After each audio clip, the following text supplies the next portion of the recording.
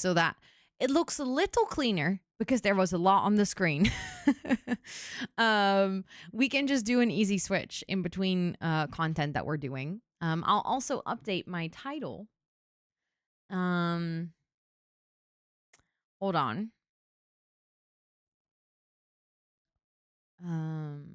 So that it's no longer in co-working and stuff.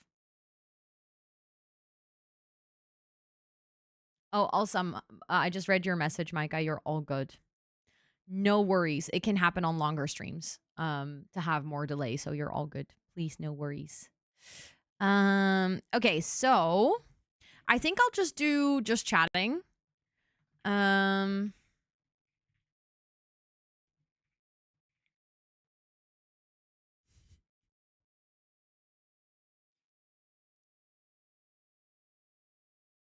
Someone was not agreeing with the sense. Someone said no sense. Not on my watch. I don't know who the someone was because it was anonymous, but anonymous is not happy with the sense. And the battle begins. Exactly. Hold on. Hello?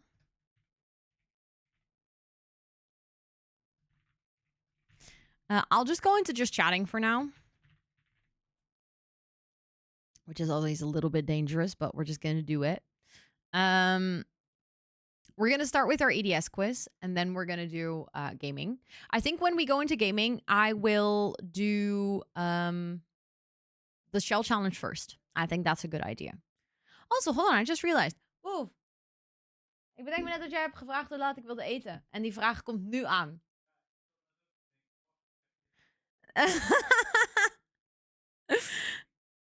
Zoveel gebeurde tegelijk dat ik gewoon vergeten ben. Maar nu bedenk ik me opeens deze vraag. Uurtje of 6? Of heb je dan nog geen honger?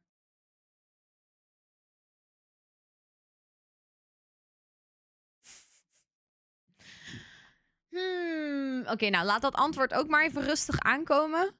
Dan hoor ik het later wel.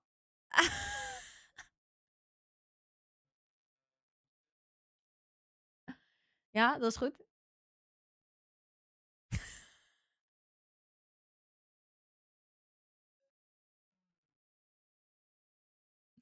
Flat! Thank you so much for the 1069. Let's go.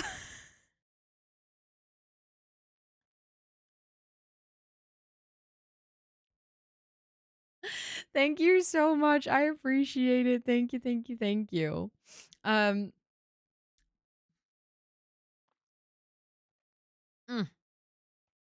did take that reminder to take a sip.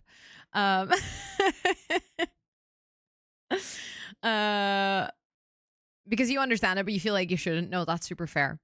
It's also, I mean, I can imagine, like, I have this with Flemish as well. I'll be like, I understand this, but like, I don't, you know, like I do, but I don't at the same time. It's confusing. It is very confusing. But we get there in the end.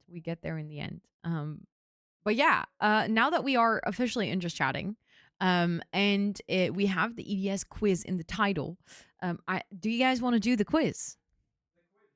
I do think I have to up the goal again though, because you guys absolutely smashed it.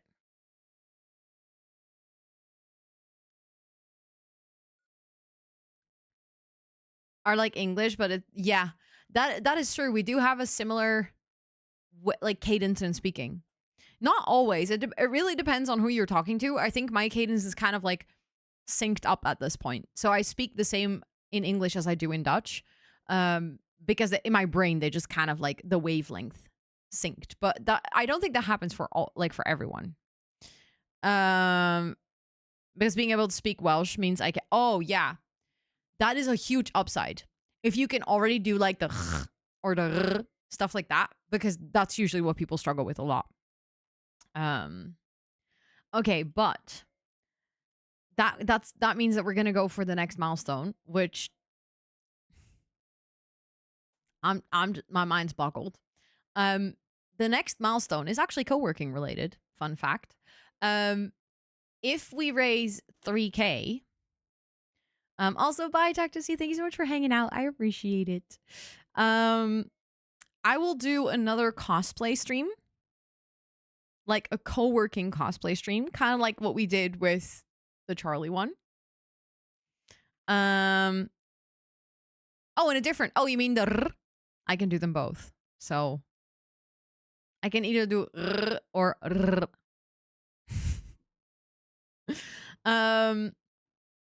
But that would unlock another cosplay stream. It would be a return of a cosplay because I have so many that I've only worn once. So it can be like the Totally Spice one, or it can be the Pippi Longstocking one, although my hair might not be as long, but I think we can still make it work. Thank you for the follow. I appreciate it. Yeah, we would do like another cosplay co-working stream with the green screen in the background and everything. So I'm gonna turn that one on. Still, my mind is just blanking that we actually are at working towards 3K right now. That's just Charlie was your first stream. Wait, no way. That's such a weird stream to come into. I love that you stuck around. Oh, sorry, Mon. The co-working bot is disabled. We're done with the co-working segment of today. If you want to continue co-working, feel free to use the co-working in the Discord or someone else who's co-working on Twitch.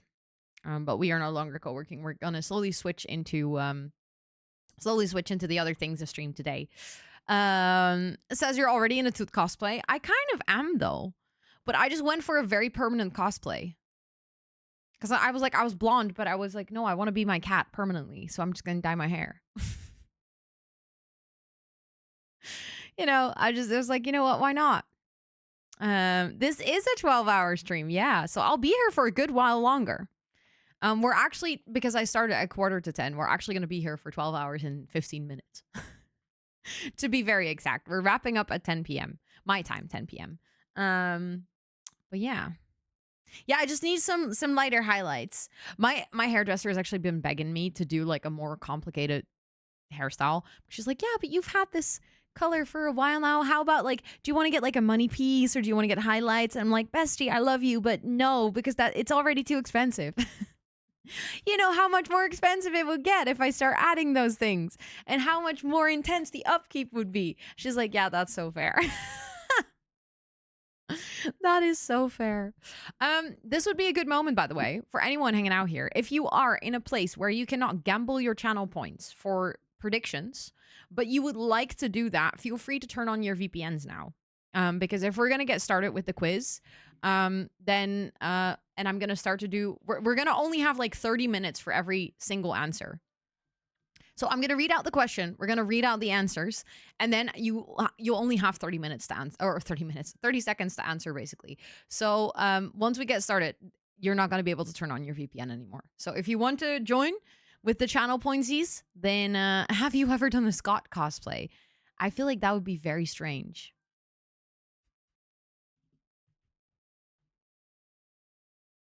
Cuckoo, thank you so much for the $4.31. Can you gamble from Germany? I don't know. You're going to have to look that up. I don't know all the places from the top of my head because I don't know your local law. I just know that it's not possible from the Netherlands. That's the only place that I'm certain of. All the other ones, you're going to have to check yourself. Because a lot of countries, and I know it's not just the Netherlands, I know that there's multiple places, have laws against online gambling, and channel points actually are seen as gambling. So, for example, I know Netherlands and Norway, I think, are definitely too. You actually need to have a VPN so that your computer thinks you're somewhere else to be able to gamble channel points. Otherwise, it doesn't work. German gambling works. Okay, awesome. But yeah, especially if he did a row cosplay.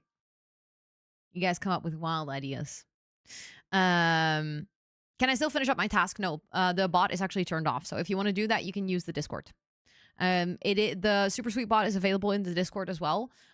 Or you can use another stream that's also, or not use. That sounds like you're like using that other streamer, but like another stream who's using Super Sweet bot, you can just transfer your task there by typing !now in their chat, and then you can continue working. But if you want to continue to work in the Discord, it is the Super Sweet bot basically works the same there. Just start with a / instead of an ! Um, but yeah. Since the law holds me back, yeah, you're lazy. That's fair. I mean, getting a VPN and stuff is work and you need to do stuff. On a VPN, let's see if this works. It should work. I've heard people tell me that it works. But I personally have also been lazy and I've never properly tested it out. So let me know if it works. Now I'm actually kind of curious. Okay, I'm going to set up this quiz. Hold on. There's so many crumbs on my desk.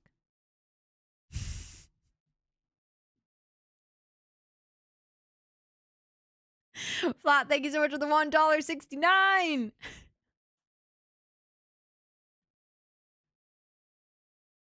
Let's go. Let's go. Thank you so much. I appreciate it. Also, thank you for the follow. I appreciate that. Thank you. Thank you. Okay. So we have our quiz. I'm gonna open up the thingy. I should be able to like reuse predictions. So that should mean that every single time we have a new question, we should easily be able to set up the prediction again. Maybe you could set up a test prediction. I mean, we could. But if the VPN doesn't work, it's not going to work on the second question. So what would be the use of a test prediction?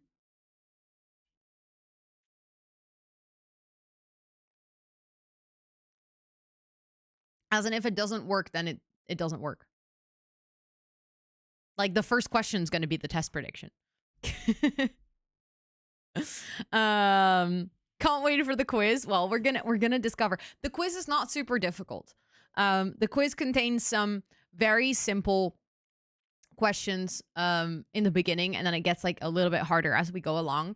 But the whole point of this is mostly just to have like a fun moment together to be learning about EDS, and then from there, you know, we're going to talk about it the entire month. So also, if there's ever any questions, even though I live with EDS, I'm not an EDS specialist. So that's maybe a very important note to give here is I made this quiz after doing research and obviously after living with it, but I'm not a health specialist. So if there's anything in here where you're like, hold on, I have questions, and I'm like, I don't know the answer, then please feel free to either also look things up or, you know, consult your GP, especially if there are things that we talk about in this month where you're like, damn, that sounds so recognizable, or this is actually something that really relates to me, or I have X, Y, and Z condition that have a big overlap. Could I also have EDS?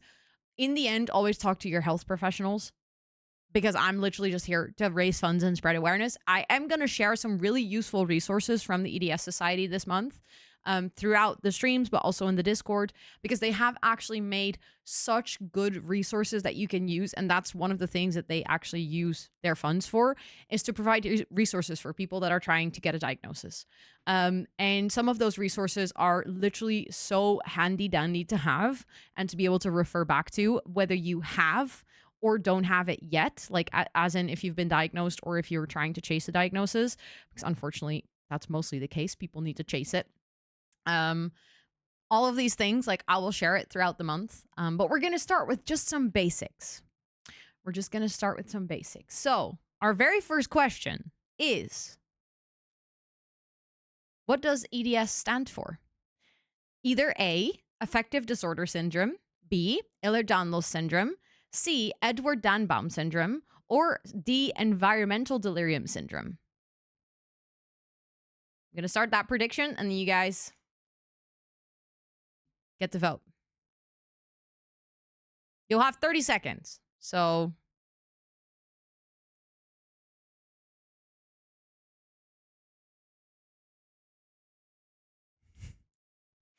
it's fun to see this.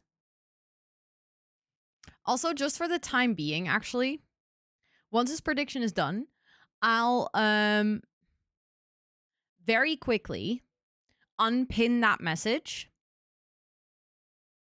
because I feel like I'll repin it later, but it's kind of covering the predictions. Ah, okay. Your Twitch account's still set to the Netherlands, so it still blocks. Okay, fair enough. Valid. Okay, but can I see the outcome? 100% of you voted for B. Let's see. That is correct. Yours worked. Wait, really?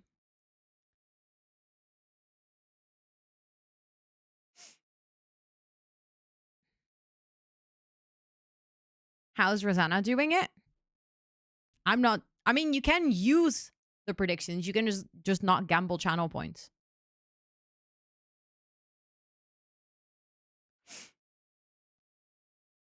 Yours worked out well. You said it on Belgium. Oh, interesting. I know that it would be on the screen. But at the same time, no offense to you, chat, but little offense. You guys are horrendous at reading. So the amount of times I get questions about what do we play? Where are we today? Even though those things are literally on my screen. But it's good to know that next time I can just tell you guys, read, because it's there. Because I now know that you know how to do it. You thought this was a question for a quiz, but actually I'm just tricking you guys. Different spellings? Wait, really? I can't, wait, can I read that? It's too small on my screen. I'm just kidding. I'm just kidding. But good job for you guys noticing it. I mean, that means you guys are already focused. You guys are locked in. No, you're all good, Jess. Please don't worry about it. I am just joking. I'm just joking. Are you guys ready for the next question? I promise you, the next question will not be on the screen, okay? Also, I looked it up, by the way, because I actually wondered when making this quiz why it is called Ehlers-Danlos syndrome. It's because the two people who formally discovered it or like put it on the medical record were called something Ehlers and something Danlos. I forgot their first names because obviously they weren't relevant.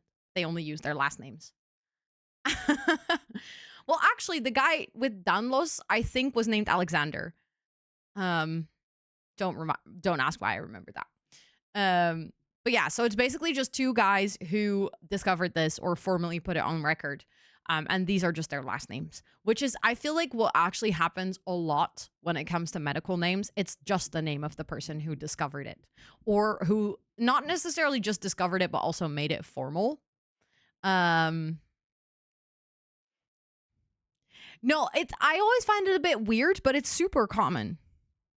But I agree. I don't know. I don't think if I ever discover a disease, I would want it to be called after me. Yes, it is, Jane. It is. So if you want to use it, you can use it in Discord. Imagine Yule's disease. Yep. Rosannatxt syndrome. Honestly, let's be. I don't know what that would be. Just the power of yapping. Okay, but are you guys ready for question 2? I would name the disease after my nemesis. That's hilarious. But such a good one. Okay, I'm going to choose the outcome, but all of you got it right. Of course. I'm not surprised.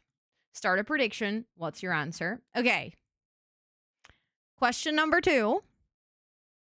Why is the zebra the mascot for EDS?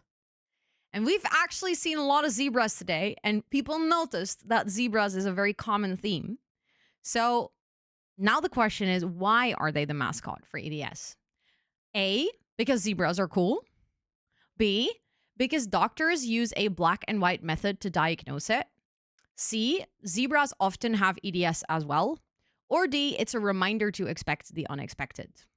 Okay, I'm going to start that prediction. You guys ready? 30 seconds.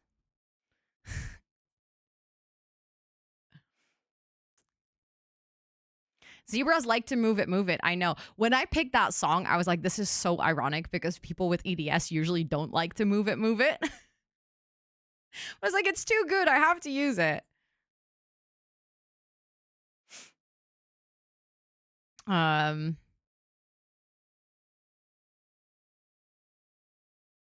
The wording is a little confusing. I mean, it's not my wording, so.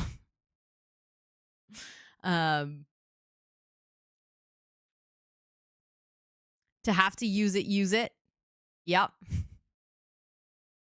I mean, that's kind of the point of multiple choice. It's supposed to be a little confusing. Exactly. My body does not want to move it. Rude. Also, oh my god, you guys are gambling so many channel points. It works when you set it to Belgium. Slay. Let's go. That's actually really nice. That's good to know for future reference.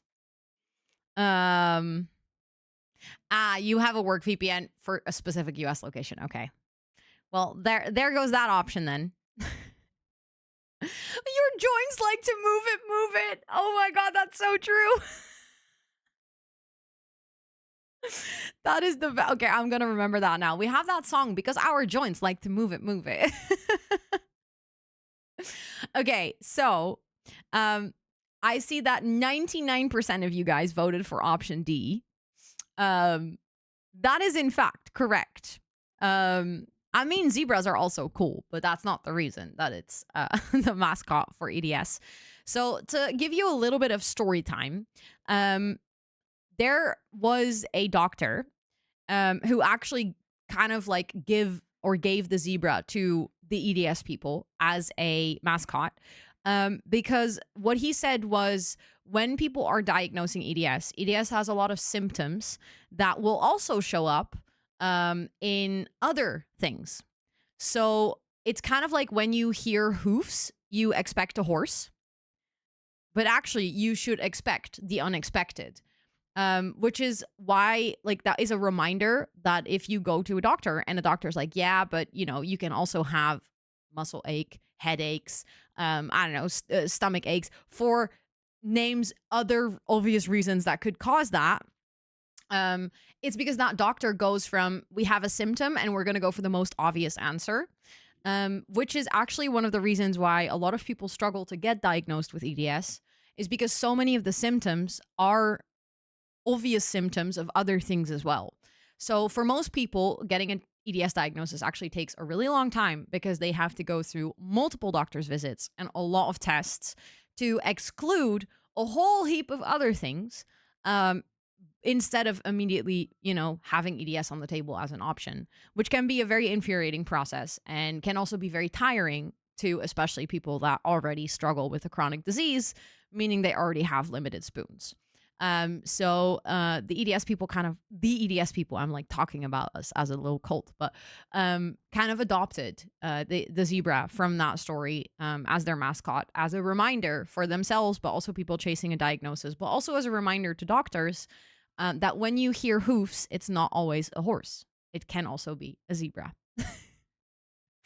So yeah, that's the story as to why zebras are now the face of many EDS charities, companies, files, stuff like that. I love that story. When I found that out, I actually, like, I don't know, it just sat right with me. Funnily enough, there's a whole lot of other reasons why zebras are a perfect fit. Because EDS is actually just like anything. It's like a genetic difference from what is deemed normal. Zebras are also a interesting genetic outlier. It is also, I mean, we look like humans, but we're not really sure whether we actually are because we function a bit different. Kind of same with zebras. They don't know if they're horses or donkeys or giraffes. It's one of those things where I feel like a lot of people with EDS kind of do resonate with zebras being our mascot. And it's actually gotten to a point where a lot of people, when you'll meet someone else who also has EDS, you'll have like a little moment of like, oh my God, a fellow zebra. And I remember the first time someone said that to me and I was like, what do you mean I'm a zebra? What are you talking about?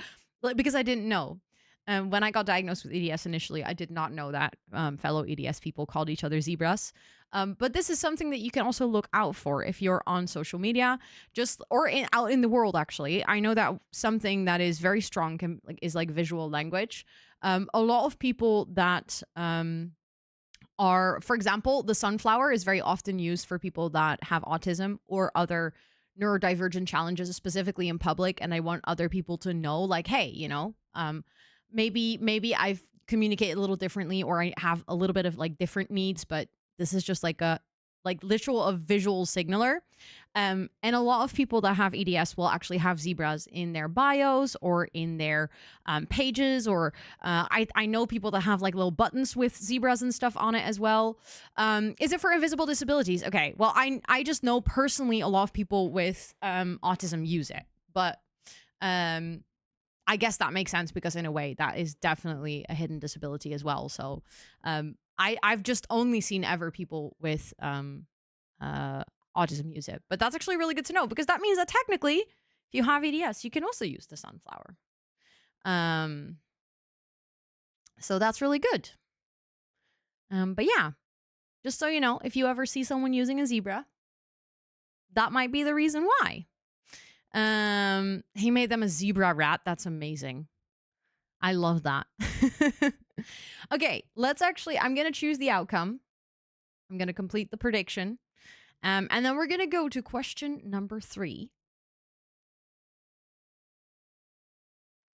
And that is, what doctor usually diagnoses EDS? And with this one, I want to emphasize this can differ per country. This can differ per hospital. So this one, that's why the term usually is in there. This is not always. Want to be very clear on that. Because I don't want anyone saying like, no, but actually for me it was different. Yes, it can be different. It's that, therefore the word usually is in the question. Okay. I'll start the prediction so you guys can vote again. The answers are A, a rheumatologist, B, a general practitioner, aka GP, C, an immunologist, I cannot say that word, or D, a physiotherapist.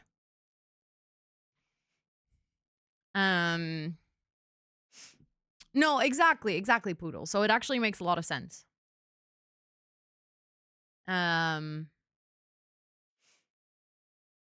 Wait, what does HPI stand for, Charlie? I actually don't know. That's me and abbreviations. We're not great friends.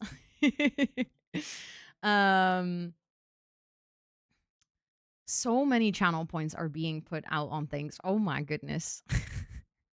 Also, if you wanna put your answers documents list, please put them in the predictions instead of chat. That way you're not like giving answers away to other people.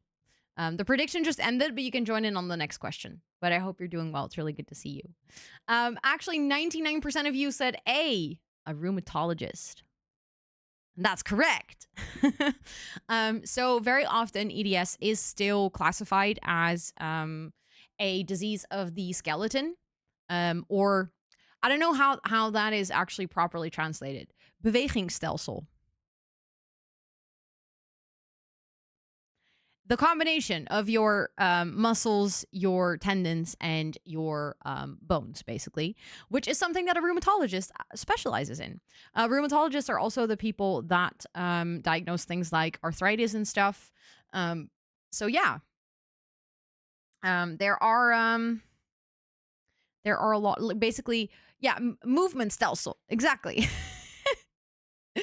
The thing is, when something that I very vividly remember when I went to a rheumatologist for the first time was that we had a thank you for the follow, I appreciate it. We had a conversation, and she was like, yeah, unfortunately it takes a lot of time, again, because doctors often expect horses when they hear hoofs instead of zebras. A lot of time it takes very long for people to get to us because not even every doctor knows that we are the ones that do the diagnosis for EDS. So a lot of GPs actually don't even know enough about the diagnosis of EDS. This is something that the EDS Society is also very actively working on, is first line healthcare professionals actually need a lot more education on EDS. Thank you so much, Cuckoo. Thank you so much for that donation. I appreciate it. Cuckoo, again, no sense here. No sense. That's what Cuckoo's saying, not me. I'm neutral on this. I'm neutral. Yeah, it's something that when I was talking to her, she was like, very often first line healthcare professionals also do not know, one, enough about EDS, or two, when they know about EDS, they don't know how to properly know the signs or who to refer people to. Yeah, it's one of those things where if you are chasing a diagnosis, if a lot of what we're talking about this month is going to sound very familiar,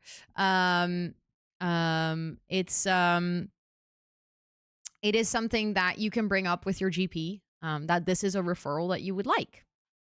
But yeah. But researching a bit on the internet to check, I'm not insane, seems to be partially okay. High intellectual potential. That is so funny.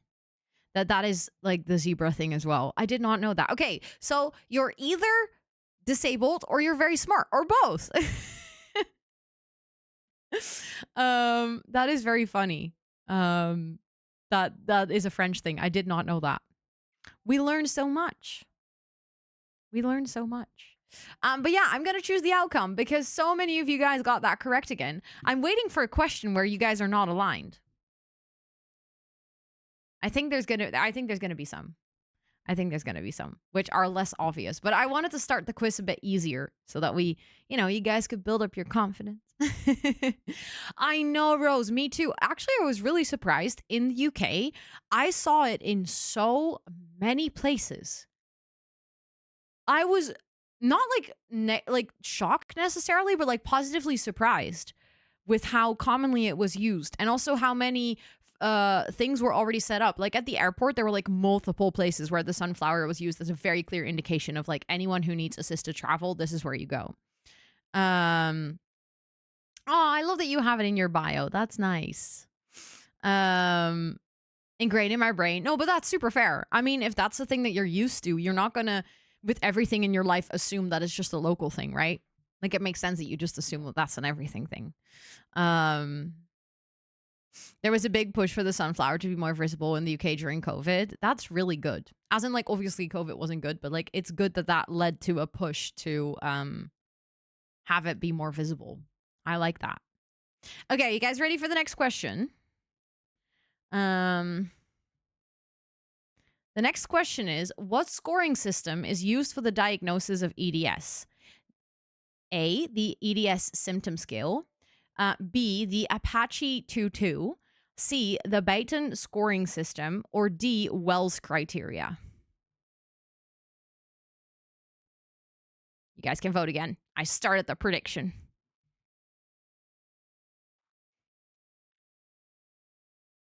That is true, you. That is a very good point. That is a very good point. Exactly, Charlie. Exactly.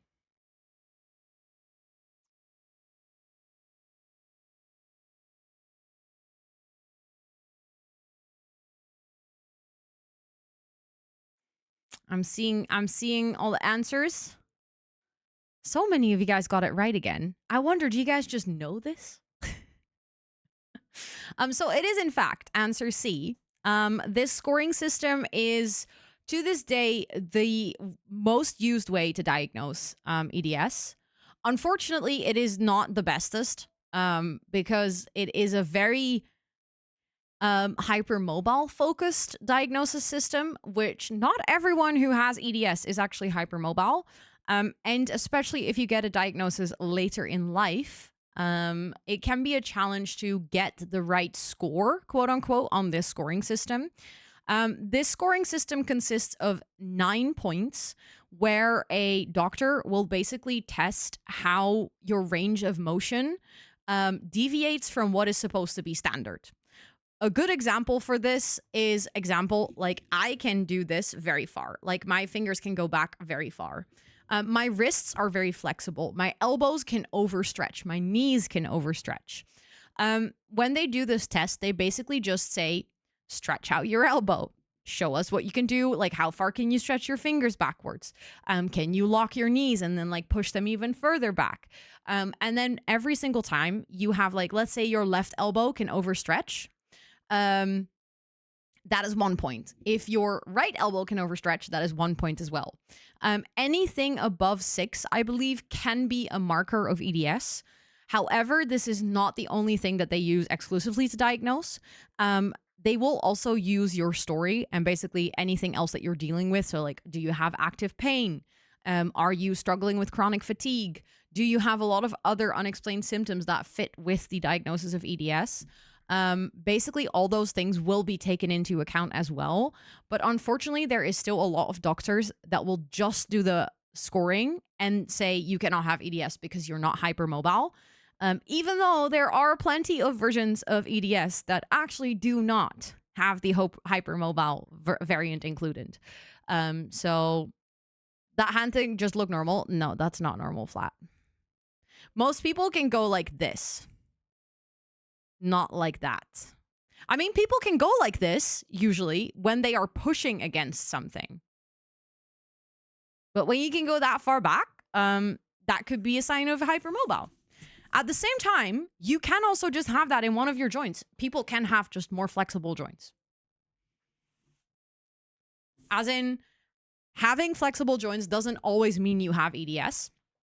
It can also mean that you have hypermobility disorder, which is the thing where you don't have a lot of the other things, but you simply just have very loose joints, which can still result in like injuries, for example. Like it can make that when you do sports, you get easily injured. But you usually don't have other things that like other symptoms that come with EDS. Everyone's just like behind their computers, like, how far can I go?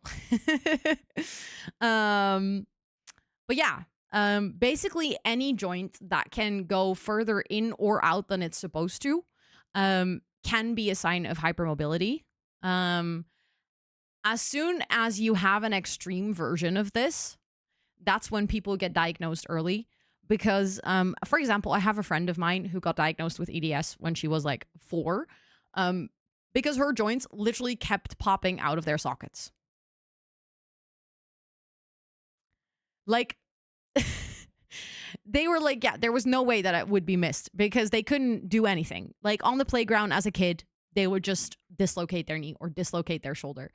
That's the extreme version. That's usually what people will have when they have an extreme version of EDS. Most people that have EDS actually have something which is called subluxation, which means that your joints will move further out of the socket than they're supposed to, which can cause a lot of pain, but they never fully dislocate, which is why very often in the diagnosis process, you'll first get recommended to go to a physio because people assume that it might be a sports injury or that you might have been, sitting in the wrong position all day. Maybe it's from like using your computer a lot, even though it's actually like your tendons are not working properly. So therefore, your joints are literally just looser than they are supposed to be. But yeah, that's something. And also, I see you guys talking about not being bendy at all. I have actually parts of my body that are extremely stiff because my tendons don't work. So my muscles need to do all the work to keep that joint together, which means that basically the muscles like tighten up really strongly. And therefore I get really stiff because if your muscles are just constantly contracted, you don't have any space for moving. So it's why they say like that you need to stretch. For a lot of people with EDS, actually stretching can be beneficial. It needs to be very well guided because you can still very easily go too far. Yeah, the pain for a lot of EDS people that have chronic pain, it comes from their muscles being extremely tense all the time. Because your muscles are trying to hold your skeleton together, even though that's not their job. But the organ that is supposed to do that, aka your tendons, simply do not work. That's one of the things that is a problem with EDS is that your tendons don't work. Yeah, the muscle fatigue is really, truly like no other. It's really hard to explain it to people. I think the closest you can get is like if you imagine you have a really bad sports injury, but that's just your default state. All the time, it's so annoying. It is really annoying when it happens. Because it can be so unexpectedly painful as well. If your shoulder just goes like sort of half out and then slips back in, you're like, ow, that hurt. So yeah. But that was a number, this question was number 4, I think. So I'm going to choose the outcome. So many of you guys got that right again.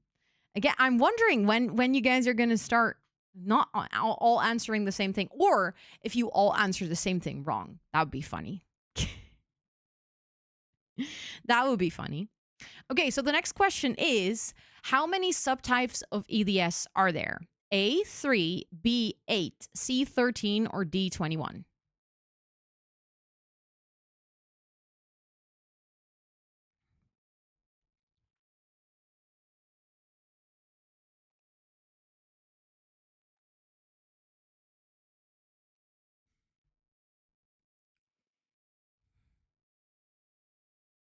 It's so interesting to see the votes come in. This is actually, in terms of points, it's very unevenly split.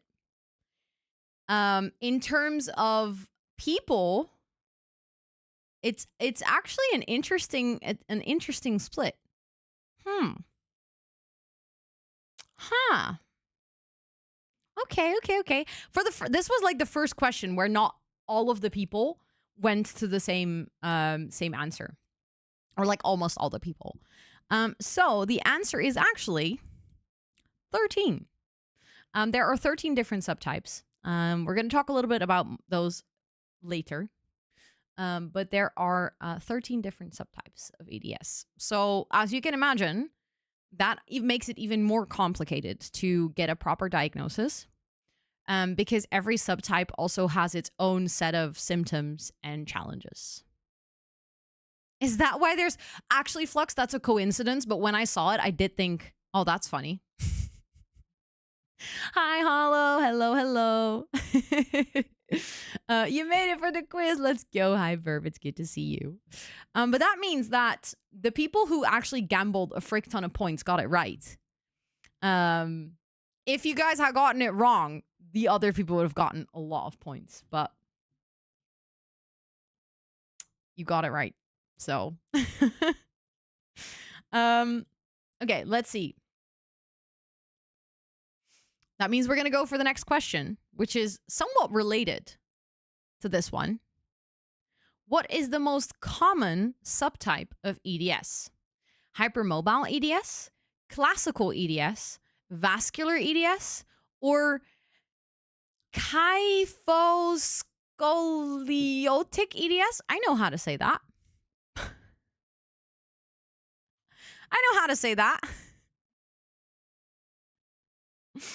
Feel free to answer.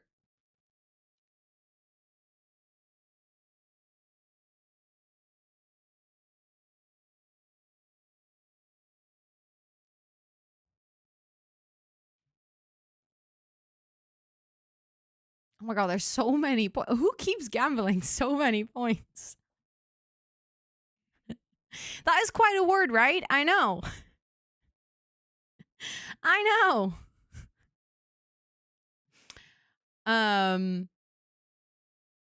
Okay, so a lot of you, aka 19, there's only one person who said C. The correct answer is actually A, hypermobile EDS, which I personally find very confusing, because what do you mean hypermobile is the most common one, but then you have classical EDS? Like, classical is supposed to be the classical. That's supposed... Probably not the one that's very hard to pronounce. It could be. But yeah. Didn't think I have delay. I didn't get this prediction. Oh no. Oh yeah. I'll wait until that one properly runs out, actually. But yeah, the hypermobile EDS is in fact the most common one. There is a little caveat with this, and that is the fact that it is the most common one because it is the easiest to diagnose. So we don't actually know if it is in fact the most common one, because just like with a lot of other more nuanced diseases or syndromes or whatever, the easiest to diagnose doesn't mean that that's the one that most people have. It's just that's the easiest to diagnose, so there's the most records of people having that one. The second most common one, I actually don't know. But I know that the fundraiser that we're doing for the society, The society actually has an overview. So I think they have the answer if you want to look it up on their website. Exactly. Boys have more ADHD than girls. It's like, no, it's just more diagnosed in boys. So the record shows that this is the most common one. The thing is, when it comes down to diagnosis of EDS, the numbers are actually really skewed. They are not sure if these numbers are fully representative because, like I said, many first-line healthcare providers do not know how to properly refer people that are showing EDS symptoms, let alone recognize them as EDS symptoms. So it could be that there are actually a lot of people who are suffering from EDS and who are still very much on their medical journey to try and find out why their body is not working the way that it's supposed to be working, and are just not on record as an EDS patient. There's also a whole heap of people who throughout the years probably might have had EDS but just simply never got diagnosed, because their issues were either also diagnosed as something else. There are obviously always high comorbidities between certain diseases. So it could be that they just got another diagnosis and they just left it at that, because fighting the medical system can sometimes be quite challenging. So that is something that is good to take in mind. Also, with the following questions that we're going to do after these ones, is keep in mind that all of this information is based on what we have on record. And that is just simply not the whole picture. That is like something that is very certain, especially if you look at how difficult it is to get a diagnosis, and also how many people get misdiagnosed with other things before they get a proper EDS diagnosis. It is quite safe to say that the numbers are not the full picture. We just don't exactly know what the full picture is. So we're just using what we have right now, and we're working our way up from there. But so many of you got it right again. I made this quiz too easy. I should have added more difficult questions. I should have added more difficult questions. Also, I just realized that I should probably let this run out before apparently I taught you guys well. Yeah. I'll take it. Okay. I'm in the meantime going to open my Red Bull. I'll just let this run out. Next time I'll actually pick the thingy before I start talking, because then it can run out while we're talking. But a little bit of Red Bull. There we go. Speaking of, actually, the fact that I can drink Red Bull and not have any issues is very funny. Most people with EDS get issues when they drink Red Bull.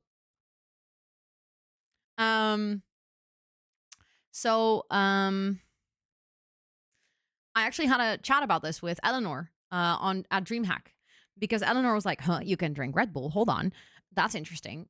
Because in Red Bull are stimulants, and a lot of people that have EDS, because our muscles are very often already very tense to hold our body together, taking stimulants actually makes our symptoms worse.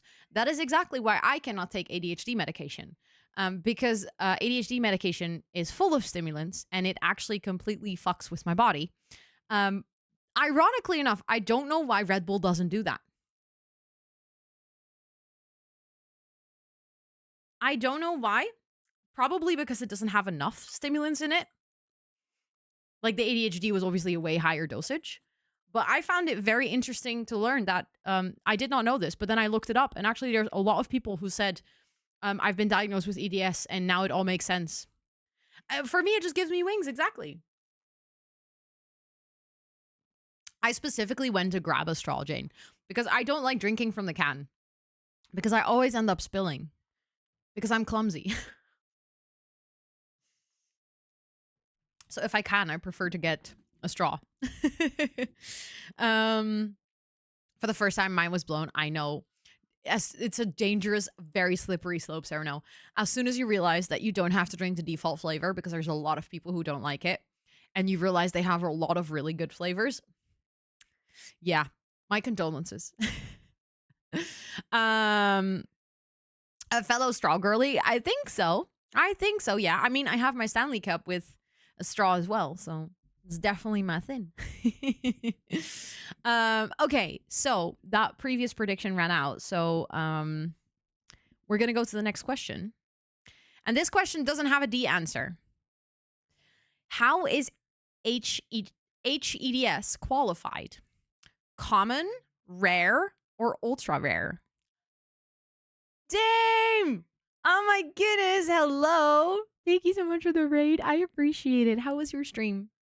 What were you up to today? You were co-working. Wait, I did know that actually because I saw. Thank you so much for the raid. I appreciate it. Thank you, thank you, thank you, thank you. I hope you had a really good co-working session. I hope everything went very smooth. Thank you for the follow just now. For anyone who's just joining, welcome in. For anyone who's from my side, go follow Dame right now.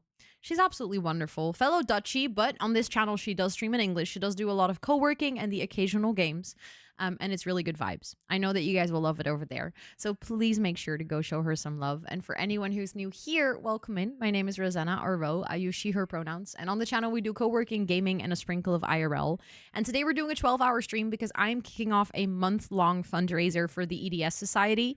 I myself have EDS, and we're literally doing a quiz right now about EDS to learn more together. So we've been talking about it for like the past 20 minutes and we have a bunch of more questions coming up. So if you want to join, we're just working with channel points and like predictions for the votes.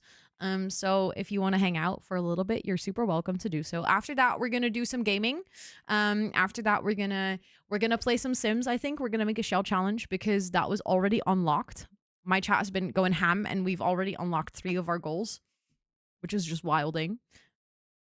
So yeah. Yes. Oh my God. Go keep working while you're lurking. I almost said that correctly.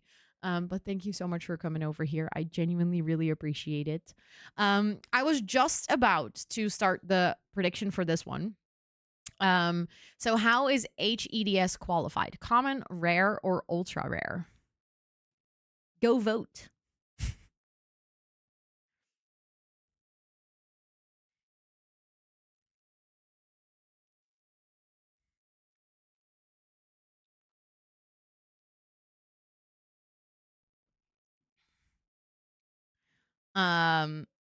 Bleeding and reading is so funny. Oh my God. Wild. Past 2K already. I know, Burb. It's absolutely mind-boggling.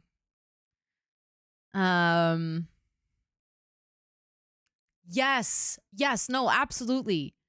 Absolutely. That's the thing. There's like so much overlap between EDS and also other chronic diseases. So I think that's something in a way, like we all have our own like niche diagnosis, but at the same time, there's going to be so many things we can recognize from each other. Which is another reason why I feel like it's very important to do this fundraiser, because even though this fundraiser is specifically raising awareness for EDS, in a way, it's also just opening up the conversations for anyone who lives with a chronic illness or a disability that is limiting them in any way, shape, or form in their day-to-day life. Because we do share a lot of things, you know. Ooh, enjoy your pancakes. Oh, now I want pancakes. I'm gonna have pizza. It's also good, but pancakes are so nice. So nice. Exactly. That's the thing. In nature, anomalies never come in one. They always come in 2s or 3s. So if you have one, there's a chance you might have more.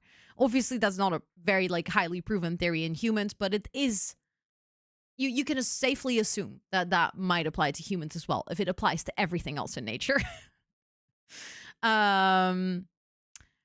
Based on my past few appointments with healthcare professionals, I'd have to say ultra rare since, okay. So I'm gonna give you the answer. The answer is rare. We're gonna talk a little bit about that after the next question. Simply going on a walk and refuse to keep walking. Doctors just attributed it to growing pains. Oh, that's wild. I'm happy that your mom didn't push you. Because that's wild. How many more questions are left? I actually don't know from the top of my head, to be honest, because I forgot to put numbers in these questions. So I don't know what question we're on. I just know when we're going to be at the end, because then but in total, there's 13 questions. Cannot bend over. Oh, no. Yay. That sucks. I'm so sorry. I hate it when you just wake up and your body is like, surprise, today you cannot do this. And you're like, okay. Sure. I had that on Sunday at DreamHack. I went to the con and I started walking, and all of a sudden my hip was like, today you cannot walk. I was like, yeah, but I'm going to do an IRL. I'm walking. And then my body was like, okay, fine. If you walk, you have to walk like a weird duck and like sway your hips. And you have to like very carefully place each step, because otherwise I'm going to put excruciating pain in your right hip. And I'm like, okay. I don't know where this is coming from. I did some stretchies. It got a little bit better, but then it got worse again. I still don't know what happened. It like got less and then it went away. And then yesterday it was back again, but like only very little. But I'm like, I don't know what my body is doing. I have no clue. My physical issues were just psychosomatic, but sometimes I do wonder. Okay, so there's something that my doctor said to me, Jess, about psychosomatic pain specifically, because I said initially about my pain, I was like, what if it's just all between my ears, you know? Like, what if I'm just, what if I'm making it up? And she was like, where are your pain receptors? It's like, oh, in my brain. She was like, okay, so your pain is between your ears. Literally. So the concept of experiencing pain, and specifically psychosomatic, even if it is psychosomatic, that doesn't mean it's not real. That doesn't mean that pain doesn't exist. You can obviously help or like reduce the pain also partially by working on your mental state. But especially if you have a lot of pain over time, it does happen in your brain, whether it is psychosomatic or real pain. So that for me was such a, like, I don't know, it just blew my mind when she said that, because I was like, if you have pain, it doesn't have to be physical or psychosomatic, because both happen in the same place, aka your pain receptors. Your body is experiencing pain, and that makes it valid on its own. And I was like, oh, so if I'm experiencing pain, I get to treat the pain or look for the cause of the pain, no matter what that is going to be. And I've never looked at pain the same since. Because the concept of doctors saying, oh, it might just be between your ears. Yes, that's where it is.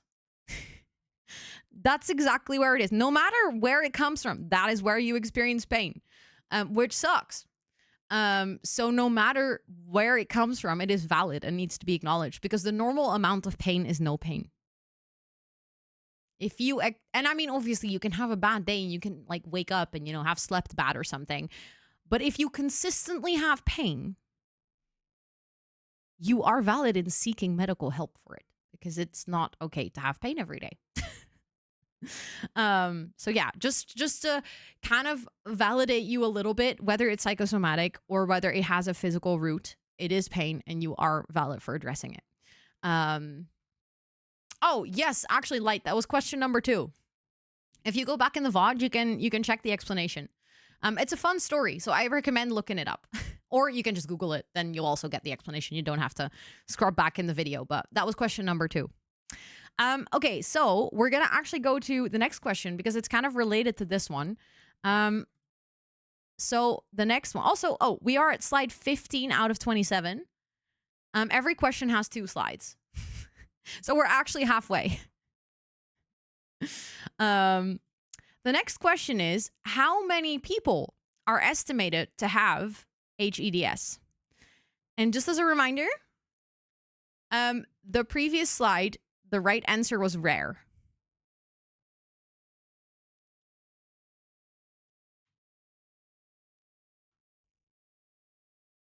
Just so you guys remember it.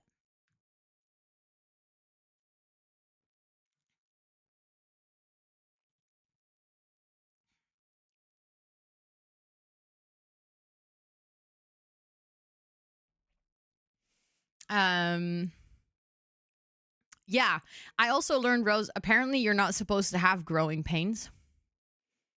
That's not normal. Like, you can have some growing discomfort, but if you actively have growing pains, you're not supposed to have those. It's not supposed to hurt. Never knew. I know. That's what my rheumatologist told me. She asked me specifically, did you experience very bad growing pains? And I was like, oh, horrible. I remember like not sleeping for weeks because I couldn't sleep because of the pain. She was like, yeah, that's not normal. You're not supposed to have, Like it can be like uncomfortable, but not painful. The votes are kind of divided now. This is interesting. Someone put a lot of points on answer D, but if we look at the amounts, most people voted B. There's a couple of people who voted C. The most points definitely went to answer D. Okay. Are you guys ready for the answer? The answer is B.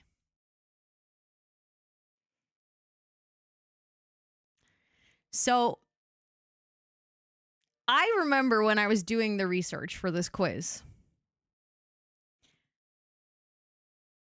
I was shocked by this. 1 in 5,000. That is classified as rare. I don't know where you guys live, but just imagine how many people live in your village or in your city and just calculate how many people with EDS you could know. That is classified as rare. There are even places, it kind of depends. So 5,000 is like the higher one of it. There are places where 1 in 3,000 is classified as rare. So the range is 3,000 to 5,000, but I went for the upper end because that fits more with rare. I was like, then maybe this answer is going to make more sense.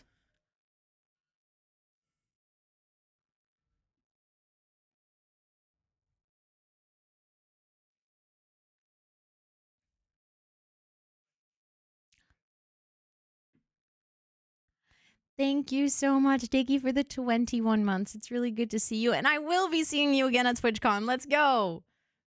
Let's go. Let's go. Thank you so much for the resub. Please enjoy all your subby perks for a whole month more. Thank you so much. I thought 1 to 5,000. Oh, no, it's 1. Sorry, I should have clarified that. It's 1 in 5,000. 1 in 5,000 or 1 in 2,000 or 1 in 10,000. Yeah, see? So Rose, yours is really rare. But the fact that something is classified as rare. No, you're all good, Dickie. No worries. Please don't say sorry. Thank you so much for that resub.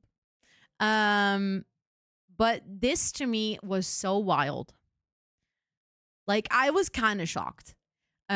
Because I, like, for shits and giggles, did a little quick maths. I shall do the quick maths again. Working with the highest number, which is the 5,000, not the 3,000, we would have 170 people with EDS in Rotterdam alone. That's pretty big group. I can speak. A pretty big group of people in one city. I personally would have thought rare would at least be 10K and up. So yeah, this was something I learned while making this quiz. I even learned a bunch of new things. Exactly. If all those people came to my birthday party, it'd be so, like, there's more people with EDS in Rotterdam than I have average viewers on Twitch. Or it's like starting to get roughly the same. That's ridiculous to realize. ADHD is said to be roughly 1 in 25 adults, and people call that rare. No, that's not rare at all. That's like extremely common. That's also something that I took a little bit of issue with. There's 3 classifications: common, rare, and ultra rare. So this is based on data of diagnosed. If we're talking estimated, it's way more. Sorry, this is my fault. I didn't realize that would be a difference. So when I said the question, this is based on diagnosed data. This is not actually estimated, because estimated is way higher. Yeah, so yours would fall into ultra rare, but I feel like 3 categories is way too limiting. Like I feel like it needs a bigger range. Exactly. It would be like, you would have like very common, uncommon, rare, ultra rare, and something that's like just out of this universe. Like, I don't know, maybe 5 people in the whole world have it. Something like that. So yeah.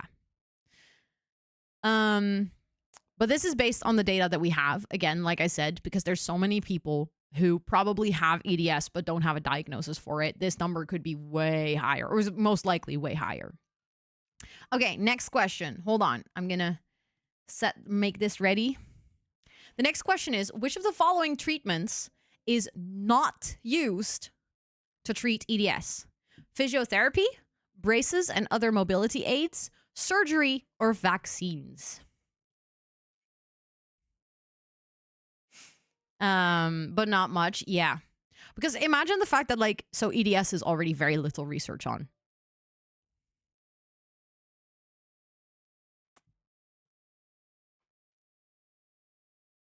Yeah, so the thing is you cannot see EDS in blood tests, unfortunately. So it sucks though. I very much relate to what you're saying. Having pain since I was very young, like basically as long as I can remember. I don't think I can even have I don't think I have memories where pain was not part of it.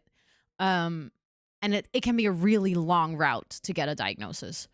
Because doctors, again, will first start with let's do some blood work. Your blood work is all fine. Let's do this. Let's go to that specialist. Let's go to that specialist. It's all fine. Because again, not many first-line health practitioners are trained enough to know how to recognize the symptoms of EDS. Or a lot of other muscular diseases, by the way. It's not just EDS that has this problem. Braces for your teeth. I mean, they kind of serve the same purpose to keep things straight or to make things straight. Yeah, exactly. All the tests coming back to normal is really frustrating. So I'm sorry that you're also experiencing that. That really freaking sucks. But yeah, literally so many of you got it right. So the answer is, in fact, vaccines. Hold on, I can do that first and then choose the prediction. So physiotherapy is the most common treatment used for EDS. There's no cure for EDS. So if you have it, you just have it. Or as far as they know, for now, there's no cure for EDS. The second option for people that are really struggling, even with physiotherapy, to have their joints be too loose. Braces didn't make me straight. They could make your joints straight or your teeth. Not you though. We have. I think it's good that we don't have braces to make people straight. I think it's very healthy that we just leave people being unstraight. But braces and mobility aids are actually very useful. There is, if you've ever seen people wearing rings that a lot of people when they have arthritis will wear these as well. Rings that sort of support all of the joints in your fingers, or braces around your arms. Those are things that you might actually see when people with arthritis or EDS or other muscular or skeleton diseases use. Surgery is something that can be useful, specifically if people have joints that will pop in and out their sockets all the time.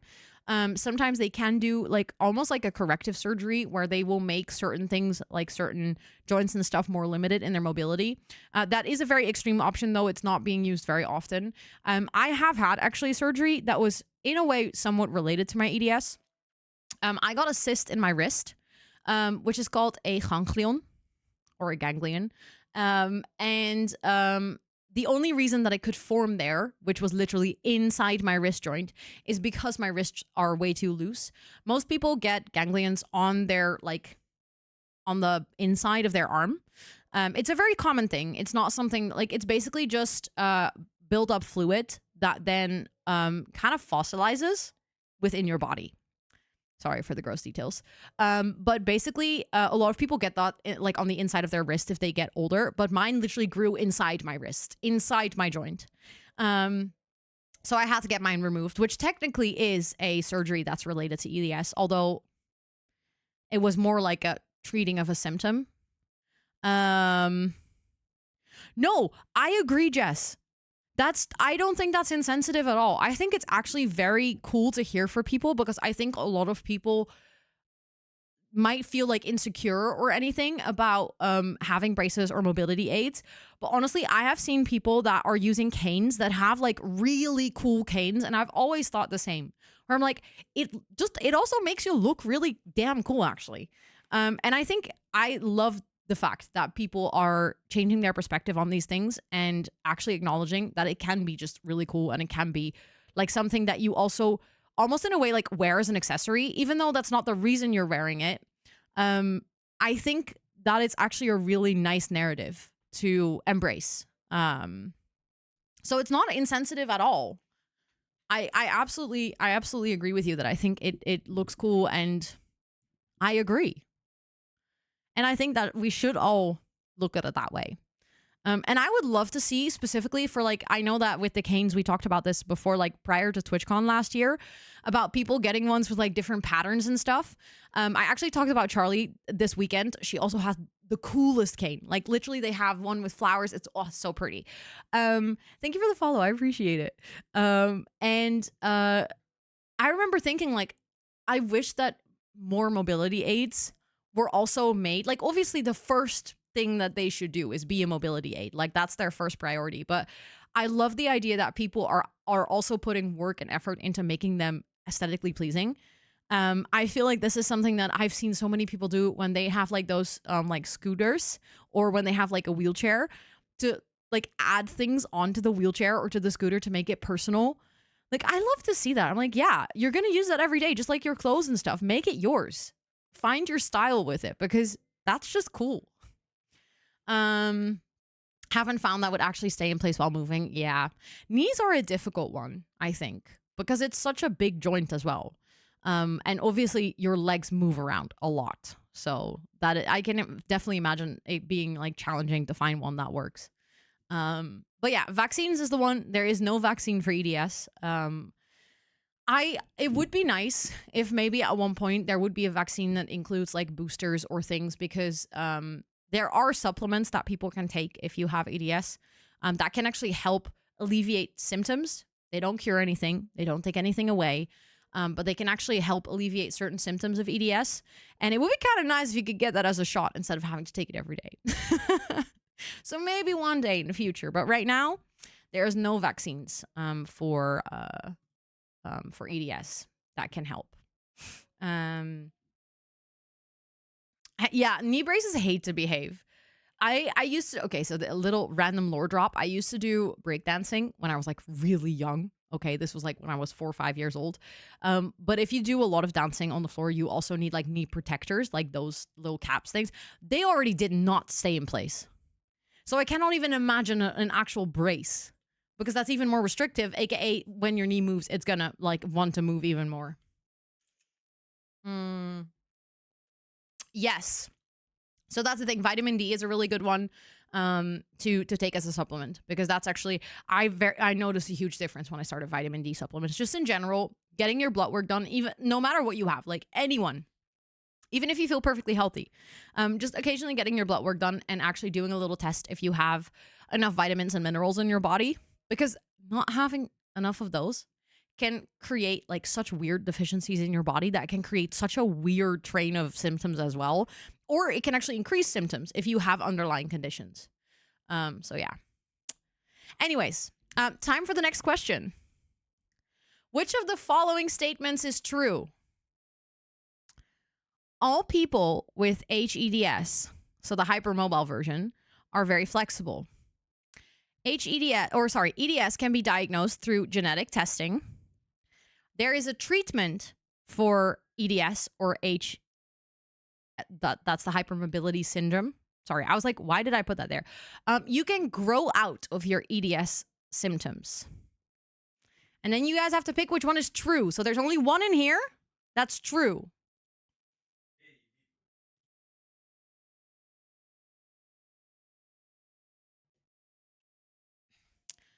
I can't believe that. Why would they be hesitant about checking your vitamin D? Like, what's the harm? I've always wondered about this. Like, checking levels. I don't understand what the harm is. Like, why would you not?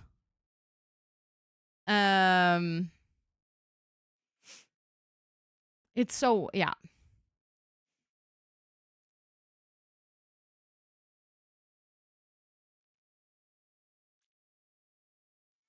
I'm really intrigued to see the answers to this poll, by the way. This is so fun to see. What the hell? Okay. Fun fact. No one got it right.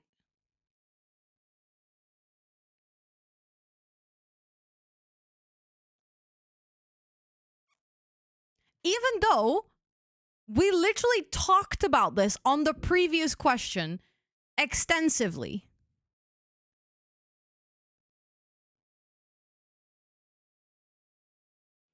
We literally just talked about all the ways of treating EDS.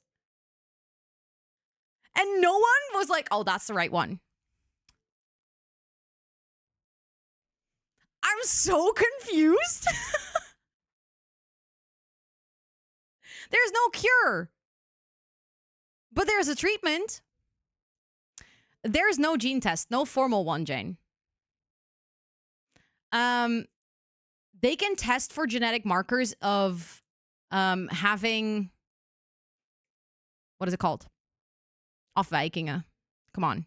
But they cannot actually diagnose EDS in your gene because they don't know what causes it.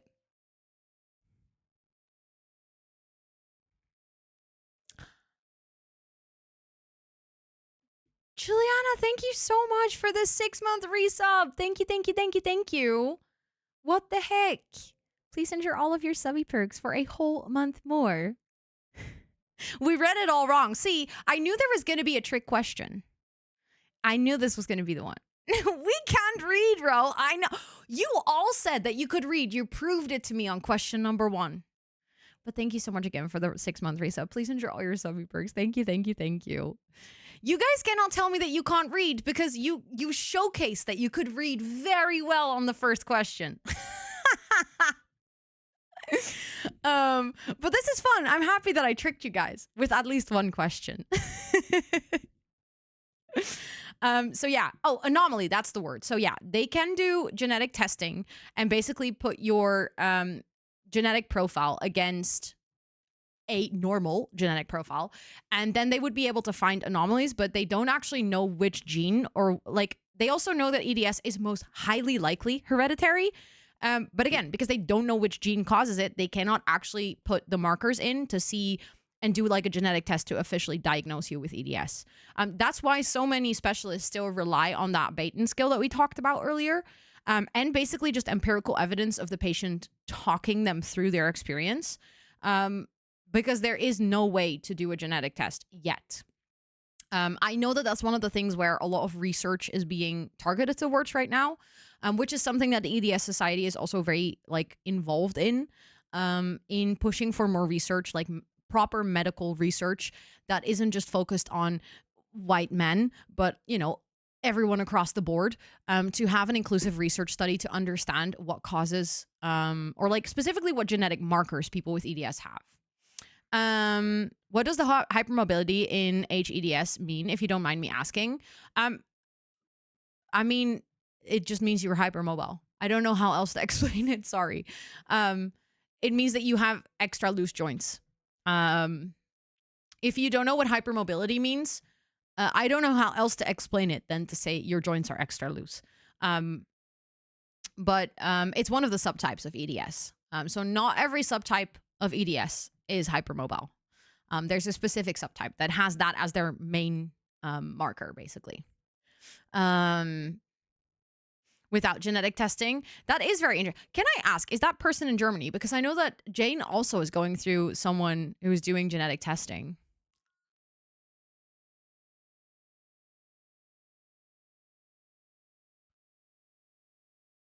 Hello.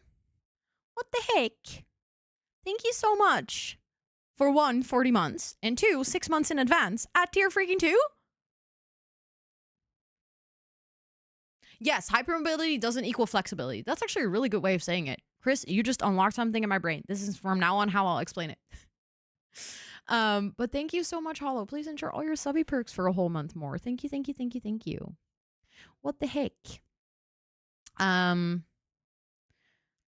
yeah, the thing is, I based this quiz on like the information that is formally available. If there is a local hospital where you live that is doing potentially research or potentially has developed a method where they are trying to figure out how to do the genetic testing thing. I'm not saying it's impossible. I'm not saying it absolutely does not exist anywhere. I'm just saying this is not the most common way to diagnose. This is also not a officially recognized way to diagnose EDS. If you research EDS diagnosis, it actually specifically states in multiple sources that it cannot be diagnosed through genetic testing. So if you are living a different truth, please feel free to look into why that situation is different for you.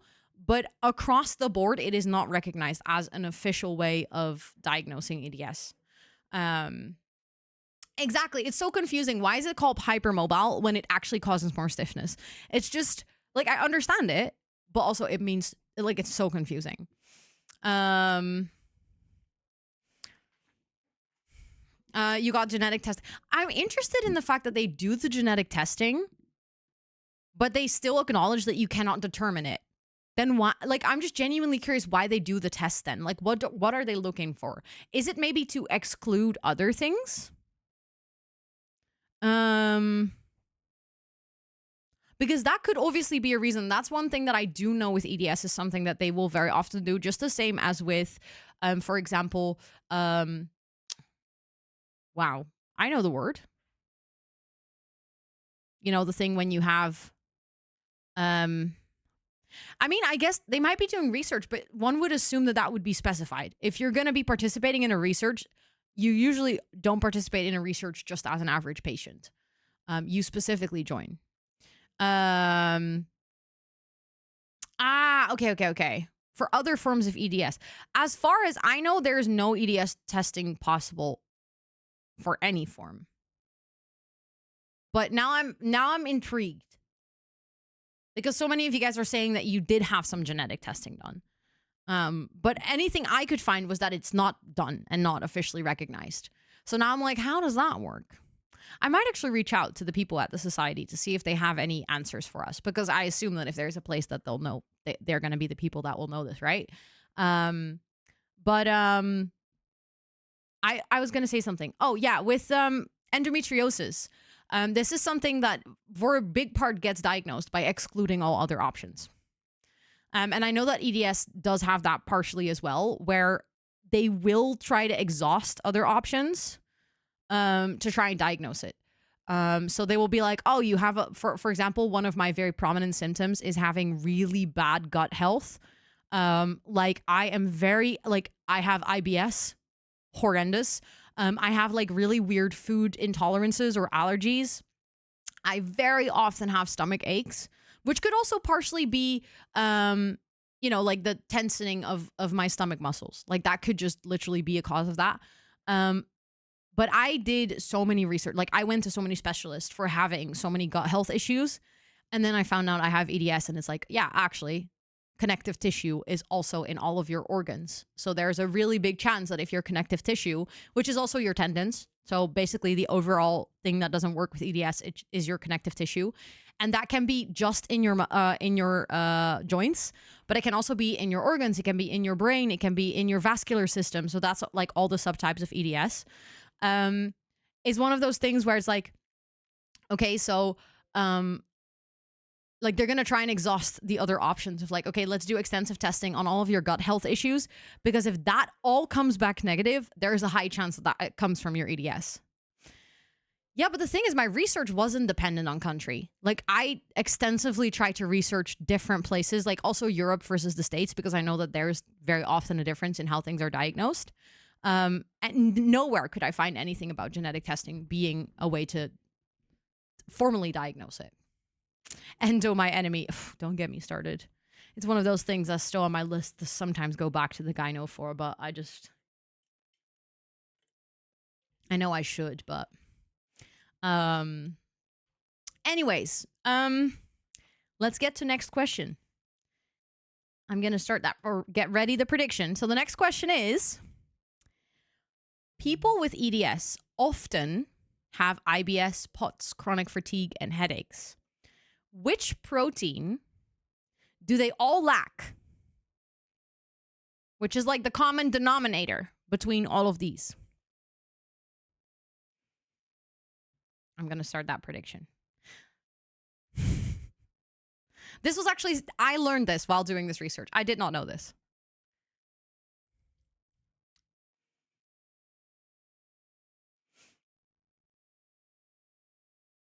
So I'm curious to see what you guys are going to answer.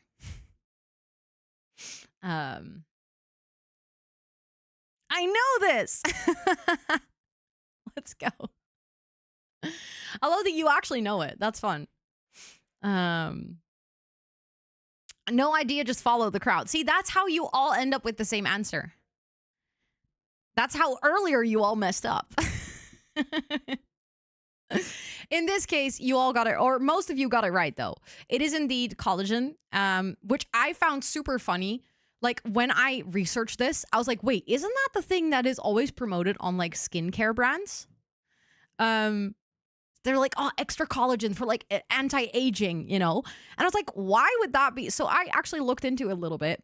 Fun fact is, if you put collagen on your skin, it does actually get absorbed. And it is indeed the thing that keeps your skin young, which is also why people that have any of these will actually very often experience skin issues, because collagen is a very important part of keeping your skin flexible, young, like, you know, without blemishes or weird color patches.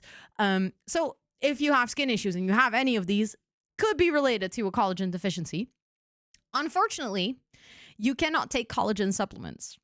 Because as soon as you take collagen supplements in your digestive system, it will get changed to amino acid, which is also still healthy. Amino acids are still good for you, but you cannot actually ingest collagen, which is one of the reasons why people that have a deficiency for it have an annoying struggle, because you cannot actually just take it as a supplement. You can put it on your skin, but that doesn't solve the stuff that's happening within your body. So yeah. There you go. But how do you look so young then? Wait until all of a sudden I wake up one day and bam, I have wrinkles everywhere. But yeah, this is actually, I did not know this, but when I started to read up on it a little bit, I actually read a lot of people who had the same like weird frustration arc as I had, where it was like, okay, so you can collagen, like you can buy collagen supplements. Your body just will change it into something else before you actually properly digest it.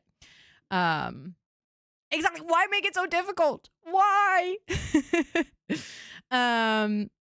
Yes. So the supplements exist. I even noticed this, funnily enough, when I was in the UK past weekend. I went for breakfast every morning at Black Sheep. I love Black Sheep. For anyone who doesn't know, it's a great chain to go to if you're in the UK. They have very good coffee. Something that they do, which is one of the reasons I love going there, is that you can actually add like different shots to your drinks. One of the shots being collagen. I like to add the my brain's not working with words today. I'll come up with what I like to add to my coffee there. TBC oil. That's the one. I like to add that one to my drink because that actually helps my muscles relax. It's great. It's wonderful. But they could add collagen. And then I saw that on the board and I was like, hold on. But if your body changes it to amino acid, then why would you take it? The thing is, amino acid is actually also really good for your body. So it's not like a bad thing to take the collagen shots. They just don't do what some people might expect them to do. Also, hi Mace, welcome in. It's good to see you. Yeah, so you can actually get it as a supplement. And it does have upsides. Just as if you have a deficiency, unfortunately, it doesn't actually solve your deficiency. The bone broth hype comes from people. Yes. Wait, there's a bone broth hype? I did not. Tell me more. No, exactly. Your body breaks it down. So it can help. It's still like a good thing. But it unfortunately doesn't fully solve your problems. Which, again, I wish they would figure that out. What is the whole bone broth thing? I mean, I love bone broth, so don't get me wrong. I absolutely adore it. I mean, when I grew up, my grandma used to make like various different types of bone broths for like as basis for really, really nice soups. I have actually noticed that it is getting more expensive to buy them. Oh, the marrow. Yeah. A lot of people eat that. I'm not, it's like, I like the flavor. I don't like the texture, actually. But there's one thing that is called oxtail. Did you know that oxtail used to be like the cheapest thing you could get because no one wanted it? I love oxtail soup. Like freshly made oxtail broth is so good, but it got really popular over the past few years and now it's really expensive to buy oxtail.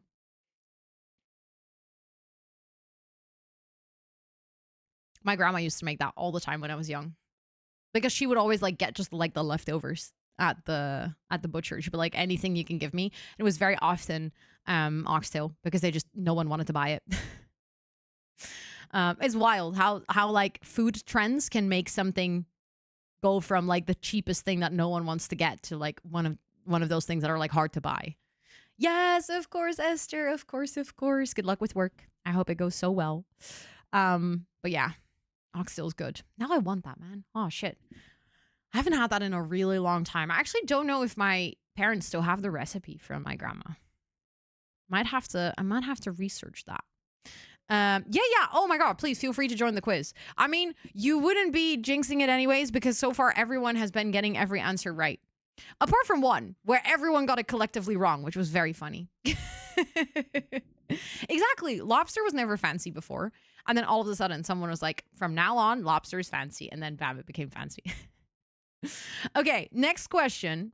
I didn't actually choose. Hold on. Not next question. We have to wait for the whole thing to run out. But people have been doing really well. From a can. It's not the same, but it's still really nice. Let's be real. She blew up and now I'm too broke for tickets. Oh yeah. I feel this happens with like so many artists that I like, where I'm like, I like them, and then all of a sudden they become famous, and you're like, okay, shit, now I can no longer afford to go to their concerts. You know what I bought tickets to though? Speaking of concerts, while we wait for the whole thingy to run out. Listen, I am beyond excited about this. The concert is not until February 2027, okay? So it's like a year in advance. But I'm going to see Outlander in concert. I'm so excited for this. You guys have no idea. I also bought tickets to see Tamino, but that is way more niche. So probably most people won't know Tamino. If you know Tamino, I'm going to also go see Tamino. I'm very excited about that. If you don't know Tamino, look it up. His voice is out of this world. But I'm going to go see Outlander in concert. So excited. Noah Khan, my bestie and I have very little overlap in our music taste, but him, oh yeah, sign me up. Yeah. See, that's the thing. If you have an overlap with your bestie, you just gotta go. Oh, have fun, Charlotte. I've heard really good things about that. I only know Tamino of these two. Wait, which two? And the format this summer. So excited. Have the best time. Have the best time. Yes, of course. Of course, Jane. Enjoy Palea. Enjoy. Okay, is it? Yeah, the thing is almost ran out. So we can already take a look at the next question. The next question is, which of the following is a diagnosis? That's not a correct sentence. Which of the following is a diagnosis is not commonly, that's almost correct, but you know what I mean, is not commonly diagnosed together with EDS. So of all of these, which one is often not diagnosed together with it? You guys ready? Spam.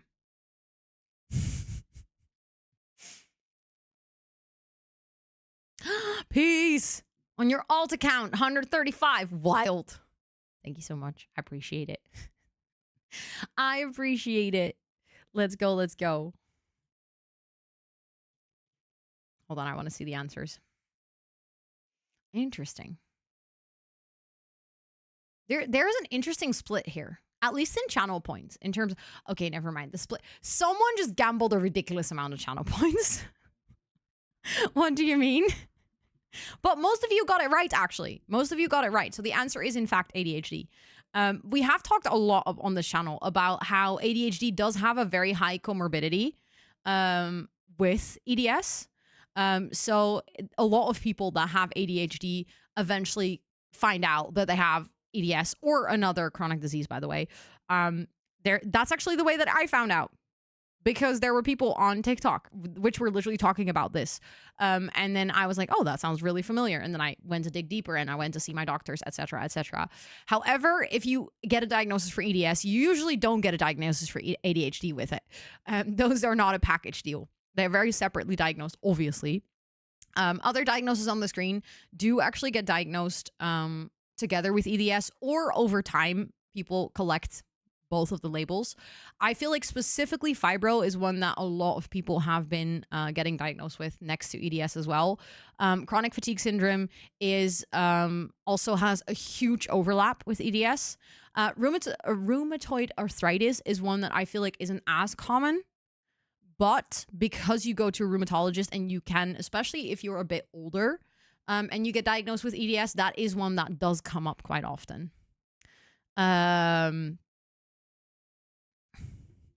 Exactly. It's like, it would be weird if someone goes, oh, you have EDS, surely you must also have ADHD. But yeah, there is a high comorbidity with people having neurodivergence and also having other chronic illnesses. Again, there is research into this, but not enough to clearly state it as a fact, as of like, okay, this amount percentage chance you'll have if you have one of these, that you'll also have something else. But there's been quite some research into the fact that there is a high comorbidity of the two. They just don't know exactly why. So yeah. Your mom was diagnosed with both EDS and rheumatoid arthritis. Interesting. Yeah, I've definitely heard it be diagnosed together. Also, these answers, I didn't make these up myself. These come from researches and like pages that, for example, the EDS Society has provided for people that might have one of the other diagnoses and still really are looking for like some more answers. So that's why this lineup is here. I didn't make that up myself. I just know that is less likely, that like the fibromyalgia one at this point, almost everyone that I know that has gotten a diagnosis for EDS in like the past year has gotten at least some information about fibro, of like, okay, look into this. This might be something that you recognize as well.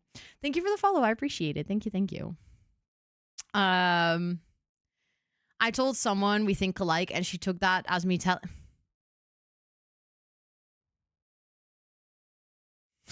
What? Okay, I mean, some people just really hear what they want to hear. Maybe she really wants you to say that she also has ADHD. Interesting. But yeah, so I'm gonna choose that outcome. Yule's gonna get all her points back.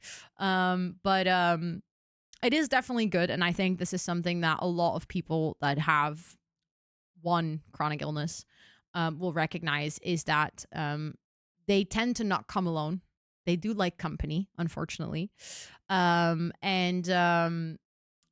also means that if you get one diagnosis, but you feel like certain things that you're experiencing are still unexplained, don't, like, I know that doctors are unfortunately, as soon as you have one diagnosis, doctors are very easily to just put everything on that label.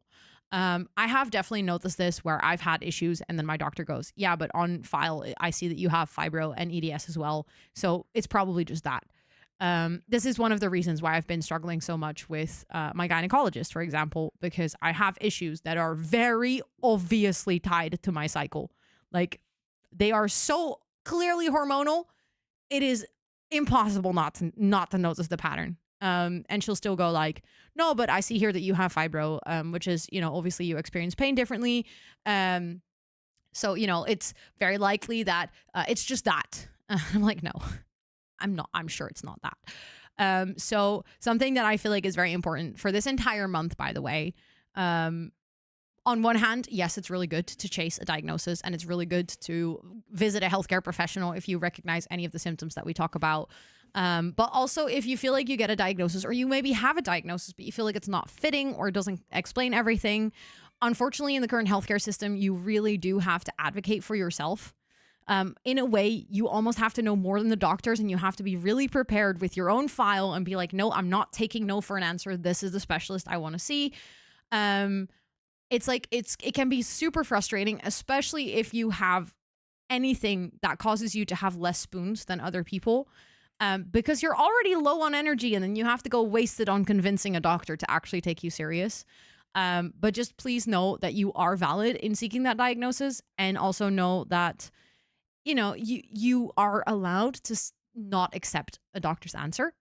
Get a second opinion, get another doctor if possible, or just tell the doctor that, like, don't leave the doctor's office until they give you that referral. A lot of first line health professionals are trained to gatekeep specialist care. In a lot of cases, unrightfully so. Like, I can imagine that certain doctors in hospitals, like a heart specialist, might be very busy. So yes, they are trying to just prevent sending patients there and then putting them on a wait list for 6 months, even though it turns out they weren't like in need of a heart doctor. But especially with the rheumatologist that I spoke to, she was like, I am so frustrated with the fact that they continuously don't refer people. We don't have a waiting list at all. I got called my hospital, and I could literally go visit the next week. And then my healthcare, like my GP actually told me, oh, it will be really difficult to get this diagnosis. There's long wait lists, blah, blah, blah. It's just incorrect information. So just know that if your GP tells you something, you are allowed to say, I'm not accepting this answer. I don't care if I have to go on a wait list for 6 months. Just put me on it. You have PCOS and one small fibroid. I'm so sorry that you had to get a new doctor to be heard. It's like stuff like that just infuriates me so much, because I'm like, why? Why do people become doctors if they don't want to listen to their patients? Like, then just don't become a doctor, It's really easy. But yeah. Yes. Oh my God. Probably, Rose, that might have happened. Yeah. Unfortunately, doctors also love to use neurodivergence as sort of a, almost like a weapon against yourself. Of like, oh no, but you're just lazy, or, like it's your pain is just because you don't want to work out, or like stuff like that. And it's really unfair. Because there was no treatment. Yeah. Which unfortunately there's still not really a treatment for it. And having things on file is like, I know that, for example, if you get a formal diagnosis of autism, there's like countries that you can no longer immigrate to. Like, there's just countries that'll be like, oh, you have autism on file, we don't accept you here. Which to me is wild.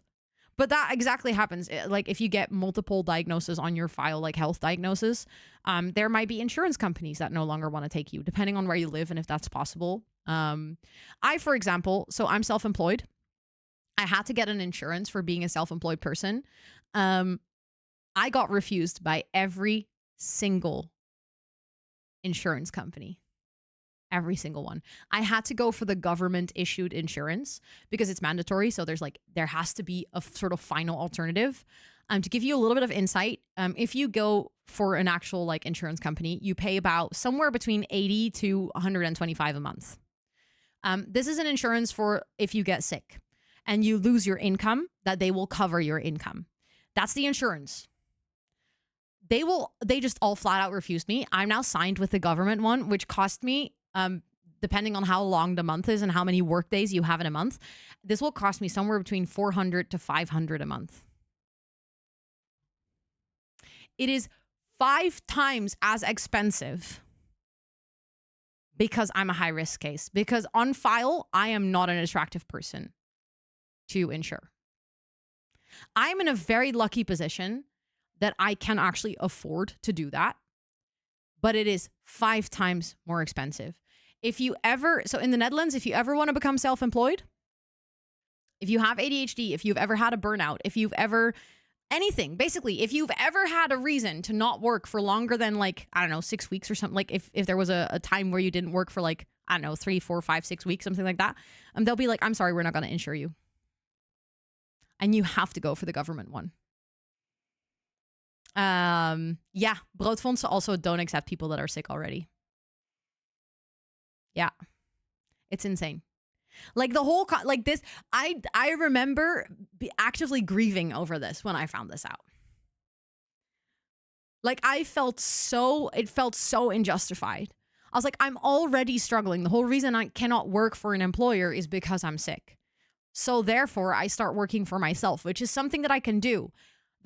I should be supported in that because that's actually what you want, right? You want people that are, I mean, in capitalist mindset, you want people that are sick to still work, right? Even though I don't fully agree with that. Shouldn't that be the thing that you want? Then why not offer the support? So yeah.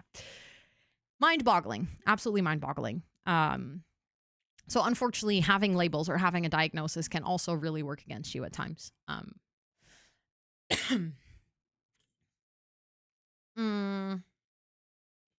Exactly, you. Like, it's completely ridiculous.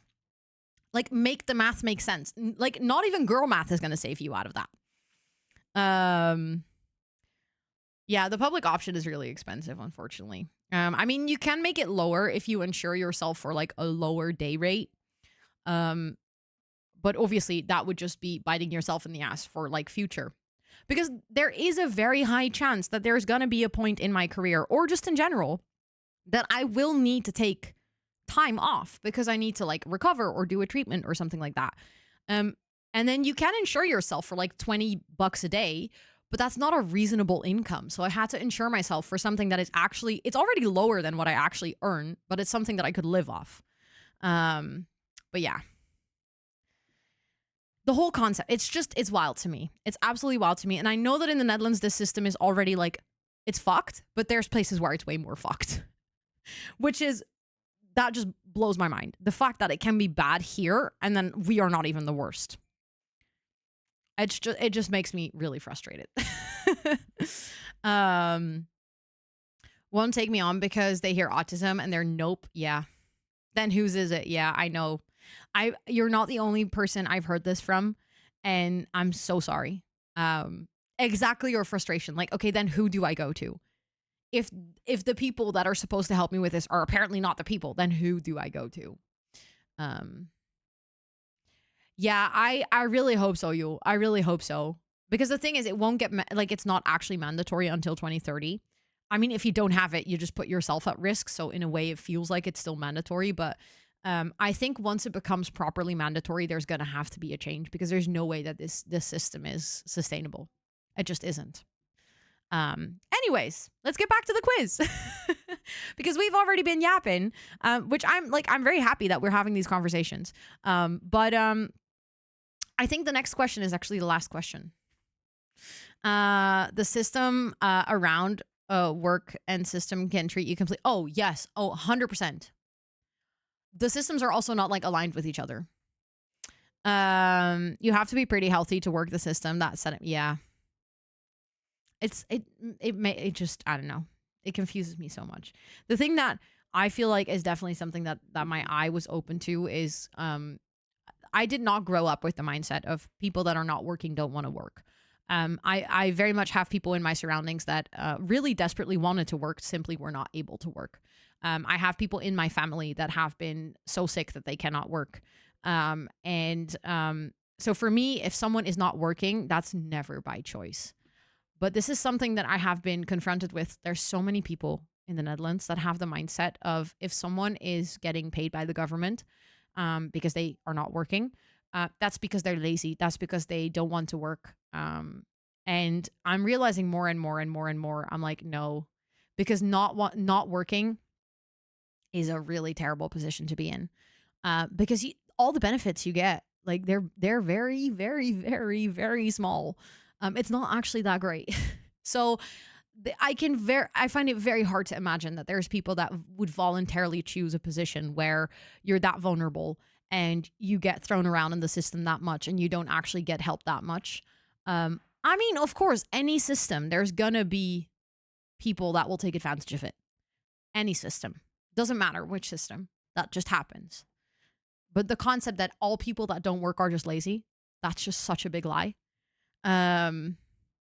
Yeah, the people that say this might actually not want to work themselves, which is, I genuinely think sometimes, but like, especially if people go like, oh, but you're like, you play games for a living. I'm like, do you want to treat with me for one day? Do you like genuinely want to live my life for one day? Do you want to live with my body and my spoons and my battery and like my brain and then do this job and then tell me that I'm just playing video games for a living. Like, try it. Walk in my shoes for just one day, and you'll know that's so untrue. But like, it is such a common thing that I feel like a lot of people, no matter what underlying condition you have, so many people will tell you, yeah, but it's not actually that difficult. No, come walk in my shoes for one day and then tell me it's not that difficult. Exactly. Like, you desperately want to work. It's really not an issue of not wanting to. It's very much an issue of not being able to, which is even more frustrating because you want to, you're just being held back by most often your body, or sometimes your brain, or sometimes both. I have her. Oh, yeah. Oh my God, mates. Oh, then get a real job. Shut up. This is a real job. Yeah, if you could do a 9 to 5, be thrilled. Exactly. Although I would be sad because then who do I need to listen to? Who's going to do my very nice meditations? Please don't go back to work. I love your work that you're doing right now. No, but I totally get it. It's like, it's really genuinely not an issue of not wanting to. Therefore you're smart and therefore you don't struggle. Oh, I hate it when people do that. I had a conversation with my best friend the other day where it was like, you did a master's degree, so clearly you're not struggling. No.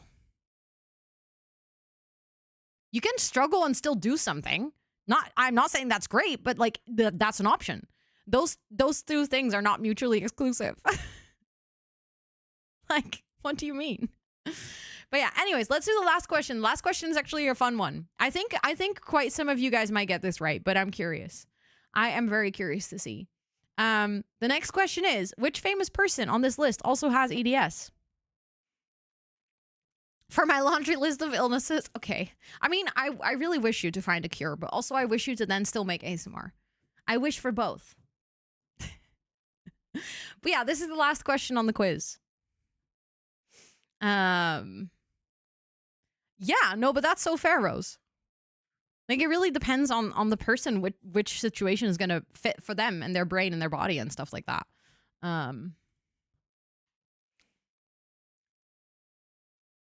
Ooh, there's actually, there are some people who voted different options. Interesting.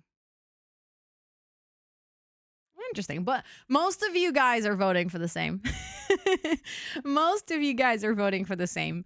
The thing is, I'm actually not sure if the other options don't have it. I'm just sure of one of them that do have it. So the right answer is, in fact, Billie Eilish. She's actually been quite outspoken about it. There's like multiple interviews where she talks about why she wears a lot of braces and a lot of tape when she's doing performances. She also used to do a lot more dancing, which is also something that she has talked about a lot. Where she actually had to give up part of her dancing because she could no longer do it without dislocating joints. You'll very often see her wearing tape when she literally just on her ankles, on her knees and stuff when she's performing. And I feel like just in general, Billie Eilish is a very, wait. Is that not how you write his name? Well, I mean, he is a brat, so is that not how you write his name? Is it with a D? That's hilarious. In my brain, he's always been named Brat with a T. Now that I read that, that's such a weird name. What do you mean, B-R-A-D?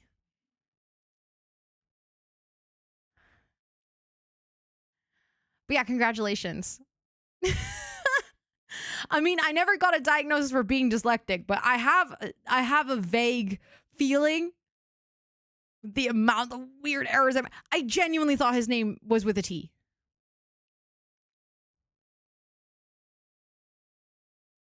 I mean, it fits him. Let's be real. Like, I'm not gonna lie, Brat Summer. That's what that song was about. He is so bratcore though. No, for real. So like, it kind of works. It kind of works. You thought it was Brat with double T? Okay, that could work too. It's an album row, I know. But I mean, it works. Oh, nice. My pizza is almost done. Brat Pitt is honestly better. That is so funny. That's hilarious. Brad. Yeah, sure. Like from Bradley, that actually makes sense. Okay, I didn't think about it that way. That's okay. Yeah, that's not a name you would see here ever. That is not a name you would see here ever. But yeah, you all got it right. Let's go.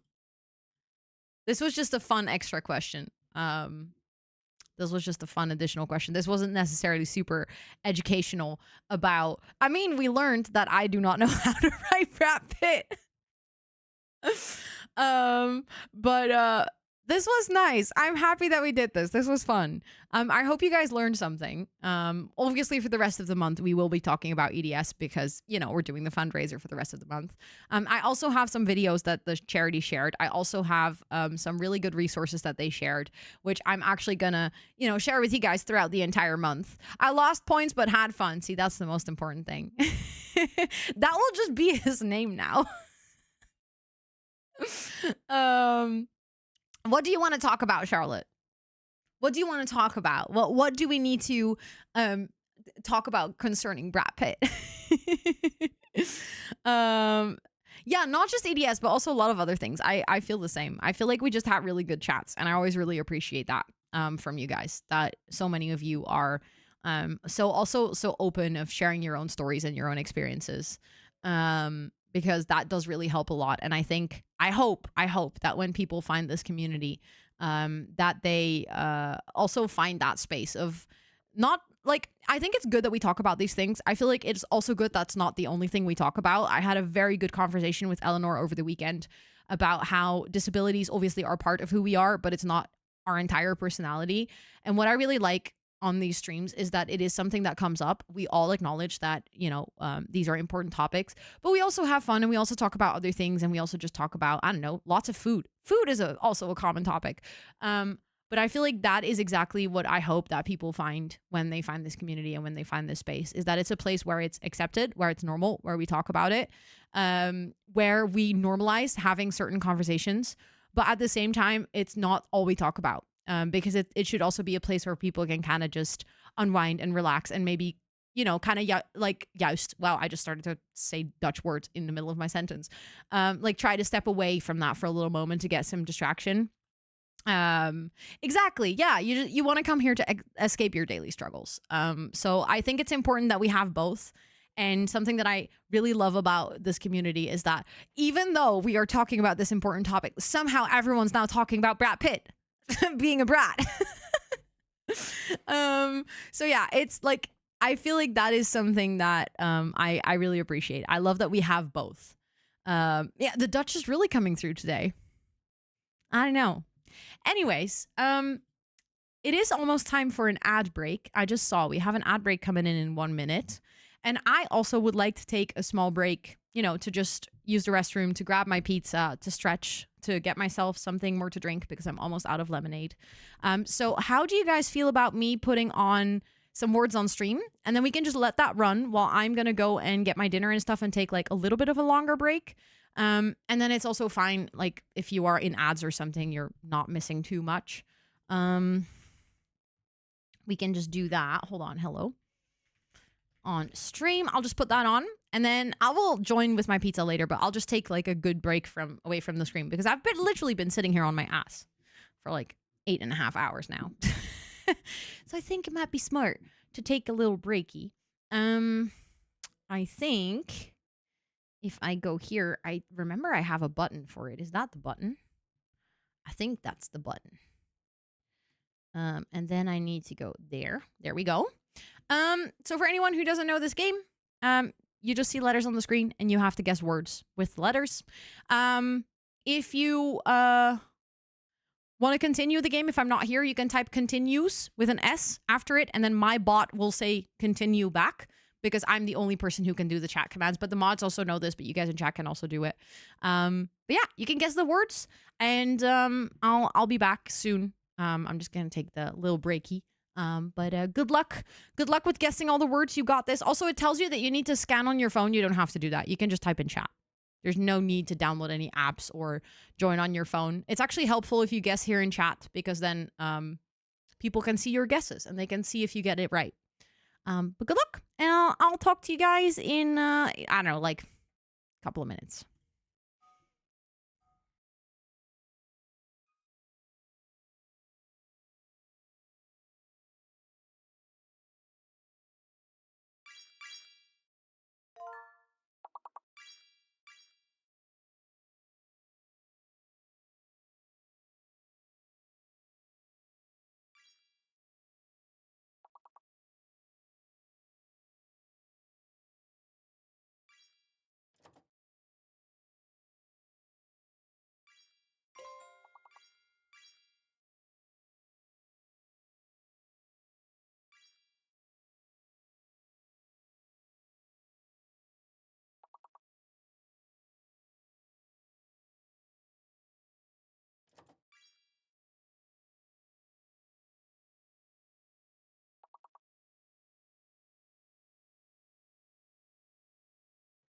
Hello. I'm back. I'll restart because I just got my pizza, so. You guys did well, though. Very slay. That last level, I was like looking on my phone. So difficult. Also, Rin, thank you so much for that raid. I appreciate that a ton. Thank you, thank you, thank you, thank you. Oh, breathing. I could have, Glenn, but next time you can add it. Next time you can add it. You can guess it. Also, Fiend, thank you so much for that 31-month resub. Thank you, thank you, thank you. I appreciate that so much. And Rin, I hope you had a lovely stream. I was just quickly making my pizza, but I hope you had the best time. And thank you so much for coming over. Okay. I'm hungry. This is good.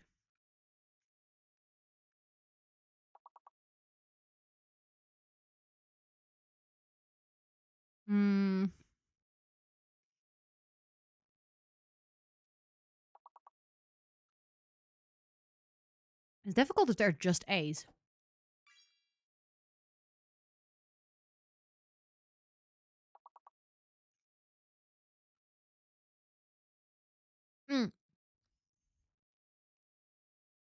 I think you can type that, right, Flat? Or not? Oh, you weren't typing it because you were locked.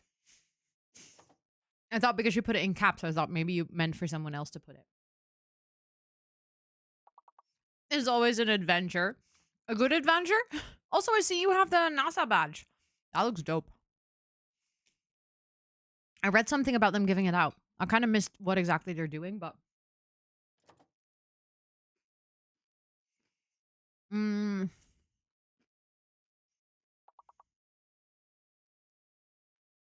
My brain is so blank when we play this game. Also, after this round, we can also, we can, of course, also, play some Gartic. Enjoy later, Marilyn. Oh, nice. Got this by watching their stream 1 hour yesterday.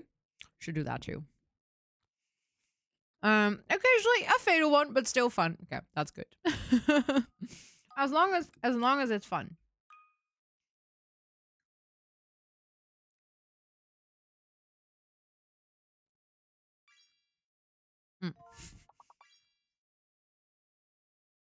Wow. I love that you immediately got judicial. That's impressive. You should be so proud. That's also not an easy word to guess.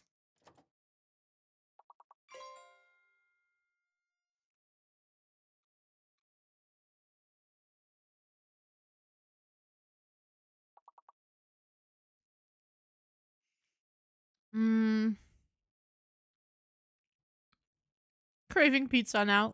Oopsie, sorry. Lucid. Nice. Also, it feels really strange to be eating my dinner when the sun is setting. Because it's been months since the last time that like it was this light when I was having dinner. Library stream? No, because I don't upload my co-working streams to the VOD channel. I'm sorry.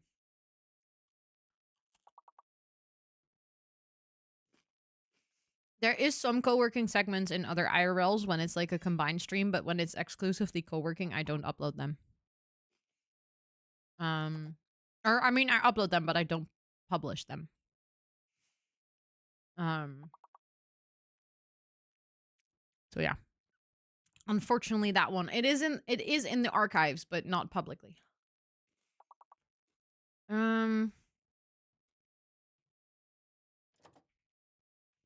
Oh, I guess something that's like already on the board.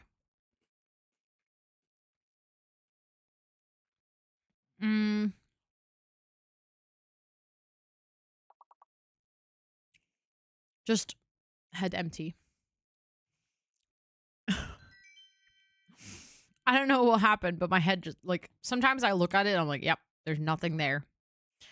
But flat leaning, Faye second, Marilyn third. Let's go.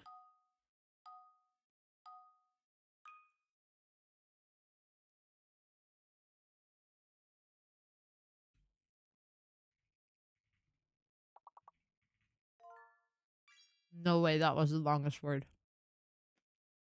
Does it take ages to download the VODs? I don't have to download them. There is a direct export function from Twitch to YouTube. But to be fair, I do download them when I want to edit them into YouTube videos.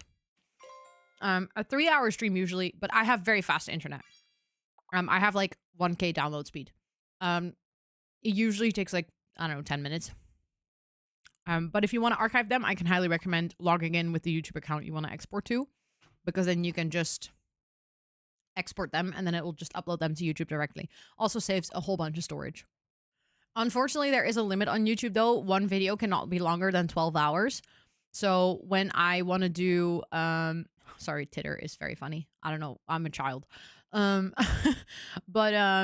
if you want to upload a 12-hour stream, you have to download it, cut it into 2, export it, and then upload it to YouTube, which is very annoying because I have so many streams where I'm literally live for 12 hours and 5 minutes. You found it funny. Okay. Thank you, Chris. Thank you.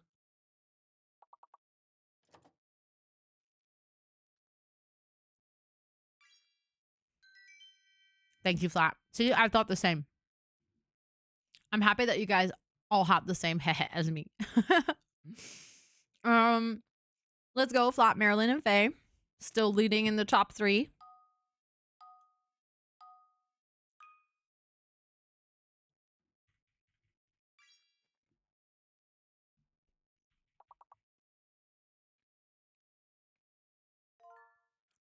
Reduce. Slay.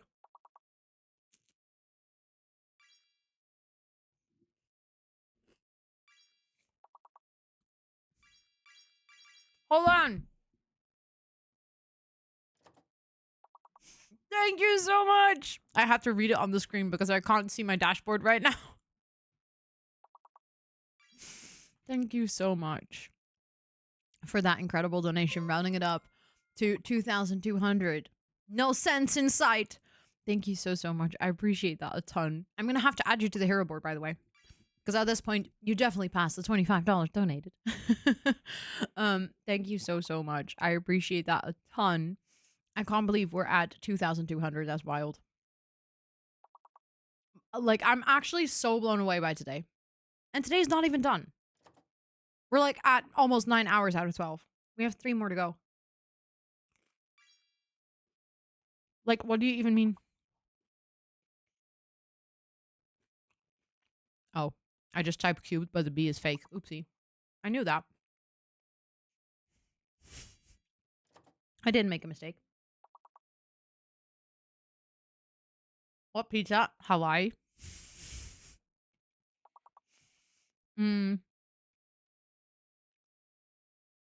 I said to Scott I wanted to have pizza. And then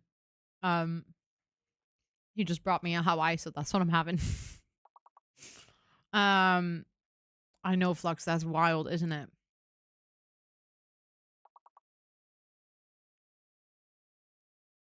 Like, that's such a community achievement. There's no way I could have done that without you guys.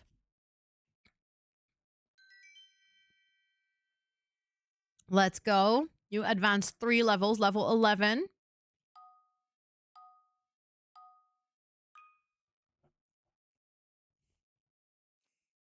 That's fair, Chris. I can see that switch. I think I would like it with chicken as well.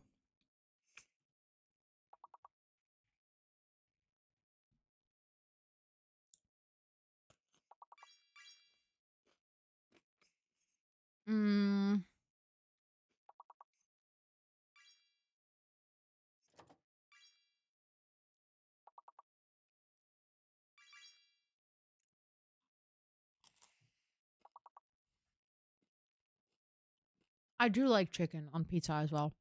Although, what I don't like is that most of the time when there's chicken on pizza, there's barbecue sauce, and I don't really like barbecue sauce. I wish they had a chicken pizza without barbecue sauce. Like, that would be nice.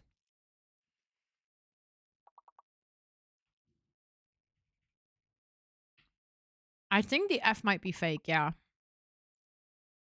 But then I really don't know what the full word is. I feel like the hidden letter is really tripping us up here.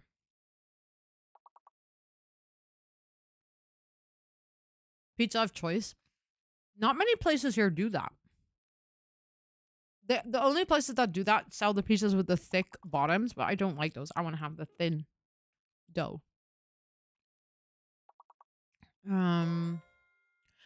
People! That's really weird to just scream into a microphone. But we're playing words on stream, so then nothing is weird. The hidden letter is an H.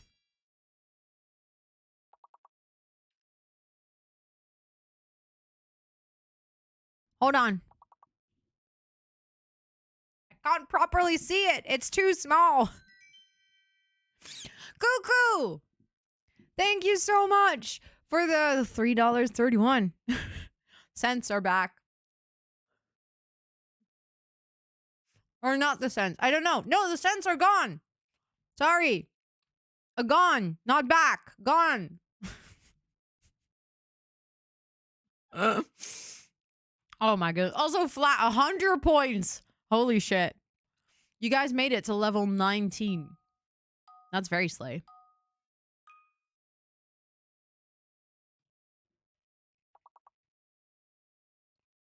Oh, well. Cedar is one.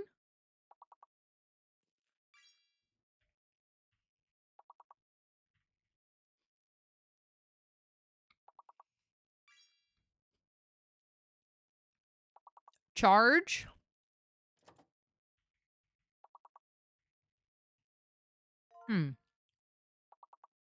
Charged. Okay, so all the letters, the correct ones are charged. That means the Z is fake.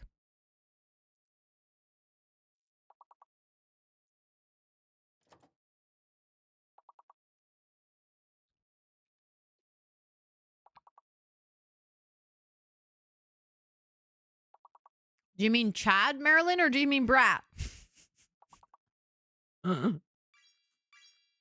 Sorry. I will never be able to forget this. I can't believe I publicly miswrote Brat Pitt. That's embarrassing. Kind of funny, though.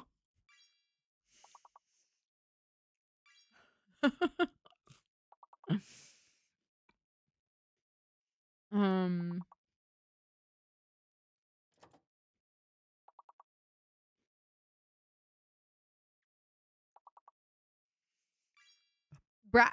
I feel like we need to name a sim Brad Pitt at one point. I can't see it again. Too small. You guys are keep donating and I can't see shit. Who donated? And how much? Not on my watch. I see.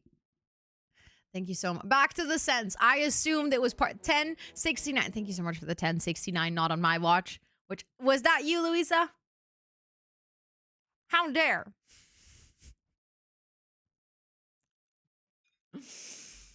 You turned Brat Pig green in Discord. That's so funny.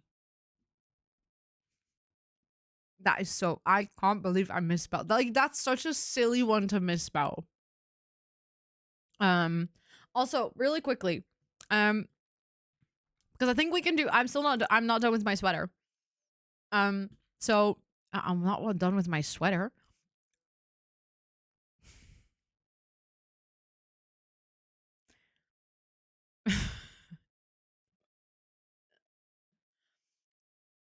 What?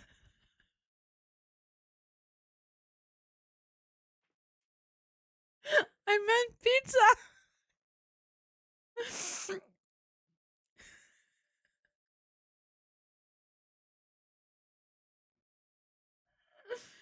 Where did that come from?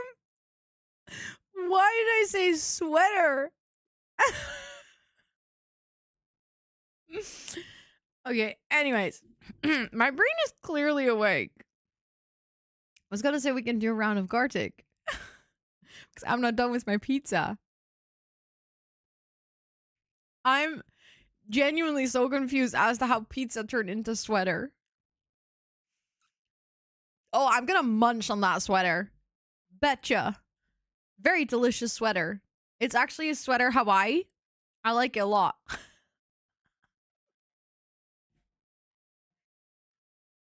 Oh my god. Not you rating it as a mid-bite pizza. Hello? Was that pizza? Yes. I'm having a quick dinner. And I literally just said to my chat, we can play another game because I'm not done with my sweater. I meant I'm not done with my pizza. So you guys rated into great time. I love that for you. There's also a war going on between Team Sense and Team No Sense. Cuckoo, thank you so much for the donation. I appreciate it. Thank you so much, Drops, for that incredible raid. I appreciate that a ton. Thank you, thank you, thank you, thank you, thank you. How was your stream? What were you up to today? What were you doing? I hope you had the best time. I see you were also doing some just chatting. Were you actually chatting? Were you doing other things? Let me know. Welcome into everyone who's joining. I appreciate all of you so much. Thank you for being here. We are doing a 12-hour stream. So we'll be around here for another 3 if you want to hang out with us. But if you need to go raid and run, raid and rest, please make sure to do so as well. We always say here, self-care is very sexy. So please make sure to practice it. We were yapping about internet issues. Oh, we hate those. Rude internet. Please leave Strobs alone.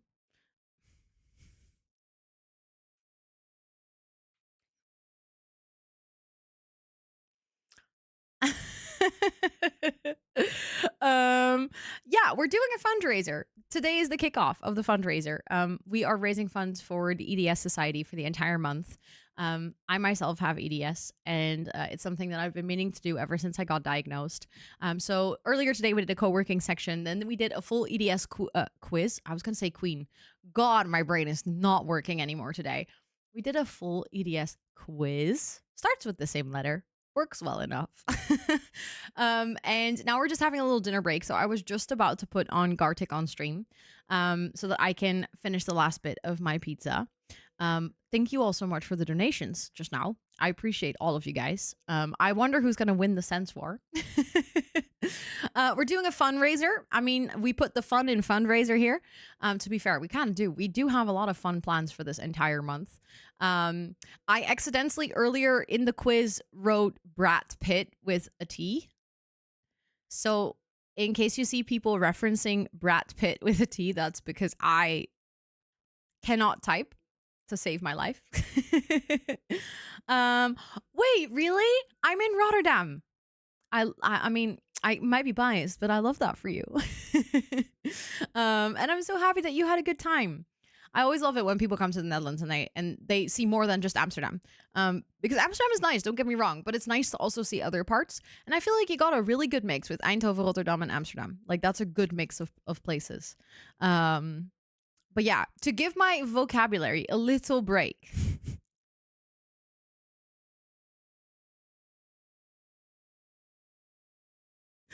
Thank you guys. What the heck?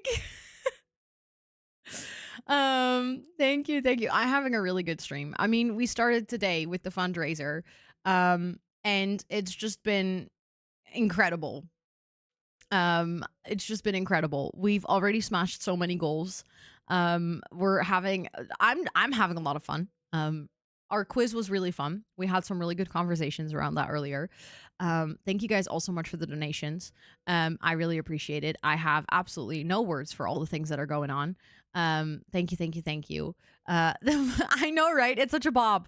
I wanted to have something that I felt like party music. Very important. But I do actually have a raid video. It's like a 1-minute introduction to me and my stream and my community.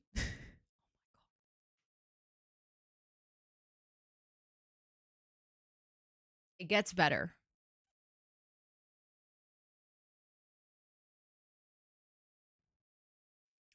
Yeah. It I saw both of that happening. I like that both of you were like, hold on, let us fix this. But I actually have a little read video. It's a 1-minute introduction to me and my streams and my community that hopefully give you a bit of an idea of what this community is like. So I would love to share that with you guys. And then I'm going to put on some Gartic and we'll do a little game together. And then after that, we're going to play some Sims. I'm going to make a shell challenge because that was unlocked with the goals. So I'm going to do a shell challenge and we're going to set that up. Thank you all so much for all these donations. Yes, of course, drops. Oh my god. Go fix your internet stuff. I was gonna say take rest, but I guess you have to fix your internet stuff. That's so annoying. It was so lovely to meet you as well. I'm very happy that we run into each other. I just said earlier to Jessica, I realized we didn't take any photos because I'm notoriously bad at that. So next time we see each other, we better take a photo. But yeah, I'll show you guys the raid video. I'll see you on the other end. It's just like a 1.5-minute introduction to give you a bit of an idea what it's like here. Hi, welcome in. My name is Rosanna, or Ro, and online I go by Rosannatxt because I'm quite the chatterbox, so I have a lot of text. See what I did there? I am a full-time creator and Twitch ambassador, and on my streams we do a mix of gaming. 8, 9. We did it! She is doing the partner pussy. I didn't mean to say partner pussy. Maybe Friday we're gonna murder all the chickens. Oh, stop! You can pet the sheep. If this stream ends in us having another baby, I'm calling this challenge cursed. Oh my god, that's a child. I hate you, I hate you, I hate you. We do co-working and sometimes co-reading. I am gonna start our first work session. I wish you guys good luck. Thank you for the horses. You just made me say that in public. And a sprinkle of IRL. The grass one is not my favorite. For anyone asking, we're doing a beer tasting, and I'm currently drinking one that tastes like beer.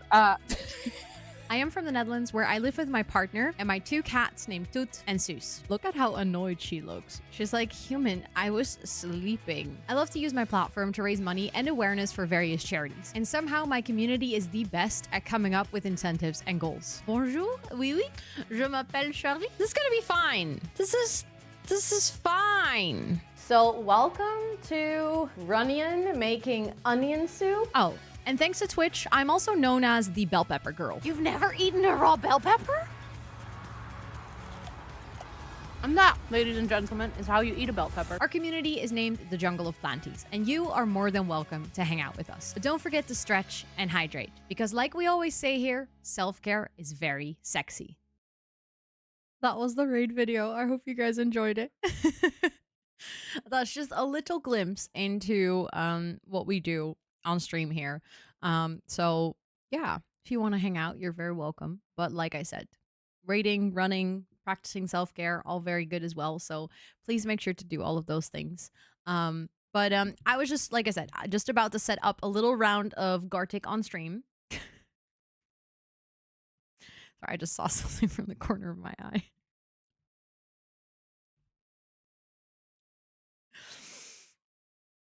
That is so funny. I love that you...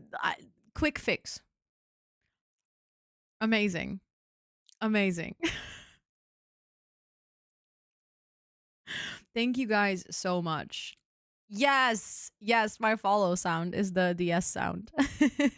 Oh, sorry, Polsky. We no longer have the taskbot on. I turn it off when we do gaming streams. We were co-working earlier, but if you still want to use the taskbot, you can go to the Discord. So it's not working. It's correct. You are correct for not seeing any responses. I always turn it off when we switch streams because otherwise the super sweet bot like completely clutters up the chat and it becomes really hard for us to read.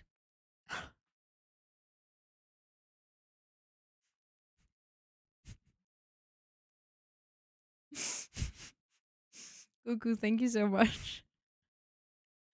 Thank you guys so much for all these donations. I really appreciate it. Also, thank you for the follow. Wait, who do you know? Which other ambassador do you know? Now I'm really curious. It's getting out of hand and it's day 1. I know. But it's getting out of hand for charity, so it's fine. It's fine. I can do this all day. Is that a threat? Is that ooh, chat, that sounds serious. Wait, I don't think I know them. Did they recently become ambassador? At this point, the ambassador team is so big that there's like actually quite a lot of them that I don't know or have not met yet. But But it's always nice to have other ambassadors. To be fair, the ambassadors are a really cool group of people. I have to say that. But yeah, like I said, I was just about to start. That's not the right screen. Now you guys can see the donations. That's what it looks like for me. That's not the right screen though. Hold on. I fix, okay? There we go. I absolutely did, Rose. Not even that secretly. They've been for 11 years. Oh, damn. Wow, they were one of the first ones then. They were one of the first ones. That is wild. That's really cool. I love that.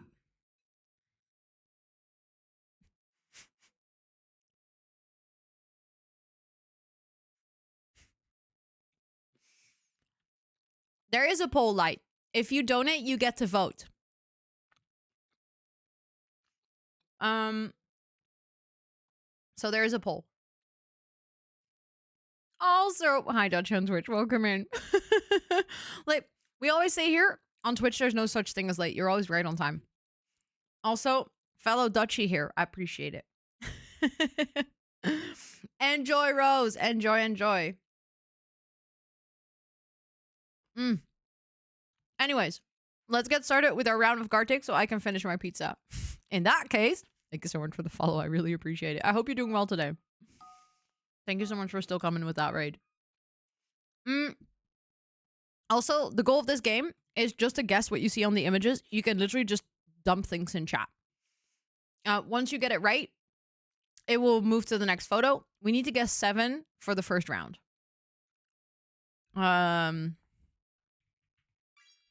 There we go. Last one. I got it. I'm always so tempted to play, even though I should be eating.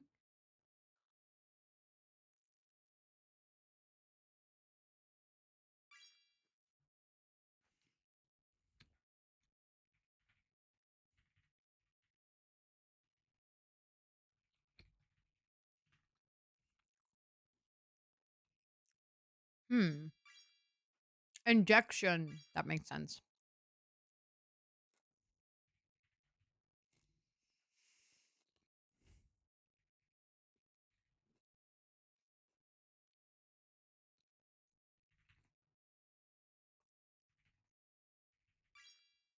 Fish hook. There we go.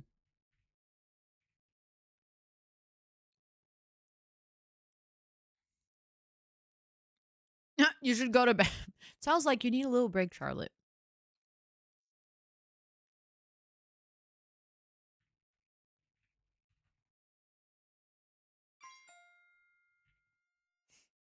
Oh, French fries. The Dutchie and me can only see aardappelsvleesgroente with the bottom middle one. And I know that's not obviously not it, but Cuckoo, thank you so much for that donation. At this point, you guys are literally gonna raise $100 by just doing these donations back and forth. It's amazing. Let's go. Level 1 completed.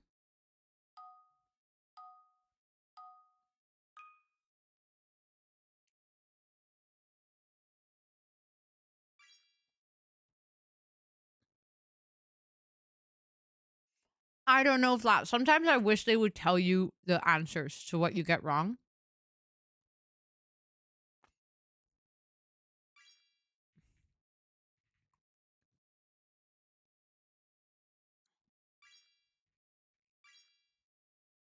You were faster than me. Dang it.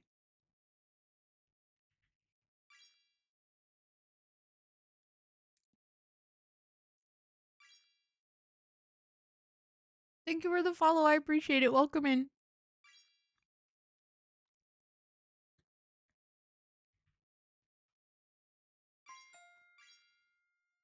We got it though. Next level. Wait, thank you for coming over. I appreciate it, Plucky. It's so nice to have you. Thank you. I'm so excited for Loftia. You have no idea. Genuinely cannot wait. I've been following that game for like years, and I'm so stoked that I finally get to play it, which I can imagine most of us are. It's just been so long. that I've been like this excited for a new game. You are, Flux? Oh my god, let's go. I love that. I love that. Yeah, I'm very stoked for it. Oh, Petit Planet. Yes, I'm actually really excited for that one too. Like there's so many good games coming out. Basically from like March 31st until like mid-May. I'm like, what do you mean? All of these games are releasing in the same time frame. It's completely wild.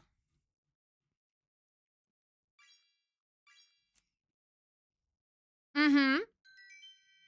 2026 is our game year as cozy gamers. For real. I mean, I feel like we kind of got cheated in 2025 anyways because so many games got delayed and the games that we were playing in many ways got fucked over. So I feel like we deserve a good year. I feel like we deserve a really good year. Also, Amanda leading, second Marilyn, and then Flux. Let's freaking go. I've seen so many things about Tomodachi. I've never played that game, but it looks hilarious. I've seen the demo. It looks so funny. Again, I actually don't know. I think that's a Switch 2 exclusive as well, isn't it? Also, Paralyzed is coming out very soon.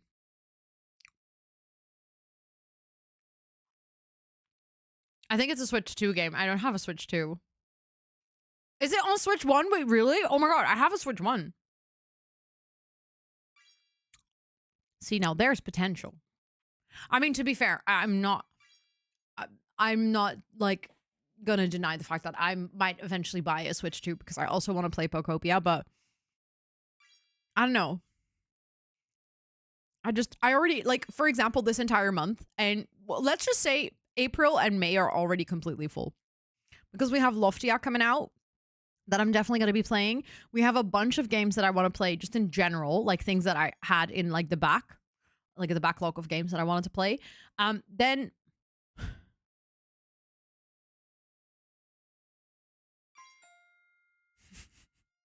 how dare you? Thank you so much for that donation. I appreciate it. Thank you, thank you. Could you check? Yes, I can.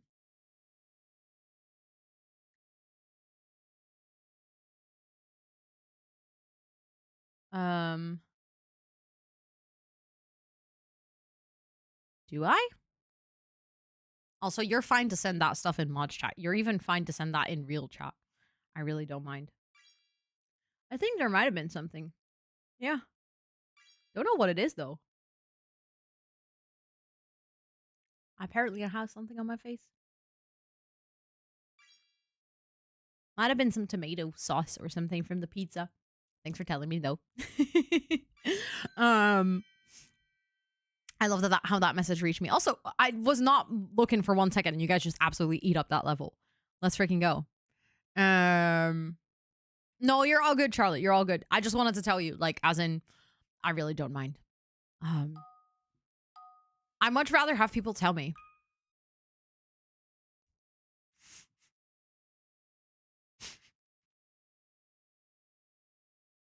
Cuckoo's like, no, but seriously, I can do this all day. Thank you so much for that donation. Thank you. You guys have now officially raised like 75 by just going back and forth. It's wild. Thank you, thank you, thank you, thank you. I know that we're like playing a game and having a little break, but thank you all so much for the support on the fundraiser. Genuinely. This has been incredible. Absolutely incredible. This is just our first day of a whole month. Also, I'm loving the colors here on the background, but like that just looks like a cow. Why the colors? Why the colors on the back? Like, don't get me wrong, I love it, but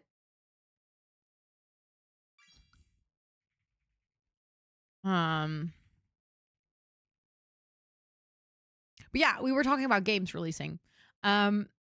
So then we have Paralyzed coming out in May. And also in May, there's gonna be something really cool. I can't talk about it just yet, but there's gonna be cool things. Oh, Crystal. That actually makes sense. Shine bright like a diamond. Sorry. I just so yeah. There I feel like there's going to be so many things happening. I'm so excited for Power Lives. I'm really trying to like not be too excited, as in I want to be excited of course, but I'm trying to not get like extremely high hopes for Pair Lives, because I feel like a lot of people are going to do that thing where they are going to compare it or like have certain expectations because they are like pissed with what The Sims has done, and then they are like putting or like projecting their frustrations in The Sims as expectations to what Pair Life should have. Um I've seen this a lot actually already, where people have very actively been like, oh, this is missing in The Sims. They're like, oh, it better have spiral stairs. And then I'm like, well, the fact that The Sims doesn't have spiral stairs doesn't mean that Paralyzed has to have spiral stairs for it to be a good game. Like, it doesn't have to have all the things that The Sims is lacking to be a good game. So I'm really like actively trying to sort of remain in a neutral headspace so that when I'm gonna try it, I'm not gonna be that like comparing person. Um, because I really don't want to be that person. I really want to play the game for the game. Because it's a genre I like, but I don't want to be like making a comparison. I think in a way it's going to be inevitable because it's just the only other life sim that you can properly, although we could compare it to Inzoi as well. Why doesn't have the sim? You would have to ask the Sims team that. I do not know. I mean, I would like to have spiral stairs as well, but I don't know why they're not there. Um, Thank you for the follow. I appreciate it. Um, a quick in between dono. Thank you so much for that $1.69. Also, Ben, hello. How are you doing? I hope you're doing amazing. Exactly, especially because it's an indie game. Like we're gonna have to attune our expectations. That is true, Jess. The other things in the game that are curvy are quite glitchy. Maybe there's not interesting ways to kill Sims with spiral stairs. I think you're onto something. Because if there's one thing that us Simmers like is having multiple ways to kill our Sims. Um,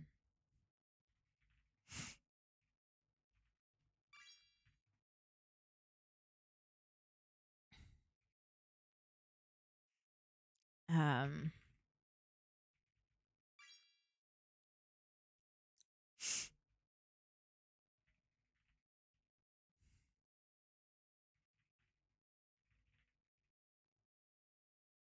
hmm.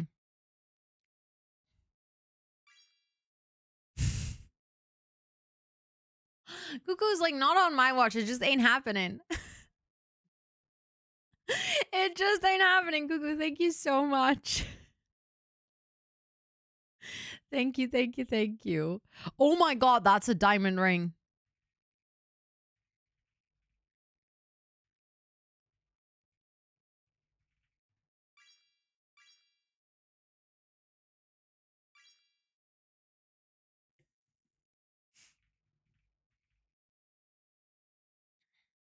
Okay, well, all of those guesses are wrong. Then I don't know. If that's not a mop, then what is it?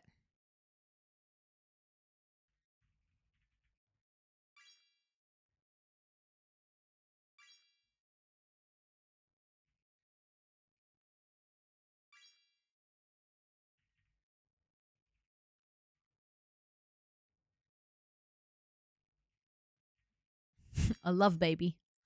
I have no idea. Ah, too bad. Too bad. You guys did so well, though. Level 12 is really good. You guys did so well. That's not. Sometimes these drawings, I'm like, who drew this? It just being shiny. Yeah. I mean, I guess drawing shiny is difficult. But at the same time, I'm like, of all the things you could have drawn, that was probably not the best thing. Oh, what is song is playing right now? I think this should work.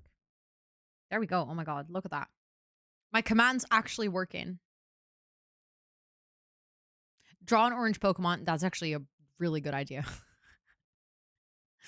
Who draws the glass in the drink before drawing the all? Yeah. I don't know. Sometimes like these are specifically set up to make you feel there's no other way. There is no other way. But yeah, I do think that with that, I have finished my dinner. I finished my pizza.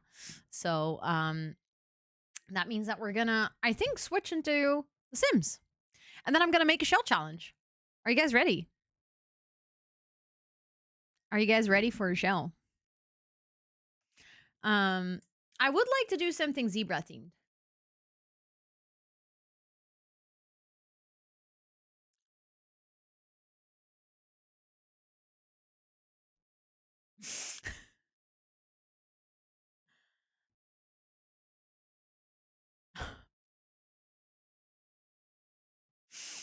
Thank you so much. Thank you, thank you, thank you for the 2069, bringing us to 2169. Thank you so, so much. I appreciate it. Hold on, I actually do have to make sure. I mean, I feel like you donated under many names just now, but I have a feeling that all of that was you, Louisa. I don't know if that's correct. Please tell me if it was. But I have a feeling. I have a feeling. So that means that I do really have to put you on the hero board. So I'm gonna add your name. Maybe a little hunch. Yeah, just like a little gut feeling. You know how that goes. Um, hold on, I'm trying to move things around on the board to make space so that I can actually add you. Also, welcome back, Hollow. Welcome back.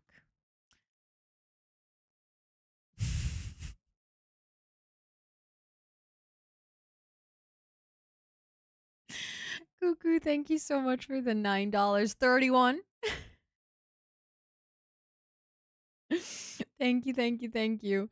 Oh my goodness. I can't believe that you guys just actually raised $110 by being in the Sense War. It is impressive. I must give you guys that. That is very impressive. Um we truly deserve the win. I see what you did there, Jess. I see, I see. Um Thank you all so much for all those donations. Like genuinely. I know that I've said it multiple times today, but um look, I put Louisa on the hero board as well. Um the support on today's charity event has been wild. This is literally just the start of a month. Um One of the reasons that I really wanted to do this fundraiser. Oh, do you pin them? That's such a good one. Oh my goodness. Thank you for the reminder. Um I did indeed forget that I wanted to pin the message. It's annoying that you cannot pin an announcement, so you have to like copy paste it and then you can pin it. But yeah, wow, my voice. This fundraiser is something really special for me. Because I literally first stumbled upon EDS um through social media and through hearing other people talk about their experiences and through other people talking about basically their diagnostic route and which doctors they talked to and which symptoms they experienced.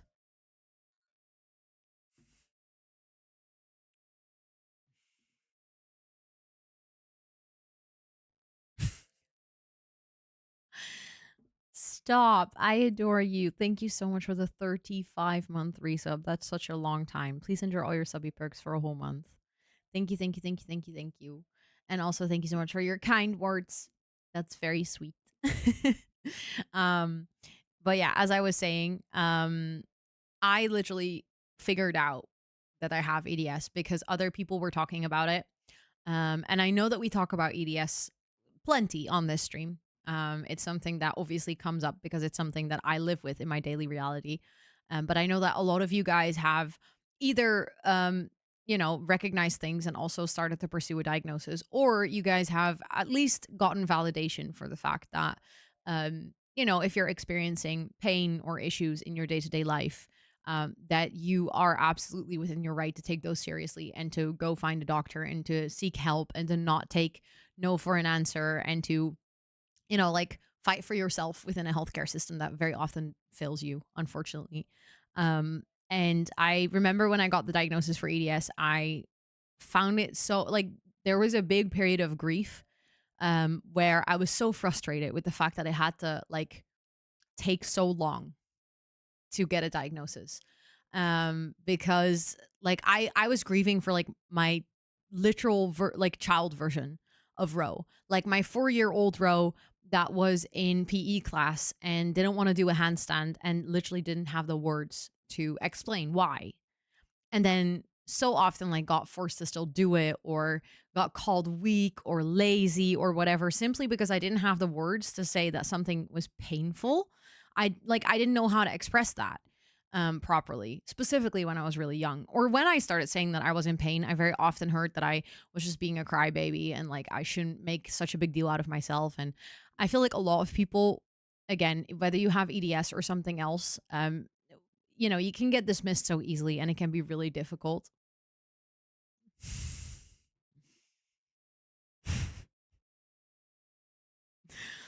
It's not over yet. Thank you so much for the 169. Um thank you, thank you. Wasn't me. Who did it? Who did it? um but it's definitely something that I know a lot of people have also struggled with having to self-advocate and sometimes not knowing how to do it. Uh, Jess? And doing this fundraiser and helping people find their voice and find the right words, find the motivation, find the validation is something that I've been like really wanting to do ever since I got my own diagnosis. And when I found the EDS Society, one of the things that immediately struck me about their work is that they have an entire page on their website. I'm gonna share that a little bit more in depth when we have some time to like talk about it on other streams. But they have like a whole page with resources for people that are trying to get diagnosed. They have like checklists and cards and stuff that you can take to your doctors if you want to get a diagnosis. And they have like a whole bunch of resources available that can help you stand up for yourself. And I think that is something that I kind of just, in a way, I got lucky that I stumbled upon the right TikTok video. Um, but that shouldn't have to be the case. You shouldn't have to like just stumble upon the right thing by accident. And I love that they're very actively advocating for, on one hand, providing people with the resource.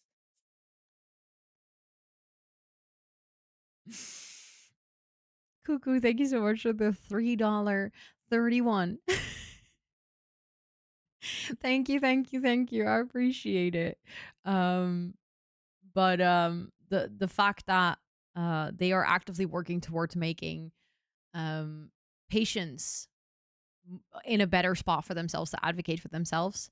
But at the same time, also they're very actively working to improve knowledge within first line healthcare, which I feel like is also very important because, like we talked about earlier, there is so many GPs that will simply just not recognize any of the signs, or diagnose them wrong, or interpret them wrong. So I think it's very good that there is a charity that's trying to actively bring awareness, push more research, and try to help people that are seeking a diagnosis and to hopefully bring down the time for diagnosis. Because I don't have an exact number. I asked the EDS Society if they have a number. They don't have an exact number either. But it's at least, for most people, it's at least years, plural. I lurked and now the scents are gone. Oh, Faye, don't you worry. They keep coming back and they keep going and they keep coming back. There's a very strong war going on right now. And I feel like both sides are they're very dedicated. No, you're all good, Jess. You're all good. Please. I mean, by all means, if you want to donate, take away from what I'm saying. In the meantime, I am actually going to change into the Sims category and I'm going to make Shell Challenge.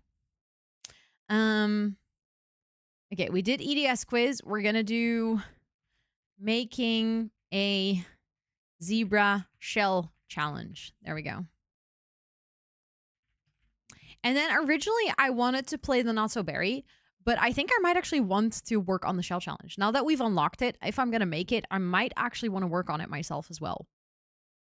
I think that might be cool. I like that idea. Um so okay, I changed into those things, and then let me actually start The Sims, which will take a couple of minutes.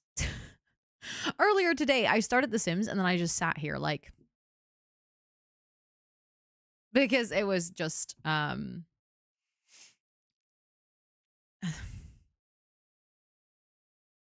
my god, snack.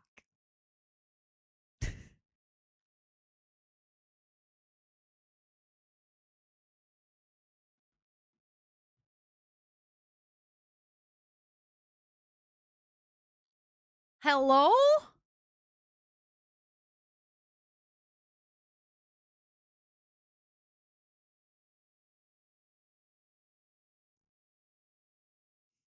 Barb. What the heck? Thank you so much for that incredible and above and beyond donation. That is wild. Thank you so much for the $150.69. um I am so happy that this space and the chats that we've had here have been of help and have been validating. That really really genuinely means a lot. So I'm so happy to hear that. I mean, obviously not happy that it's necessary because I don't wish having to go through diagnosis for anyone. Um but thank you so much for that absolutely above and beyond donation. It should be safe, so. I mean, you'll have to update your mods, but it should be safe. By the way, you influenced me into ordering a pizza or sweater. Why not both? Why not both? But thank you so much. Let me put your name on the hero board. Um, hold on.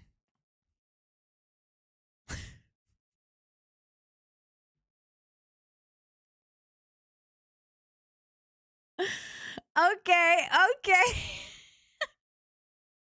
Hollow, thank you so much for the $54.31.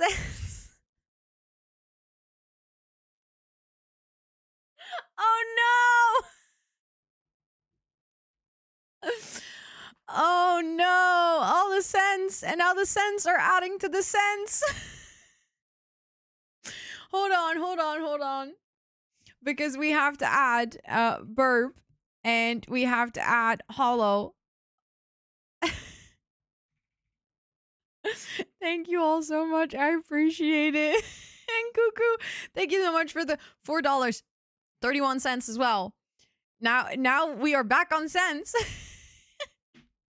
Oh god. Oh god. Oh, thank you guys so much. Literally I have no words. What is even happening today? I don't even know. um I can't believe we are quite literally at 2,324 and 31 cents. Mind is blown. Actually, absolutely blown. That's one day. I've been live for 9.5 hours. What do you mean?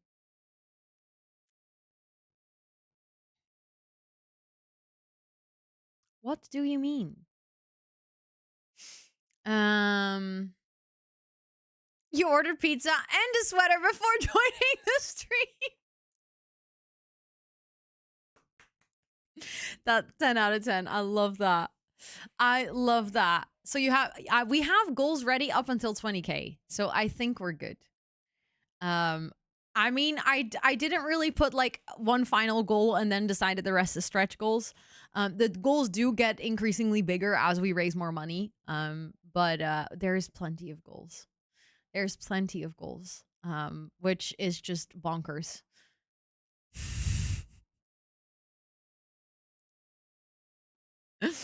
um Thank you so much, Cuckoo, for the 569, rounding it up to a 2,330. Round, no cents. Thank you so much. Thank you. I like genuinely If this war ends in Ro getting a tattoo, I am more than happy. Imagine that story. Imagine if, like, at the end of this month, I have to get a self-care is sexy tattoo, and and then people are like, "Oh, why did you get that?" I'm like, "Well, there was a sense war." Oh, sorry, Courier, the bot's disabled. You cannot use it if on a gaming stream. You can use it in the Discord if you want. Do you see emotes working? I do. Yes, I do see Dave. Do you not?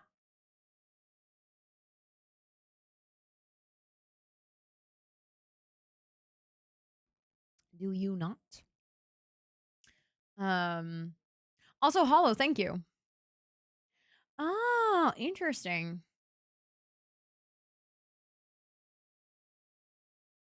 I don't know how I missed that info. I guess I was just on a page for Hypermobile EDS then. But thanks for putting that in mod chat. I appreciate it. You see him too? Okay, perfect. But yeah, if you want, you can actually use Super Sweet Bot still in the Discord. There is no, you're all good. Don't worry. But it's in Discord and you can use it anytime. Unfortunately, you're not saving up stripes because that goes through another bot. I cannot connect those two, unfortunately. But there's a super sweet channel and you use all the same commands. The only difference is that you start with a slash instead of an exclamation point. But you can do that basically at any given time, even if I'm not live. Also, Rose, what the heck? Thank you so much for the 19-month resub. Thank you. Please enjoy all your subby perks for a whole month. I appreciate that. What the butts? Thank you. Ooh, let's go, Emily. I'm so excited for you. I'm so excited for you. Who don't appreciate the sense. Oh, we have a very similar saying in Dutch. It's a good saying. I like it. Not working, but apparently I have one mod action on my record in this stream. Fossabot blocked a link. Oh. Love that. Put a picture in mods chat. Also, my game is started up. Oh. That is very weird, Esther. I see it perfectly normal. I mean, this sounds like an average day on Twitch. Speaking of weird things, I have to show you guys something. Because I downloaded the updated version of the main menu mod. Also, hold on, it's just loading. Normally this mod is not supposed to have your family on here. You only see the you only see the first one and then text for the rest because that's exactly what Esther sees. Okay, so her pants are not here. That's because she doesn't have any pants. I can move her around within this box. But she's also like teeny tiny. There is a toggle. Oh. Yeah, my sim self is pantless. She used to have CC pants and then I don't know, they disappeared or something. Wait, if you hover over it, if you click, wait, if you hover long enough, there's one where you can resize it and then you can move it around within the, what? I did not know this. I knew about this toggle where you could turn on and off the ads, but I did not know that you could. I mean, I'd rather not have it, to be honest. I don't know. I think it might have been here all this time.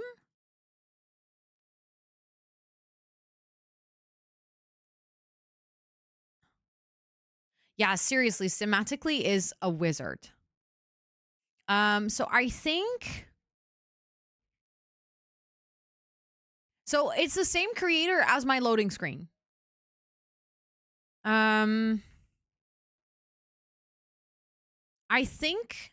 I'm not entirely sure if that's the right one. Because I used to have an... Yes, this is the right one. There we go. That's the link to the loading screen that I have. I highly recommend checking out any of Sematically's mods, by the way. I absolutely adore their content. They have... I'm going to show you something else. We're gonna resume game, I guess, because we're gonna build in this file anyways. There's a mod. This is literal a life changer. You know how you have the like Simology panel with way too much info in it, like you can literally scroll forever. They've made a mod where it's sorted into categories. It's just like neat little buttons, and then you can just like click through the whole thing. Way better. It's like so good. And that mod, ever since I got it, has not broken. EA could never, and I don't understand why, because like if a modder can do it, why could EA not? It's also, it never breaks. So surely it's not that difficult of a mod. But look, let me show you. You have the Simology panel, and then there's personality, preferences, accomplishments and growth, public standing, inner harmony, and neighborhood action plans. I cannot play without this mod anymore. It's so good. And then I also downloaded a new mod today from Twisted Mexi, actually, which is the improved family tree. And it allows you to put it on full screen.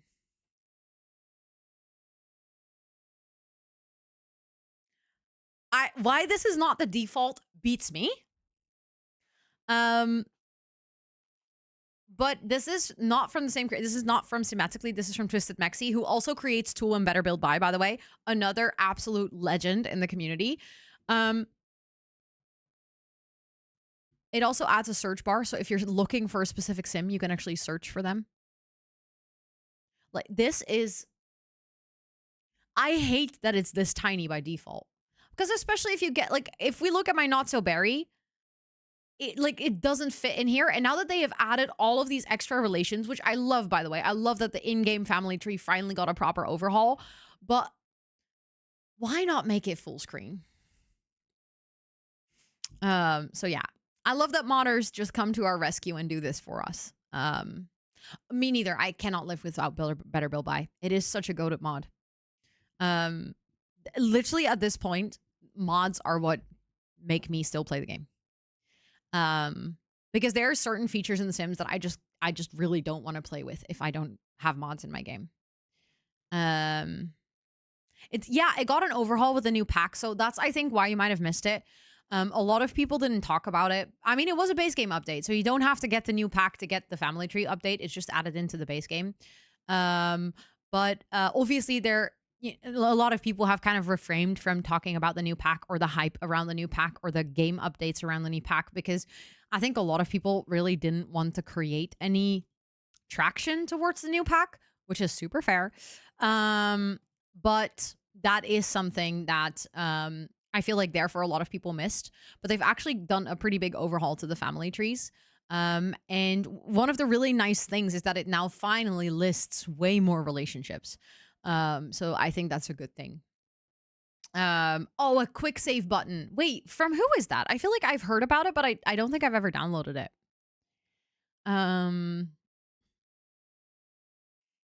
The screen capture button at the bottom. Oh my god, that's amazing. That is such a good mod. I love that. Is it also Symmetrically? Why am I not surprised? Why am I not surprised that is also a Symmetrically mod? Because let's be real, he is genuinely goated.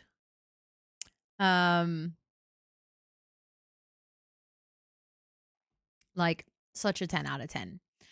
Okay, so I think I might actually make the shell in Chestnut Ridge. Sorry for coughing. I don't want to make too big of a shell challenge, I think.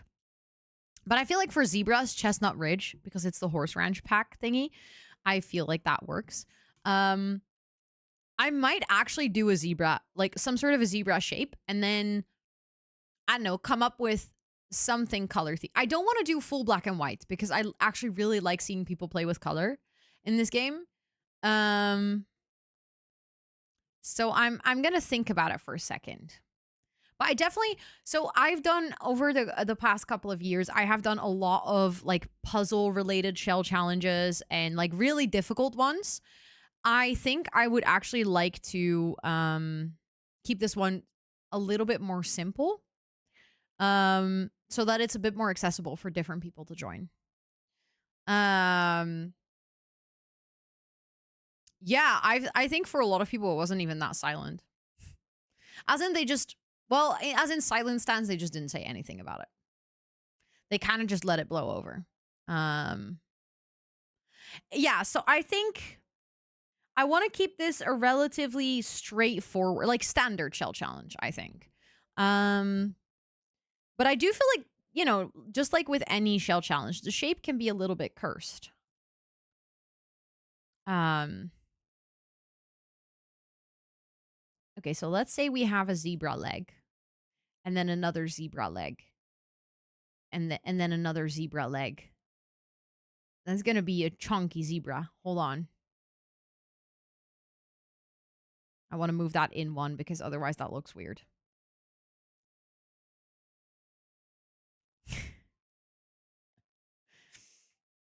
I mean,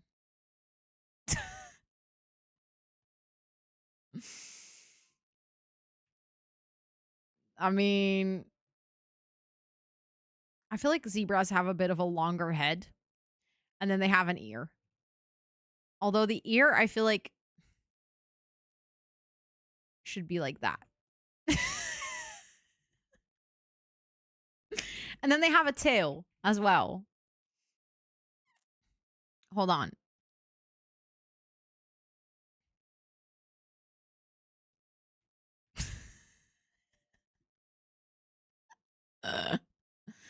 What do you guys think? Does that look like a zebra?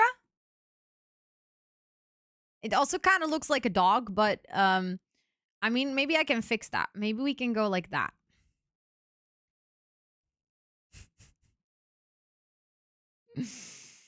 It looks like a donkey, specifically the donkey from Shrek.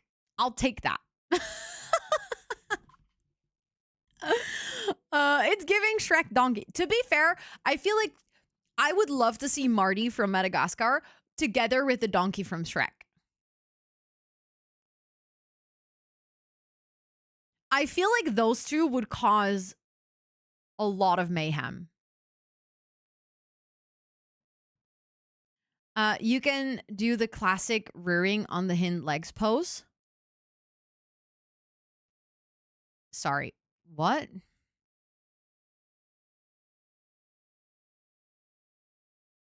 They would not stop talking. One sec. Yes. I was like, please give me a photo because my brain is not braining. Like a bent leg?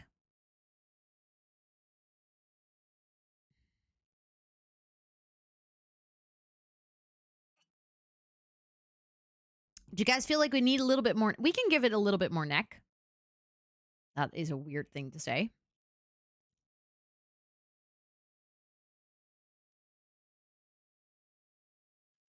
So then that is the face.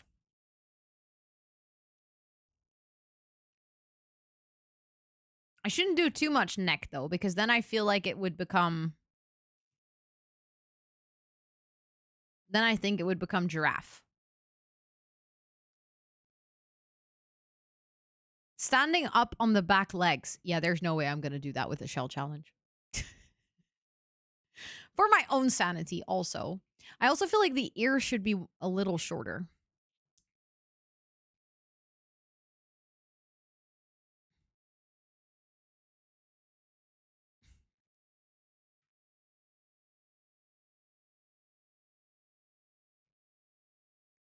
Or not.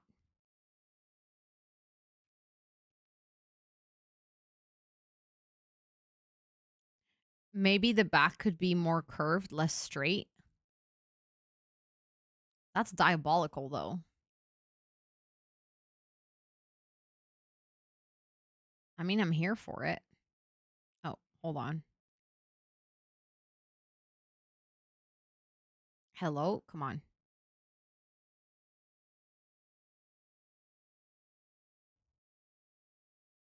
I will get rid of all the inner walls, by the way.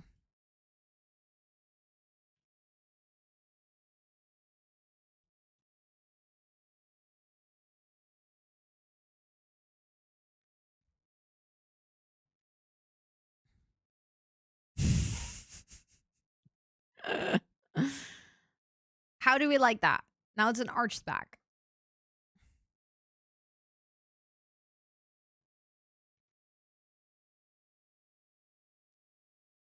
No, that looks weird. Now he looks like he has a really big chin. Got a fat booty. To be fair, zebras kind of have fat booties in the best way. I mean, if they walk, they kind of go like they're kind of swaying.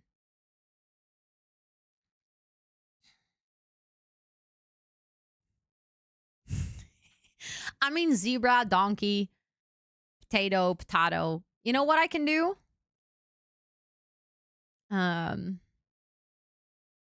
Black and white, and then base game. Show all. That's a good white one. And now I need a good black one. I know that a zebra technically doesn't have straight stripes, but what do you got to do?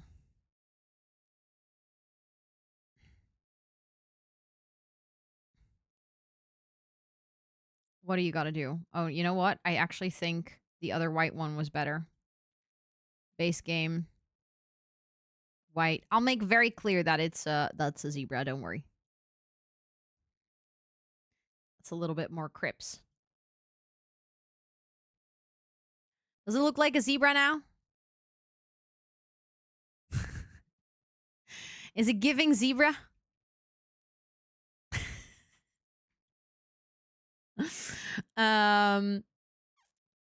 I think if Spoofy were here, the shell would be in trouble. Oh, for sure. 100%. A masterpiece. Thank you. Thank you. A painted donkey for sure. You didn't just say a painted donkey. It looks like a donkey cosplaying as a zebra. I mean, it does a little bit, maybe. But, you know, we will know. Oh, you know what will work? I have an idea. Hold on. That's better. Let's not blow their cover. Indeed, they're undercover.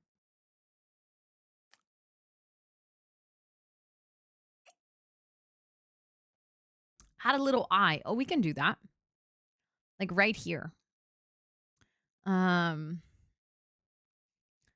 need a tile like this. But then that's from Get to Work, so I don't want to use that. Because I want to make sure that the shell is entirely base game for people to find. So I'm gonna have to find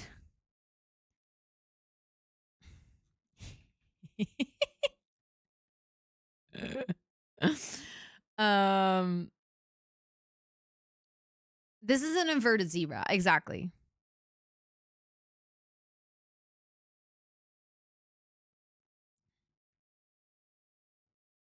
I mean, I could go like this. Maybe that actually makes it look better. Is that better? Actually, I think that is better. And then it is anatomically correct as far as a sim zebra goes. And now he has a black nose.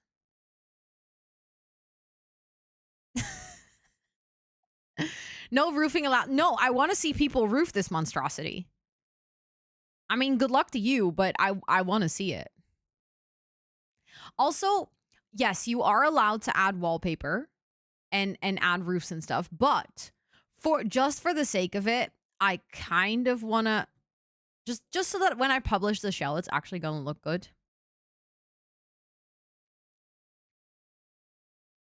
I have to.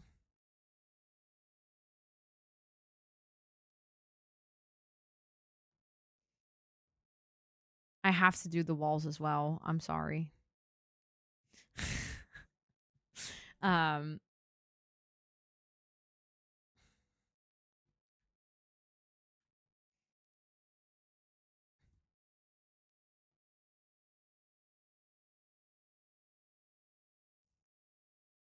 and then we have to get a white one. Does that one also come in white? Because then it would be the same, and that's kind of perfect. Hold on. I just realized that I have messed up. That side should be black.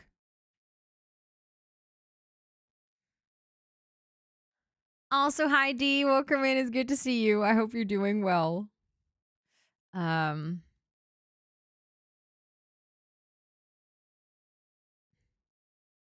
This actually is, for some reason, really hard on my brain to figure out where all the colors are supposed to go.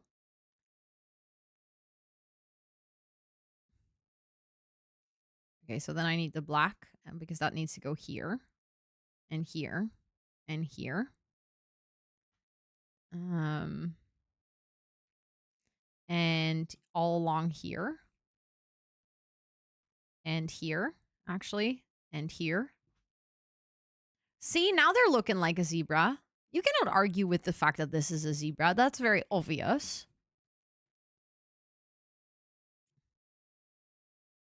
I like it, actually. I think I should take a screenshot.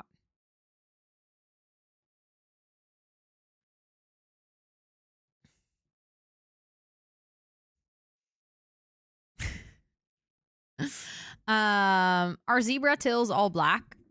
I think technically maybe yes. But this one, yes, that's supposed to be an eye. How are folks supposed to improve this in their build? That's a good question. That is a good question. This one is special. Exactly. You know what her name is? Brad Pitt.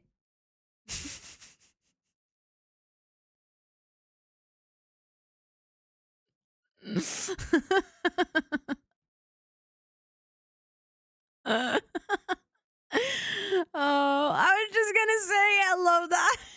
We have the same mind. Is the color and booty size? I think so, yeah. Her name is Brad Pitt, yeah. Duh. Duh. Are we allowed to rotate the shell? Yes. Yes. So, I think for this shell challenge, very regular shell challenge rules will apply. So you are allowed to add fences, you are allowed to add half walls, you are allowed to add indoor walls, you are allowed to add platforms, you are allowed to add a foundation, you are allowed to add roofs. You're not allowed to change the outside walls. That's basically the only rule. The outside walls have to stay. You are allowed to paint them. You are allowed to change the colors. I mean, although she looks like a lovely zebra, can you flip it to be standing? No, because that's impossible in The Sims. That's that. I mean, that's not just a rule. That's just physically impossible in the game. No, you can rotate it any way you want, as long as you don't change the outside walls. Are we allowed to duplicate? Ooh, that's a good question. Let's say no, because I'm going to keep this as simple as the traditional shell challenge rules. Do you have a list of what packs you have and what not? I don't have as of now. I should probably make that. But I would say anything up until, like, I do also have the Royalties and Legacies pack because I got it for the Twitch Rivals competition. Any kits up until the Royalties and Legacy pack I also have because I also got gifted those for that competition. So basically I would say up until this point I actually have everything. The only thing that I don't have is any kits that were released through the marketplace. If it's on the marketplace, I don't have it. But yeah, basically for this shell challenge, let's just go. I'm gonna make a graphic and like officially publish it. I'll put it in the Discord where I'll write out all of the rules. But the general rules apply. Don't touch my outside walls. You are allowed to make an indoor floor plan. You're not allowed to take or to add any outdoor walls. You are allowed to add half walls. You are also allowed to add fences, but no outdoor walls. Only indoor walls to create a floor plan. You are not allowed to duplicate it because this is not a puzzle shell. You are also not allowed to put indoor walls and then take the pieces apart. You have to keep it in this shape. That's the rule. And then other than that, you can make it into patios are okay as long as you don't place any outside walls. Then you can do with it whatever you want. Thou shall not slice the donkey. Exactly. I removed all the indoor walls, Charlotte. So there isn't any. Look, there is none.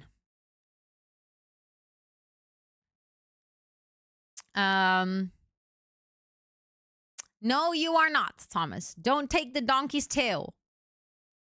Then it would have a very awkwardly shaped booty.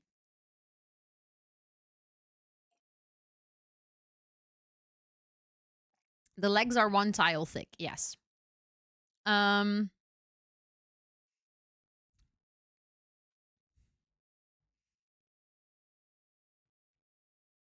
So yeah, that will be fun. That will be fun. I mean, if you really don't want to work with that, you could obviously like use stuff like this to open things up. That's always an option. As long as you don't replace the walls, but you are allowed to add windows and doors into them. Can we add a second floor? No, because then you're adding walls. Adding a second floor would require outdoor walls, which is not allowed. So every single time you're like, can I do? Just ask yourself, do I need to add any outdoor walls? Then the answer is no. Are you replacing outdoor walls? Then the answer is no.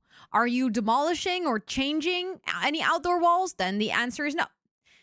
Are you if you change them into fences, are you changing the outdoor walls? Yes, you're not allowed to do that. You're allowed to add windows and doors because that's regular, but you're not allowed to change it into anything.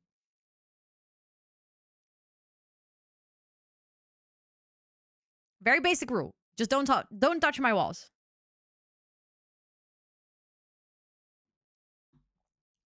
I'm sensing a theme. Do not touch my walls. You are allowed to add fences and half walls because then you're not. Half walls are a bit of a weird exception, but I know that a lot of people use half walls to also do like roof trims or to use them as a fence basically. So you are allowed to add half walls. You're not allowed to replace the existing walls with half walls or a fence, but you are allowed to like take a fence and I don't know, so what I just did, this, not allowed. This, allowed. No, you can change the wallpaper. That's fine. Aesthetically, you can change the wall. So you are allowed to change the wallpaper. You are allowed to add windows. You are allowed to add doors. You are allowed to add a roof. The color is just to convey the concept. Also, hi. Hello. It is good to see you. Welcome to chat. Guys, behave. We have royalty here. It's good to see you. I hope you're doing well. we did you see? We already passed. We very well passed $2,000 raised in one stream. Thank you so much for stopping by. I really appreciate it. I hope you're doing amazing. Royalty, yes. We are the zebra blessed us with a visit of the society. Whether I want to go for chaos, if I rise to the challenge of making this look normal. I mean, you can either make it look normal or you can just embrace the weird shapes. Absolutely insane. I know. I'm actually really mind blown. The community has been absolutely amazing today. I'm really honored to have so many really amazing people in this community that want to all rally up and fundraise together. This might actually get me to update my game. It's actually safe to update your game now. They've released multiple patches, but you should be okay now. So I'm gonna upload this to the gallery so that you guys can download it and turn this in. Oh my god, it looks so cursed.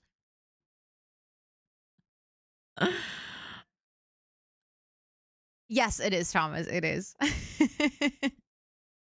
That is amazing. That is genuinely, I think, one of my best gallery photos I've ever had in The Sims. You're not updating out of protest. That's fair. That is so fair. It kind of looks like a wood toy a little bit. I agree. Okay, so this is the zebra shell challenge. Let's write some rules.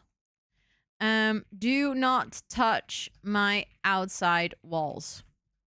You are allowed to make a floor plan. You are allowed to add wallpapers, windows, doors,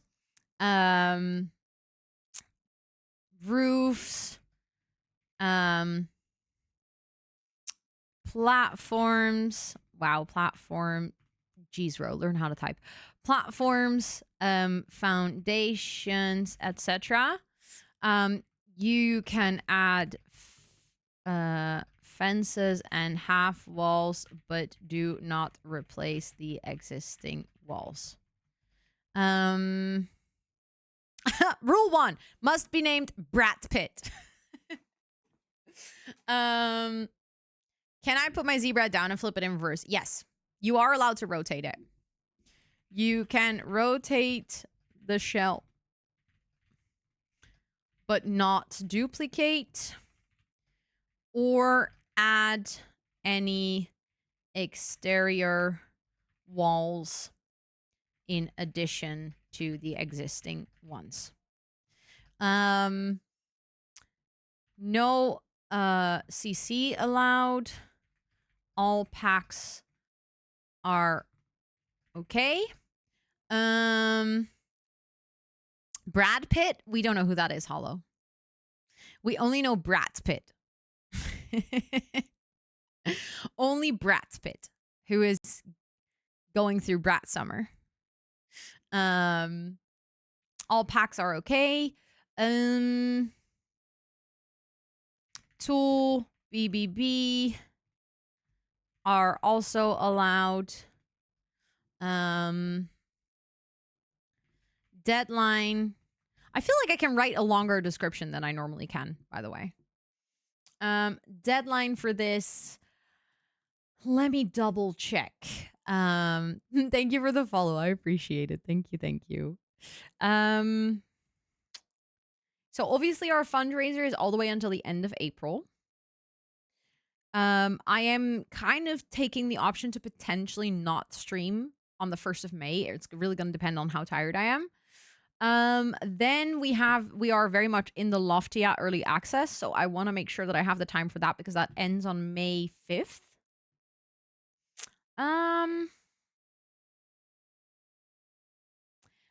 We could do shell tours on the 8th. Burp, I love that you noticed. I specifically wore this sweater because it was giving zebra today. I was like, I want to wear something black and white, and then I could pick between this sweater or wearing my Miffy sweater. And I was like, well, Miffy is a rabbit, very obviously, so no one's gonna think of a zebra. So I was like, I need to work on this one. But let's actually do Friday, May 8th. I think that will work. So then the deadline is technically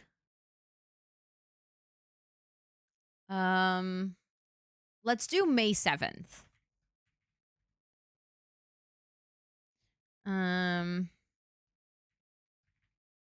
Because then we can do the tours on May 8th. I think I might only do one tour stream. That's not because usually I do 2 tour streams, but that's not because I don't want to. But like I said, we have the Loftia closed beta, which is like a very limited time frame. Then we have Paralives coming out, which I obviously want to play and cover. There's also another thing happening in May that I cannot talk about just yet, but I know it's going to take quite some time. So I fear that I might be able to just do one shell tour. But again, I always try to look at people's shells off stream if I cannot tour it on stream. So I think this might be the thing. It kind of depends. If it turns out that in that week, like on the Monday after, I'll still have additional time to do a tour, I might do it. But I'm gonna let that kind of depend on how things are gonna unfold with the things that I cannot talk about yet. I hate keeping secrets so much. I just really want to talk about them. But okay, let's actually upload. I will make like a nice graphic for this tomorrow.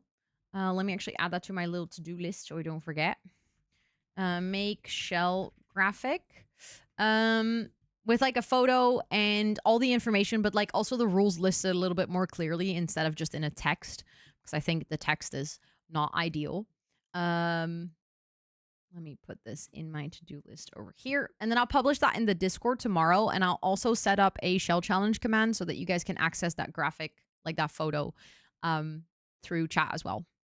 But yeah, if you guys want to download it and give it a swirl, I would love to see what you guys make of this. I think that we're just going to work on it for like the rest of stream. We are also just going to work on this shell challenge. Now I'm going to have to figure out what I want to make with it.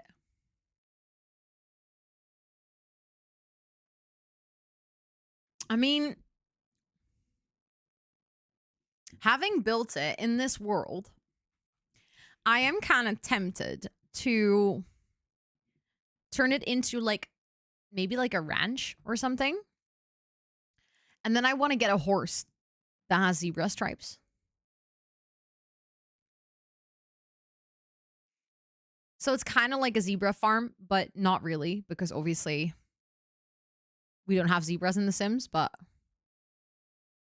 a physio center with zebras, a vet clinic. We could turn it into a vet clinic for horses or zebras. I haven't built a vet clinic in such a long time, actually. That could be fun. I feel like that's also something like that's a community lot. That's kind of useful. And it will be the Brat Pitt vet clinic.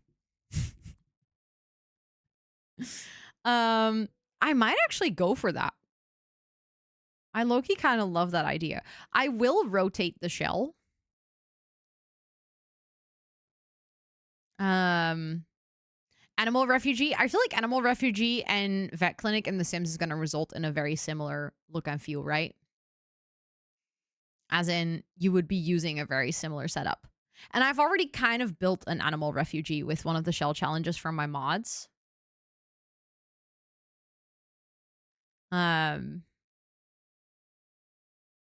So I might actually go for the vet clinic and like actually try to make it a functional vet clinic. Because again, I think I've only built that once ever in The Sims. I mean, I'm also kind of tempted to just build a house with it and just make it a ranch. Like a zebra ranch. But the vet clinic, I feel like, is a little bit more unique than just a house. Unless you guys are like, no, please build a ranch. I would like to have a ranch. Aww. She wants to just cuddle you and show you appreciation, Chris. That's actually kind of adorable. I love that. I love that. That's so cute. Okay. I fear that I might have to start with roofing this.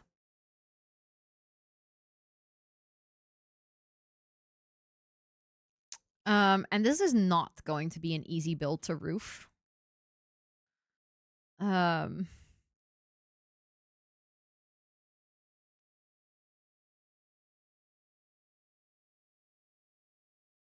This is actually probably going to be a quite difficult build to roof because that I hate.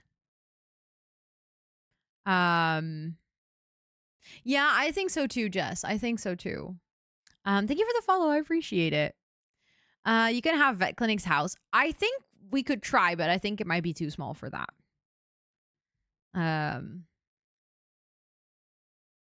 I think it might be too small to also add an apartment. We can try to add like a little apartment in here, but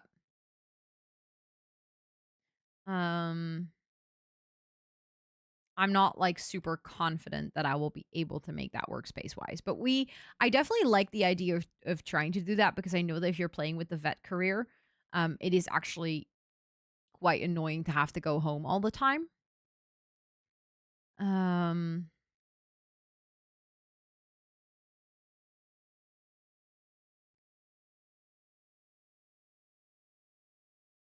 Oh my God. I feel like I'm going to struggle so much with this part over here. Why did I do that? Why did I go for this? See, like ideally, I would just continue it. But no matter what I do, I hate how it overhangs over here. Or over here. And I hate how disconnected it is from that roof. That's like one of the first things I tell people in my builders bootcamp is connect all your roofs together because if it's not connected, it's going to look weird.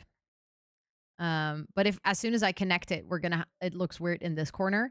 So I think the best thing I can do is actually, in fact, still connect it and then just work my way in that corner with like a fake wall, not a real one.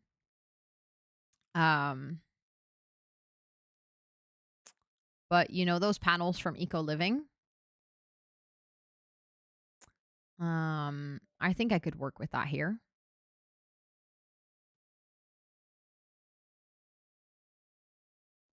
Um,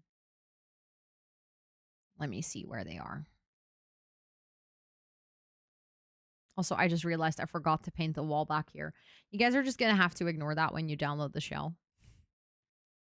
But these ones. Okay, I'm gonna have to quickly place a wall. I'm gonna delete the wall again, but that's just because these things that I just tried to grab, they will not place if you don't put them on a wall, which is highly annoying. So I'm just gonna put them and then I'm gonna remove the wall again.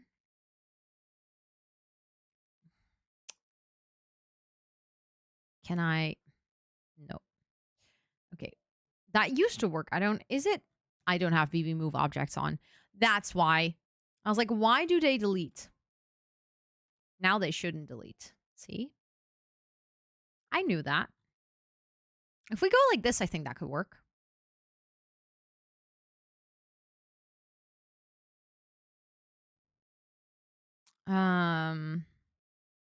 I'm not entirely happy with how that roof connects over here, but I'm afraid that if I want to connect it over there, that's the only way that I'll be able to do it.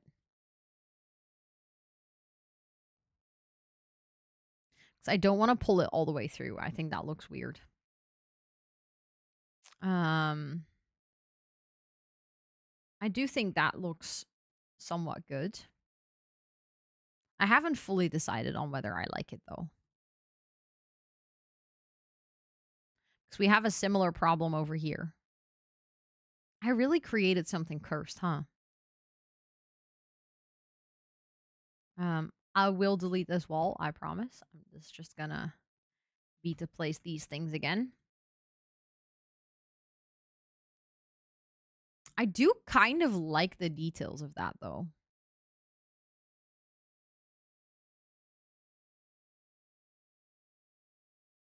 Like I like how that sort of adds almost like a modern feature to it.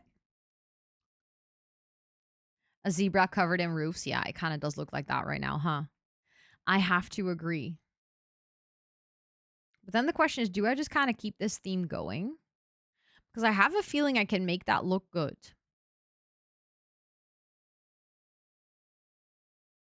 Um, because I could just do the same over here.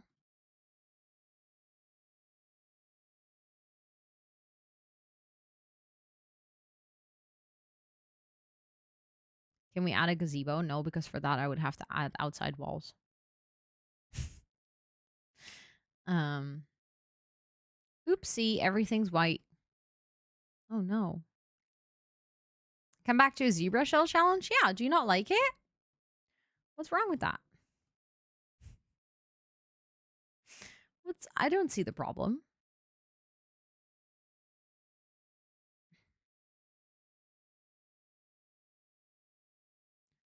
Mm,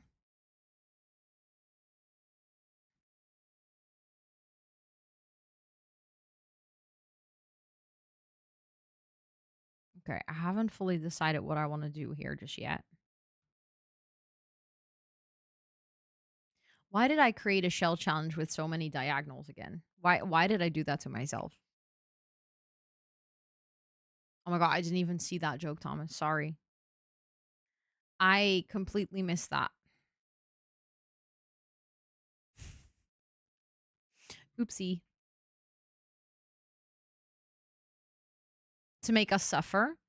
Yeah, but I have a feeling like that is backfiring right about now. Because, like, what is this? Yeah, and I can't even blame anyone but myself. I think that makes it even worse.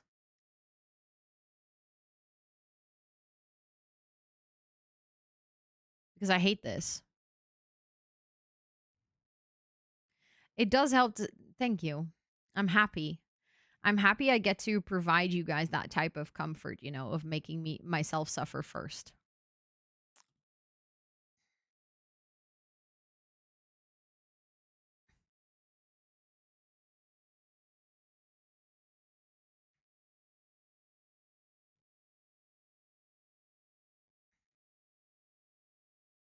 That's just infuriating.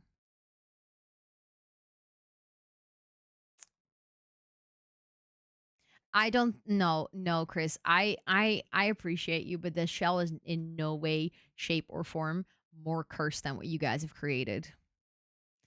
The abomination that you guys created for me is definitely more cursed. I'm there. Yeah, that's just what it is.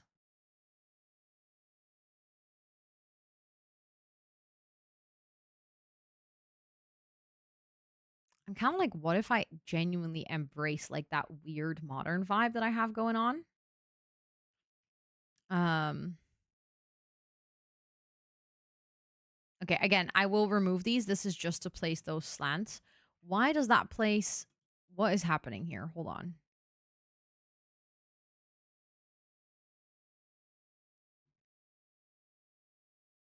Is that the right place? Yeah. No, that's not the right place, actually. Oh my god, that's infuriating. That's also not the right place, though. Oh god, diagonals. Oh my god, diagonals in The Sims are. I hate them. I hate them so much.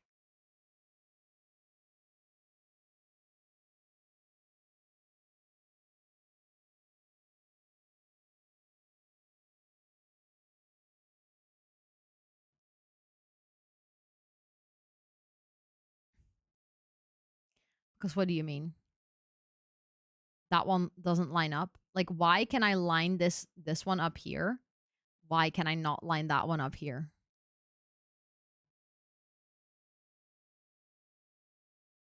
Also prolonging the side roof. Oh, you might be onto something there. Hold on.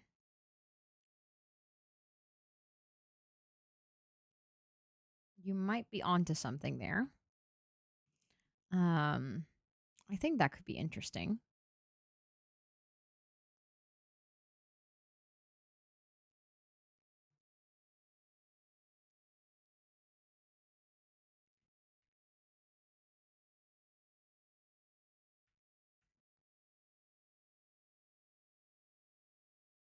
I could see that work.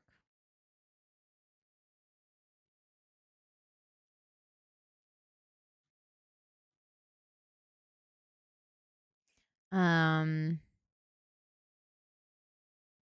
No, but they connect to a diagonal wall and then everything in the Sims becomes messed up.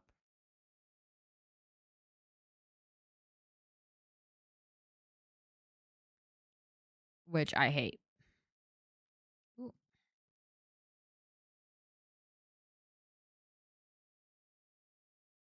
Hmm. I don't know just yet how I feel about that part, but I do see the potential in this.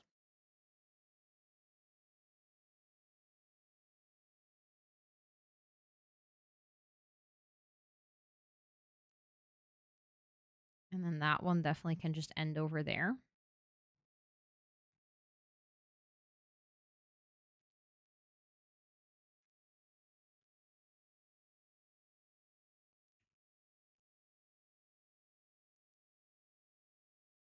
Mm. Okay, I know that I would have to move those again. Which I can now just do, by the way, because they wouldn't be close to a wall anyways.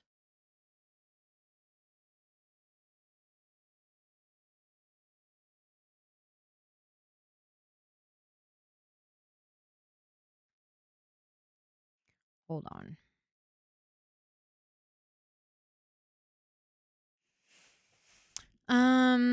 Yeah, that's what I was thinking as well. I think we're gonna do plant fillers and stuff to make those spaces like, I don't know, just make a little bit more sense, I think. Also, thank you, Lena, for the uptime reminder. I appreciate it. Hold on. I need to put on some lip gloss. I think I might just go to the end till the end of stream. Because we have 1 hour 45 left. Or I might eventually, like, I know we have an ad break coming in now, but I don't have to pee yet. And I feel like maybe in like half an hour or something, I'm gonna have to go pee. So I'll save my little. Oh, that's not aligned at all. I'll save my little break time for when I have to go pee later. Or I'll just go until the end of stream and then I'll just wrap up.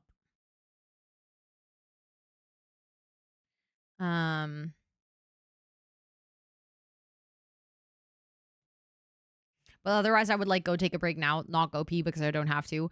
And then in like 30 minutes, I'll be like, guys, I need another break. Okay, hold on. Because then we would have to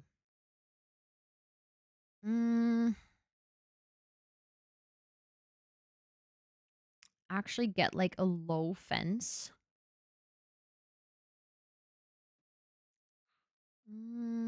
That feels a bit like, I don't know, something like this. But then maybe not that because I don't like the... Wait, there's a stone version of this? I didn't even know that. I wish we had something like this, but like a low version. Because we have this one, but that...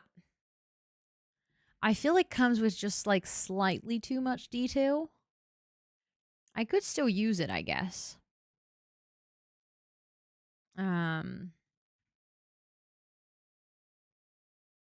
I do see that. Like, I like how that connects. Also, I will change the color of these things. Because I'm not the biggest fan of the super orange wood. Ooh.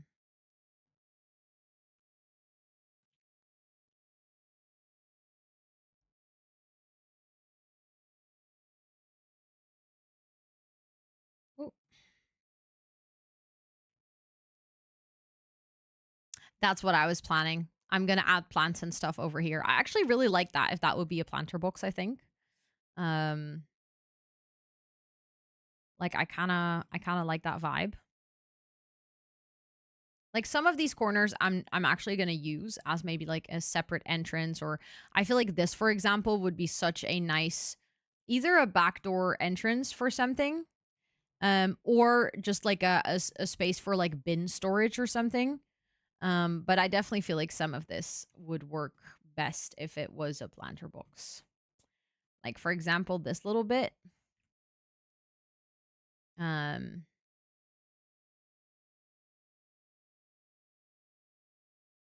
Although with this bit, I'm almost like tempted to...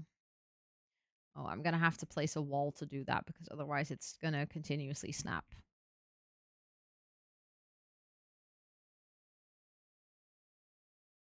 I almost wonder if it would look good if I fully encase that.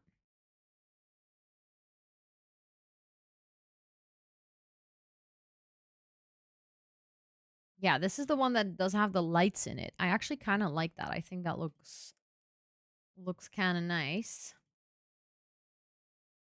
No, I meant to delete that inner part. There we go. And then if we add like a little bush in there.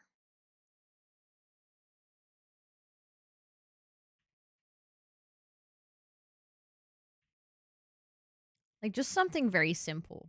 And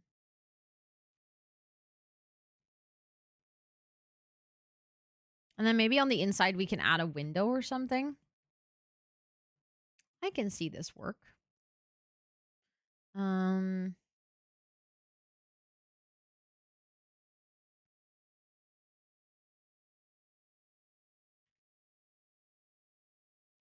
Hold on.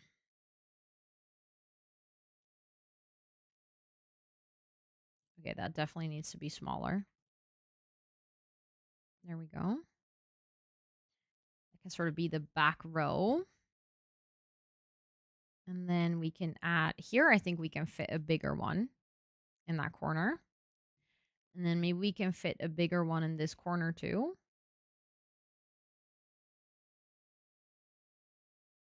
Oh, I am specifically notorious for not using keyboard shortcuts. Just because I forget them. Like, my brain just refuses to remember them. I really want to use keyboard shortcuts because it would save me a lot of time in building. But my brain is just like, after all these years, even like in game mode, I just cannot remember them. Also, I'm weird in a way that I play half on the Sims 3 camera, half on the Sims 4 camera, which also requires me to switch back and forth a lot. Also, hold on, there's something. I think it might be that effect. Yeah, there we go. That makes things more see-through or less see-through. No, actually, the previous one was better, I think. I feel like my reshade like slightly changed recently. No, that is better actually. There's a little less contrast in it.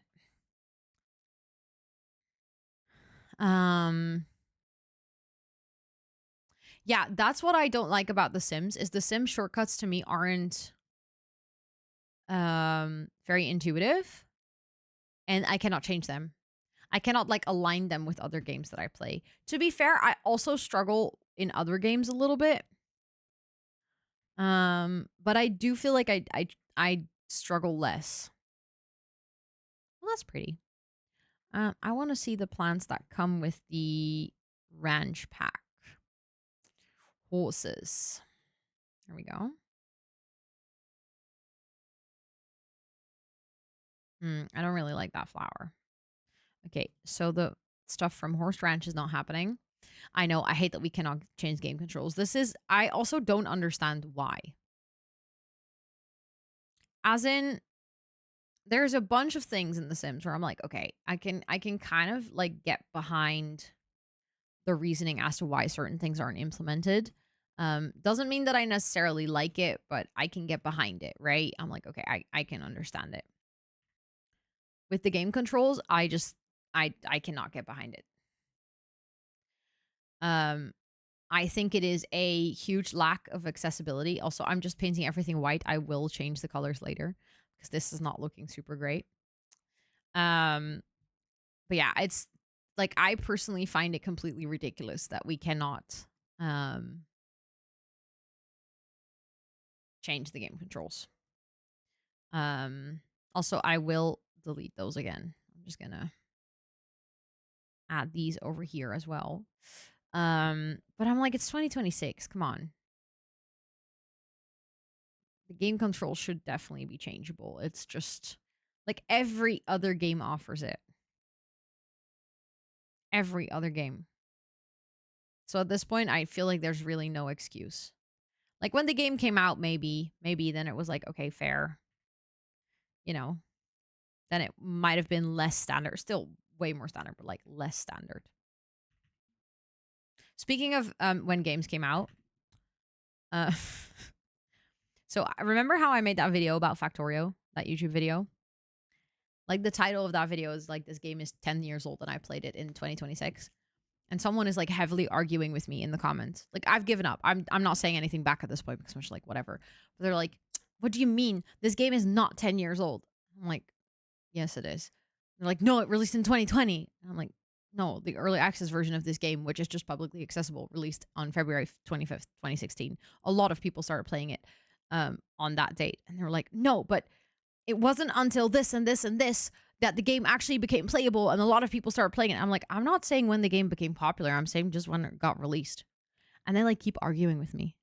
I'm like, Google is free, mate. You can just look it up. You can look up that you're wrong. I know it's awkward, but no, I don't think we're ever going to get it either, Lena.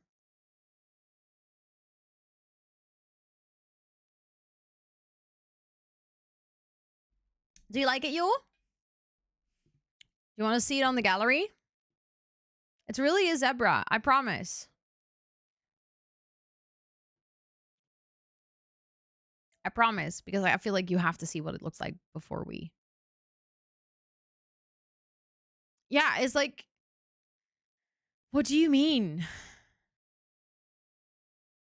You can look up that you're wrong is gold. I should probably say that to them next time. I haven't said that, but I should probably say that. Look, do you like it?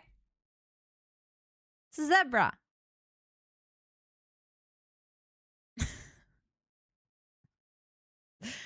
It looks a little less like a zebra now because I've added roofs and stuff. We're turning it into an animal, like not really shelter, but we're turning it into a vet clinic. Wait, after 17 years? That's wild. That is such a long time. Almost upset. It looks good. Thank you. I shall take that compliment. Um 17 years is actually low-key ridiculous. Like I'm concerned but also impressed. Um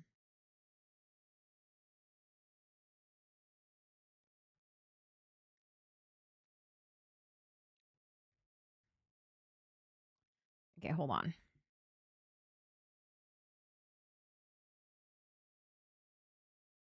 I feel like a little car park on the side is going to help a lot with selling that this is a public building. Although if I want to do a frame around it,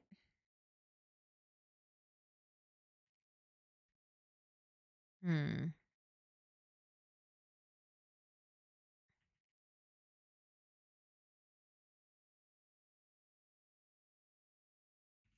Wait, if I'm going to do a frame like this, I actually don't have, then I can just go all the way to the edge. I initially wanted to do the frame um out of an actual fence, and then I was like, oh, then I have to go back, but I don't if I'm going to do it like this.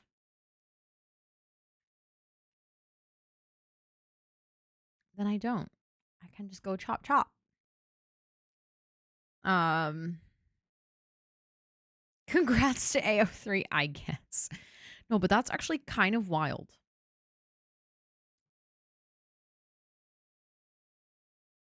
Like 17 years? Damn. I don't know if I should be concerned or impressed. Um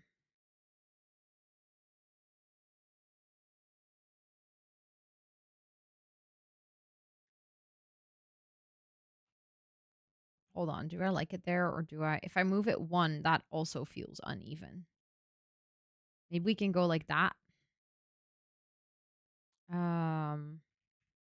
Oh, I'm looking for car, but beta opened in 2009. Wow. Okay, I don't think I'll ever complain again about games being in early access for a long time. That's low-key ridiculous. 17 years. What did they have a reason for it?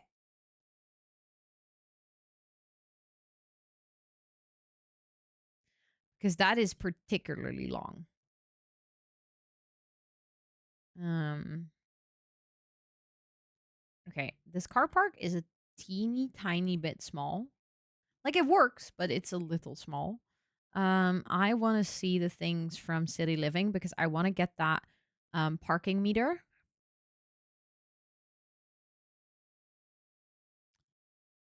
And I think it's in here. Actually think it's live edit, not debug. Hold on.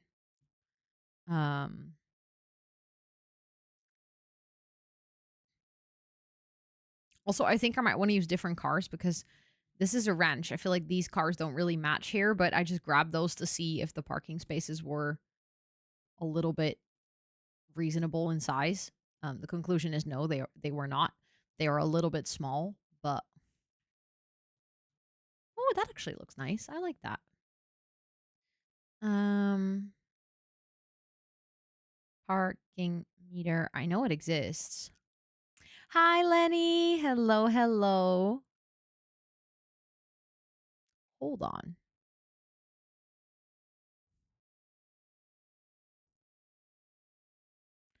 Either I missed this all this time, or it's just brand new.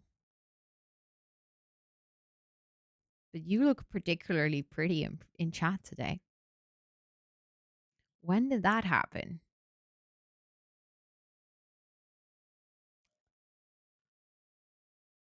Yenny! Hello?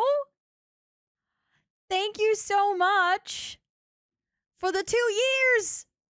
What? Thank you, thank you, thank you. Please enjoy all your subby perks for a whole month more. It is really good to see you. Also, it happened today. Oh my goodness. Okay, I'm happy that I noticed then. Because I was like, did I just completely miss this for like multiple days? I am so proud of you. I'm so happy for you. Huge congratulations. So incredibly well deserved. I know that we had a chat about this last year at TwitchCon. Um, and I am so proud of you for like doing it at your own pace because I know we talked about this and I know that we were like talking about how to go about this and stuff like that. And I do really feel like you did it your way and you reached it, and that is so freaking well deserved, and I'm so happy for you and I'm so proud of you. For anyone who's missing what we're talking about, look at Lenny's purple badge. Lenny got Twitch partner. I'm so happy for you. Genuinely so happy. Also, does that mean that we get to partner party together? Tee hee. um, but that is amazing. And also, Yenny, thank you so much again for the 24-month resub. Thank you, thank you, thank you. That is such a long time. Didn't even know, right? Like I saw it from the corner of my eye. I was like, hold on. Hold on. But that's so amazing. That is a huge milestone. That is a huge milestone, and I know that you've been working towards it for a while now, and that it's something that you really have been wanting to get. So, I'm really genuinely so happy for you. Okay, I actually do like these two planter boxes, but um, I can't believe that like the 2-year resub happened at the same time as me seeing the partner badge. Like both are so awesome. It is very fitting. Yeah. Unfortunately, I have different plans that exact weekend. Oh, too bad, but that's so fair. I mean, life happens, you know. That's a sucky thing with planning. Sometimes no matter how bad you want it, you just cannot plan around it. So I totally get it, but we'll do it again another year. I mean, there's plenty of years upcoming, so I'm very excited. That's so cool. Your muscles can finally rest from all the pushing. Yeah, you worked really hard for it. I knew that. I feel like so many of you guys here in chat worked. Can I size this down slightly? Like if I size this down, does that look like a weird size car? Maybe a little bit, but I like that car way better than the other cars.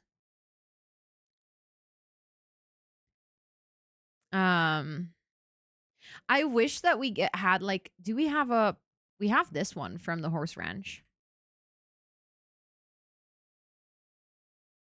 I feel like we should at least have a little bit. True. Now it just looks like a normal European sized car. You're so right. Also, I feel like this one probably parked reversed because they're cool. And I feel like they also didn't park perfectly straight.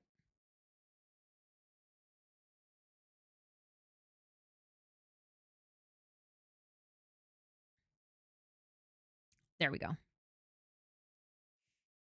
I know, right, Lenny? Isn't it absolutely bonkers? Like, my mind is absolutely blown away. I can't believe we legit passed. We didn't just pass 2K. We like very well past 2K. And I don't even know what to say. It's really cool. I'm really proud of this community. Okay, so then this is going to be the entrance to the vet clinic. That was kind of like my vision. Those cats and dogs come with like a good door for this. We have that one, but I don't know if that entirely fits the vibe. I might focus a little bit more on horse ranch than on cats and dogs, to be honest.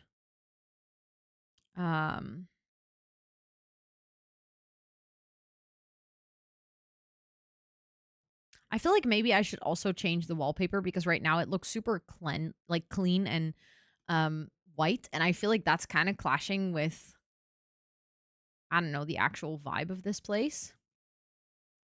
I do like some good stone details. Honestly, maybe not even details. Maybe the stone should be like the main one, and then I will like see if I can do, Because if you do entirely stone, that looks a bit weird. Also, hold on. No, I didn't mean to rotate that. Hold on. I meant to grab that one. If it's entirely stone, I don't think I'm the biggest fan of that. Wait, why is that happening here? Because that's not needed over here either. That's beter.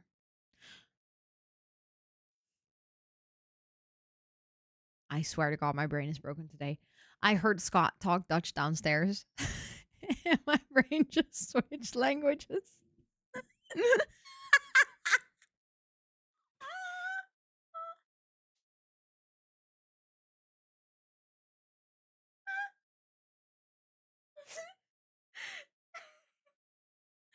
What's going on today with my speech? Je hebt gelijk, meid. Dat is wel echt beter. I am genuinely so confused as to what happened there just now. I was literally, like, Scott started talking to Toot in Dutch. Brain just swapped immediately. I low-key think that's hilarious. My brain was like, okay, sure. Sure, we can do that. Let's go, Fanny. That's amazing. Oh, I love that. That is such a thoughtful thing to do. Like, I feel like so many people really benefit from people who do that. So thank you for doing that. Yeah, you were like looking at, you're just like, what do I hear? Hold on.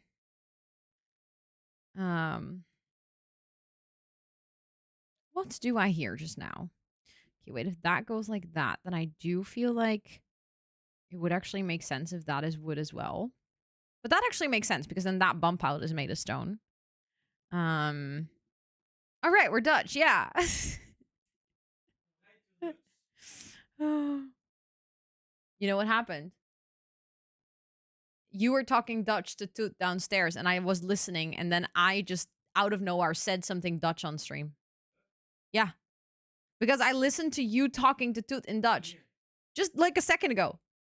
You were talking downstairs to Toot. You don't remember this. He doesn't. I promise it happened. You said something, and then I just go, yeah, that's beter. About my shell challenge. Yeah, because I changed something, and I was like, oh, that looks better. Oh, yeah, that's beter.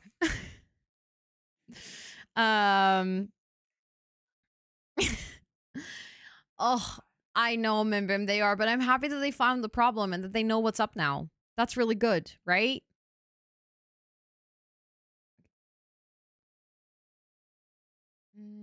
Is there any way that I can make that connect a bit? I mean, that already looks a bit better, I guess. Is wel beter. See, now I'm going to think that every single time I say that looks better, I'm going to go like, that's wel beter. That was one of the weirdest brain glitches ever. Especially because it was so involuntary. Like, it just happened to me. I had no control over it. I mean, that's kind. I am losing my mind, yeah. I'm trying to figure out because this roof, maybe I like it if it's dark. I didn't like it in the brown shade, but I kind of like that, honestly.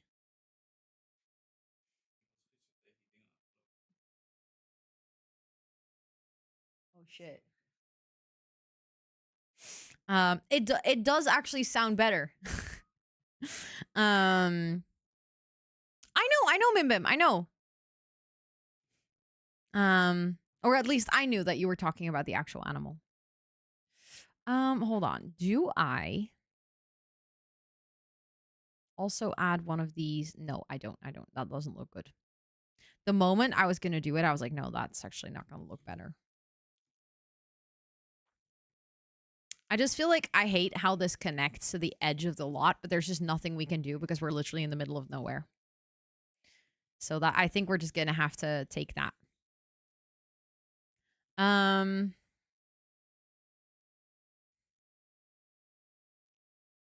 Okay, I do think I want this side to be wood as well. And then that side on the inside can maybe remain stone. And then I think I want to add this fence over here as well, because that can just be a continuation of the planter box.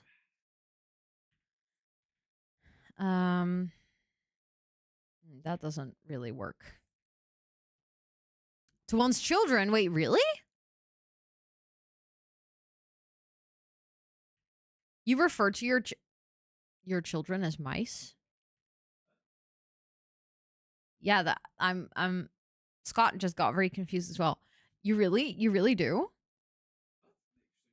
Oh, that apparently Germans refer to their children as mice.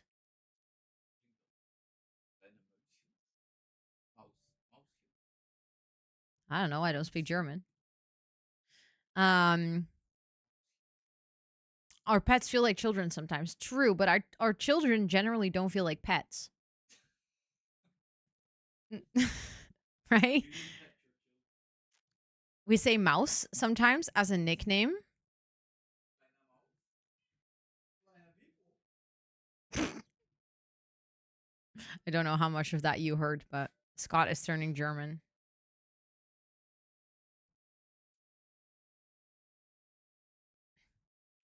Or mousy? Wait, that's actually kind of cute.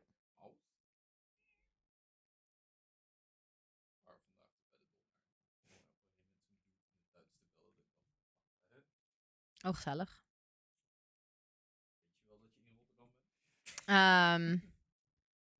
Wait. She does, Teuki? But that's actually kind of cute. I mean, cucaracha, yeah. That's kind of cute. Mauschen. Ja, hier. Mauschen. Mauschen. That's true. You say tuchen. Tuchen. I can't even say it very often. Toetchen.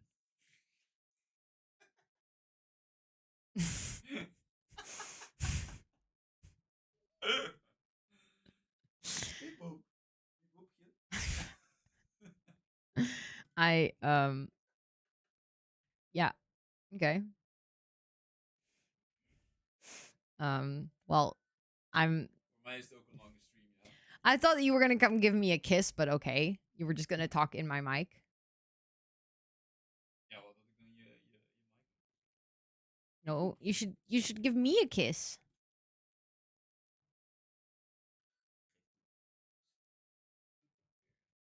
Okay, hold on. Because even though it might not sound like it, I'm still trying to build a shell challenge in The Sims. Wait, what is the German word for sparrow?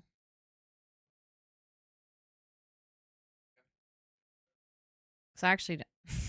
Lena says, Scott, she wants a kiss now. Kiss her. I don't want a German kiss. No. He ruined it.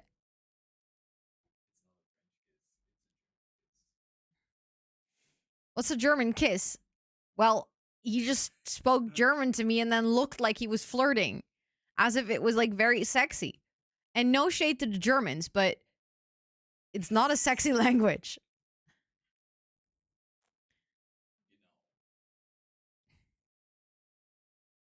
Nicht ganz geil. Don't flirt in German. No, exactly. It's Spots, which is often affectionately used as a pet name for your partner. Don't tell Scott that. Wat? he will now start using this. Spots.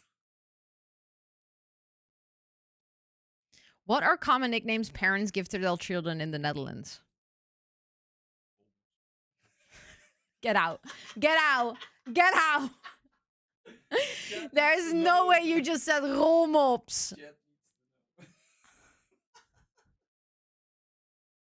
No. Oh yeah, Smurf is actually something that I've heard quite some time. I used to remember when I was in high school, there was like a time where people would very often say like poepie or scheetje, Ja. which is disgusting. It's literally both. Poopy or farty. Yeah, it's just literally like Fartje. just like tiny fart. Fartje.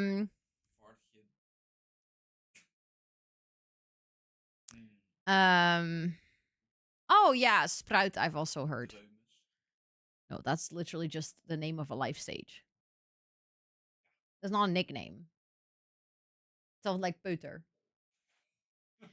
Dat No. zei, ja, dat zei tante zus tegen Vince. Dik erop. Um. En ik was langer, dus ik kon er Oh beter. yeah, same Thomas. It's great. That is a good one. But I don't think we have like very shared nicknames for children. I feel like everyone just kind of does their own thing, but it's Oh ja, aapjes. yeah, monkey, aapje. I've definitely heard that one.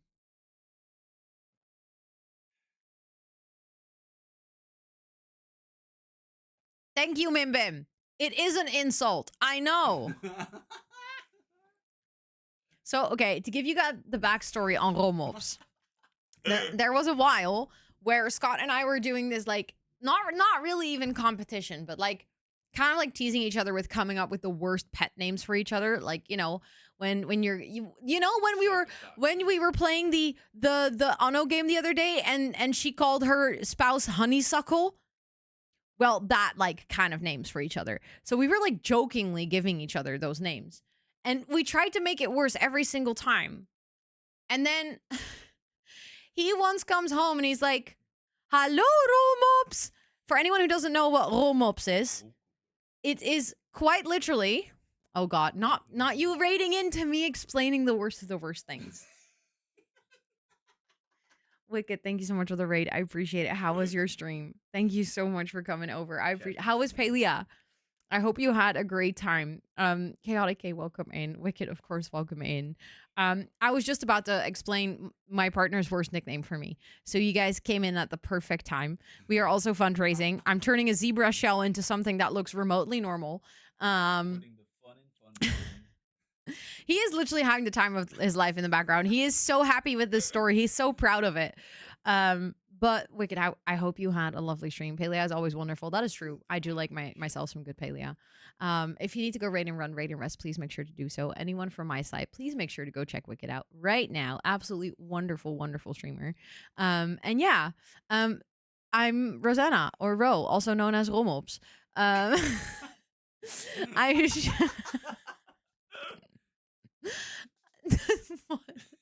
Thomas, nee. Nee. Mijn wipmolentje. Wat?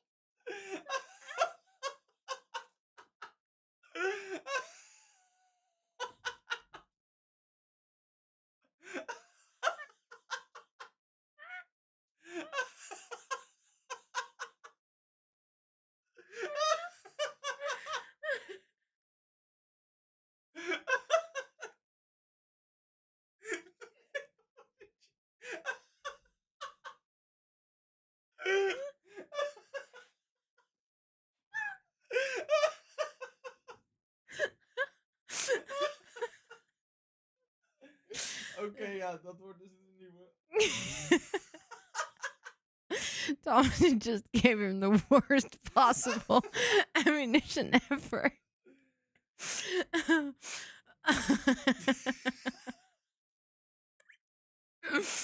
Oh. Oh, okay. So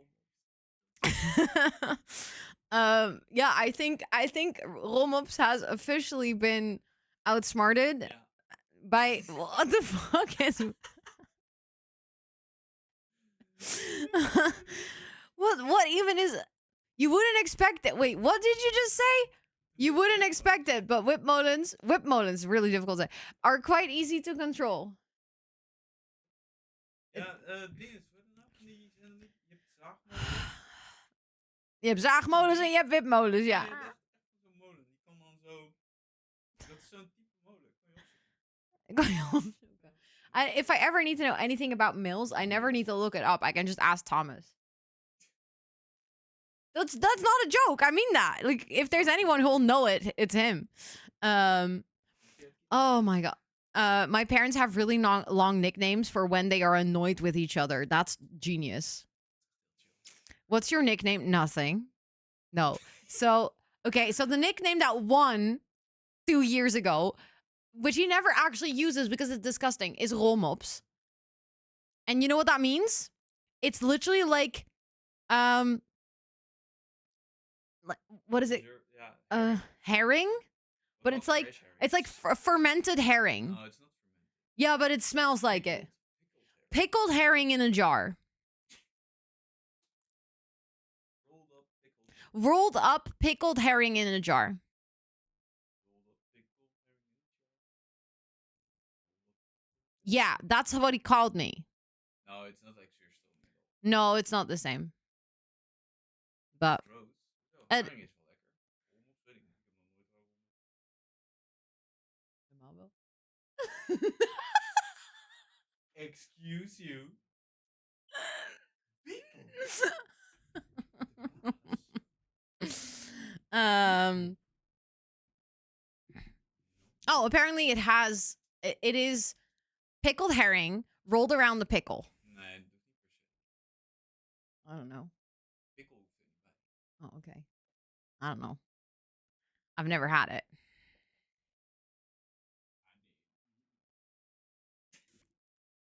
I love how some of you guys are it's with the pickle and some of you are like, no, it's without the pickle.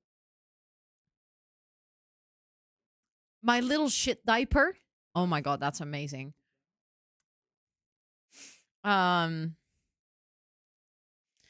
Anyways, I feel like Thomas just won. No matter how we look at it, Thomas definitely won this. And I am concerned. Okay, so I am still trying to turn this into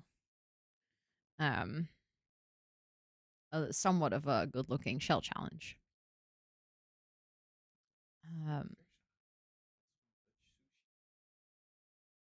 What? Verse haring is Dutch sushi. Het is letterlijk hetzelfde. Het is gewoon rauwe vis. Never looked at it that way. I'm now slightly concerned. Goede haring is oprecht echt goede, lekkere vis. Waarom de fuck? Dit is letterlijk hetzelfde als sushi. Alleen wij hebben geen rijst, dus ja, dan doen we het maar. I looked it up. There's a wipmolen that's also called a zaagmolen. Hier, ja, dat zei ik toch? It's called the dekkermolen. Anyways. Why am I not seeing there? Horse ranch. Okay, but I am.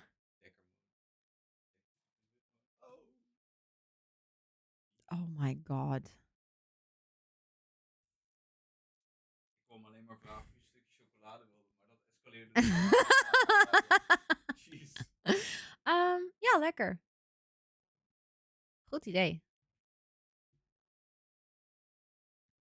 Scott just wanted to ask if I wanted some chocolate. Well, apparently he knows stuff about windmills. I didn't know this either. Well, that you knew what a wipmolen was.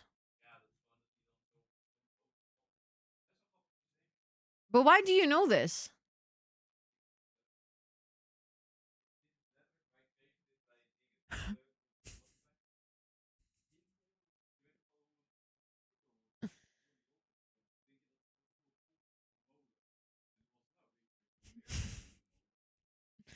The way he's lecturing me about mills right now. He's like, oh, je weet toch wel hoe ze polderen? Nou, hoe denk je dat ze dat dan polderen? Dan maken ze toch met een... Ja. Also, yes, Abu, I mean, it would be a great alarm. If I need to get up, just say that to me and I'm like out of bed.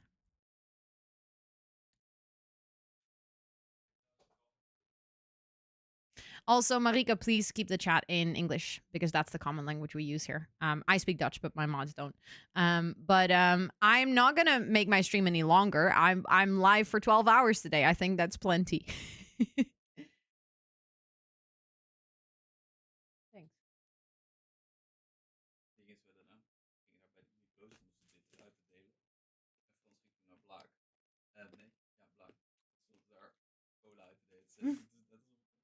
Ja.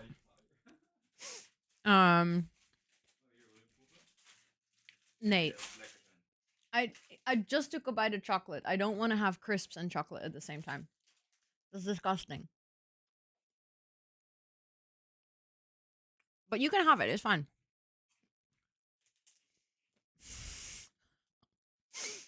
I'm being so distracted by Scott. I'm just trying to build in The Sims. Thank you. I'm just trying to game seriously here. I'm just trying to be a gamer. I'm putting the fun in fundraising.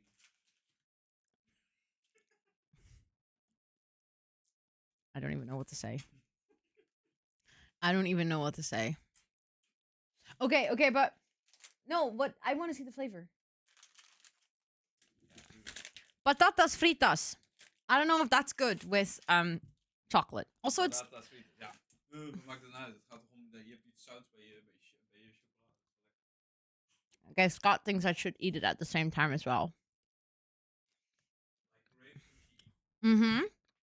Oh, the zebra. It's zebra shaped because we're fundraising for the EDS Society, and the zebra is the mascot of EDS.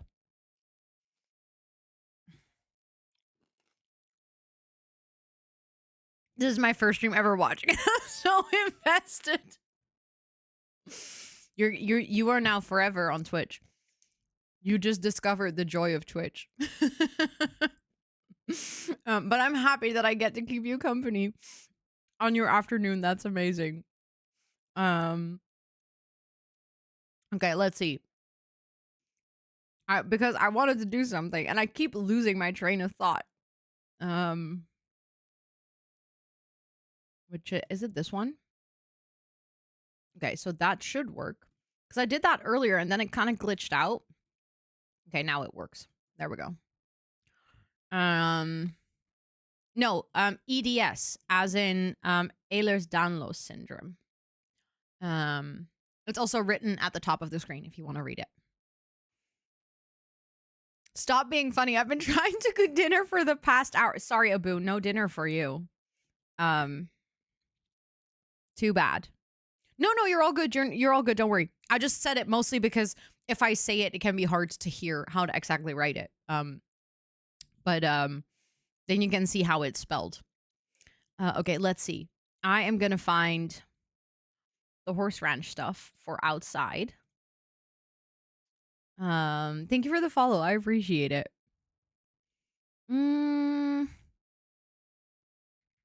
Okay, I don't really need that. I need more something like this so that the horses can, like, if you want, you could do some horse training here.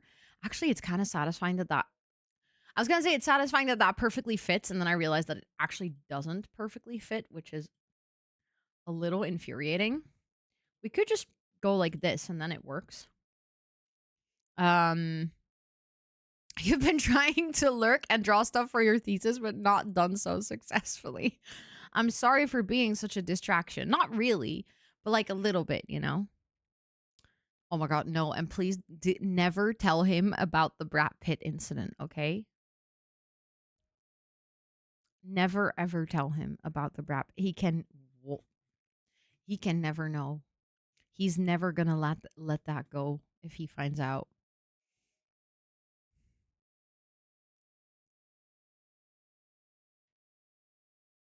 Wait. Why do I kind of like that? He's not here right now. But nice try. I see what you did there.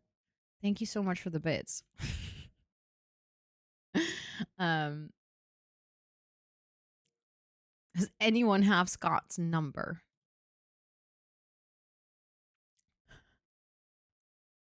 That didn't even play. No, the Texas speech is from 100 bits and up. And also he wouldn't have heard. He's downstairs. And we don't talk about the Brad Pitt incident, okay? I could. Hold on. Maybe that could look nice. Oh. Well, that's awkward. Because that connects there.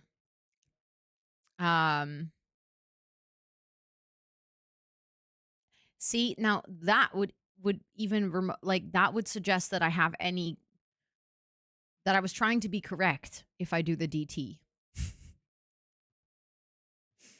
um is there a clip to understand? I don't know if there's a clip of the Brad Pitt incident. Can I have your boyfriend's number only for emergent? I'll think about it.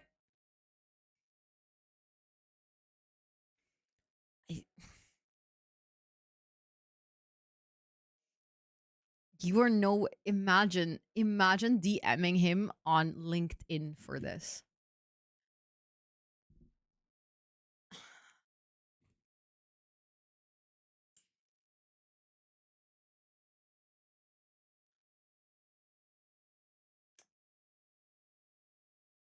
I mean, I would respect it.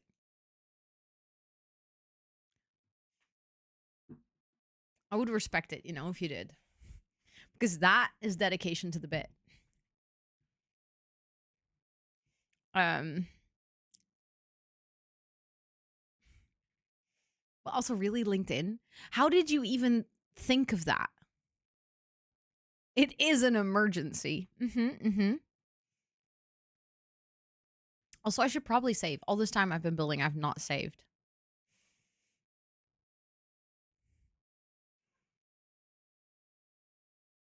That is so funny. Out of all the places, you're like, LinkedIn is the place. Imagine receiving a LinkedIn message about Brad Pitt. You know what? I don't think he would even be too concerned. He would just be like, okay, sure. I have no context to this, but I guess I'll take it.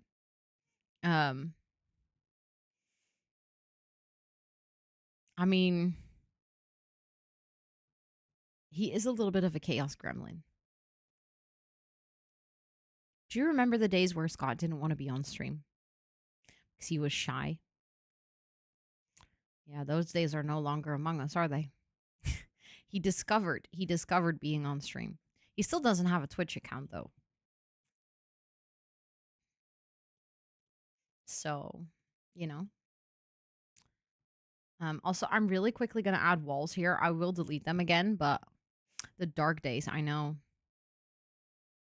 He can just walk in, true. That's what he says. He's like, yeah, I don't need a Twitch. Also, my game is literally frozen. Thank God we just saved. My game is frozen.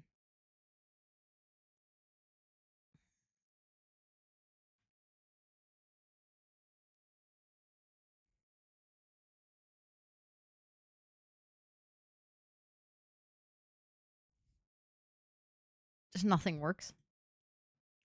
Did you save? Literally like 10 seconds ago.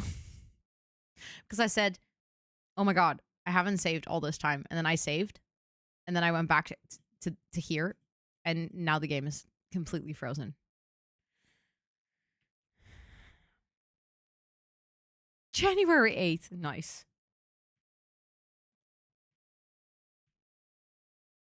Ooh. Oh, wait. I think it... Shit, now I closed it. I think it just loaded.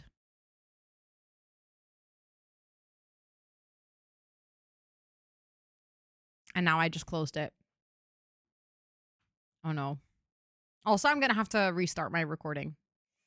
Yes, of course, Chris. Go get your rest. Thank you so much for being here. I appreciate it a lot. I hope you enjoy your sleeps. It was really nice having you today. Yeah, I think I might have fucked up because now my game's gonna close and now I'm gonna have to restart it, which is gonna take forever. There's also an update to the EA app, which has been like really pushing me to install. I'm gonna skip it for now. I don't want to do that. We're just gonna, and then remind me that I have to start my recording, okay? Because it auto records, but when my game crashes, it basically stops the recording. But I want to make this into a video. Um, it's too bad I had a flat tire and I had to leave my bike at work because theoretically I can cycle to road, tell Scott, and go home. Yes, that is correct. Theoretically, you could also take the train to my house, tell Scott, and then go home. Would be an option. Also, party gamer girl, welcome in. I hope you're doing well. That takes longer. I mean, it's definitely faster than a bike with a flat tire. Or drive. Yeah. A drive-by rat pitting is diabolical work. Is that a verb now? What are you doing today, brat pitting?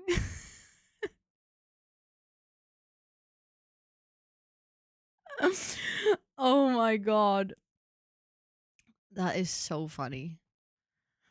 Such words have never been written.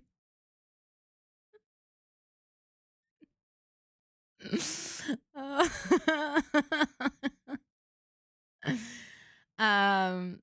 um, if I drive, I would sure have to go to jail for it because not only do I not have a license, I would have to steal a car.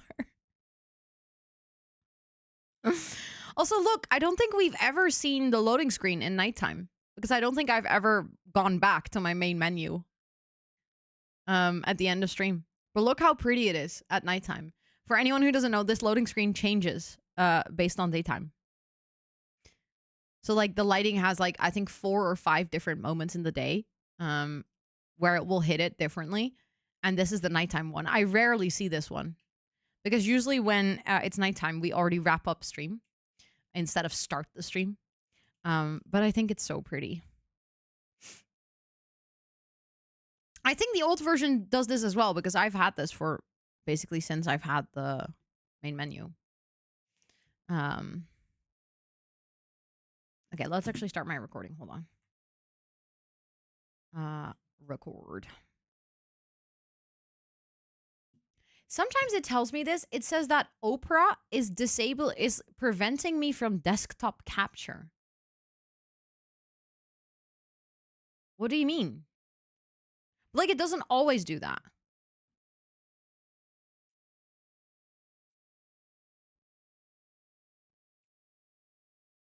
I don't understand why, though.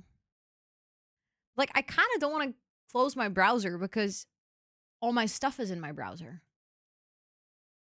Like, all my Tiltify and stuff. You went straight on a roundabout.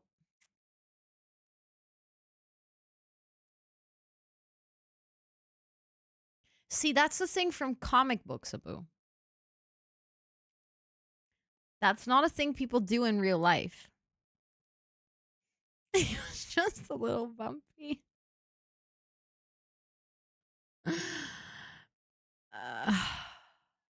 Okay, I'm gonna just close my browser then. If I can't record with my browser open, I'll just close it. That's fine. Still don't understand why it's a problem, but fine. Depends on how... Yeah, okay, so how big was the roundabout?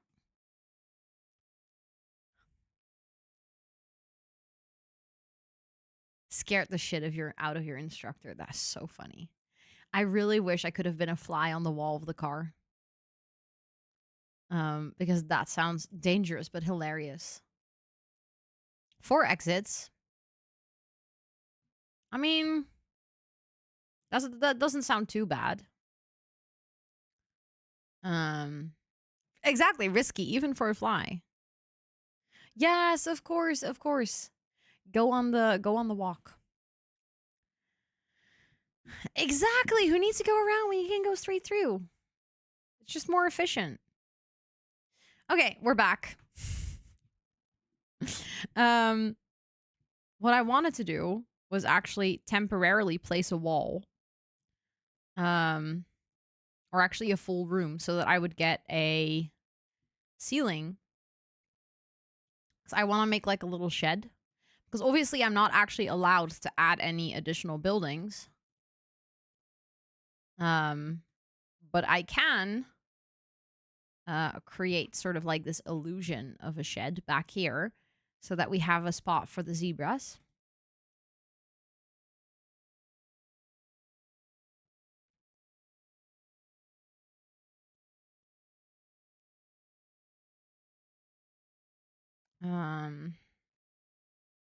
Okay, there is a thing there, but I kind of want to add an actual floor part so that I can add a trim around it because I think that will look a little bit better.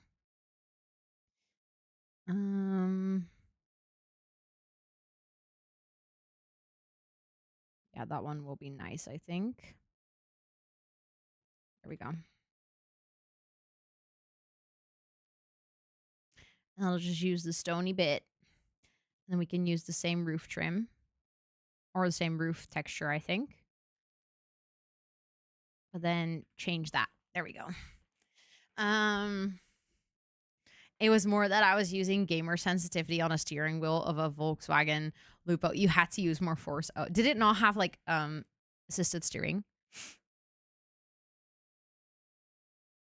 You were thinking that you were like doing like the Wii steering wheel?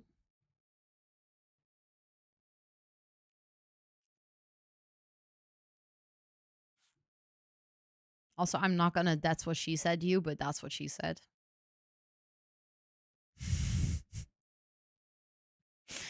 I should be it's you know, guys, I've been live for 11 and a half hours, okay? It's been a day. I'm just chaos gremlin. So now, moet je nou eens horen. What is up with my Dutch today? It's Dutching so strongly. At DreamHack, I tried one of those racing sims. Like the full setup. With like the steering wheel and where you have to like actually do the gears and stuff.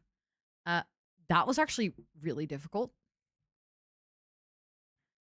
I was low-key surprised with how complex that was and how much those machines make you work. It is so much funnier because I was literally, I don't speak Dutch on stream. Very true. Very true. Maybe I should just start speaking Dutch on stream. And then my mods are like, what are you saying? We don't understand you anymore. So you started the day with breakfast and lies. Well, I mean, look, we can have a placeholder. That's a placeholder. Well, not really zebra, but just to give some scale to things here. Rebrand, surprise. Surprise.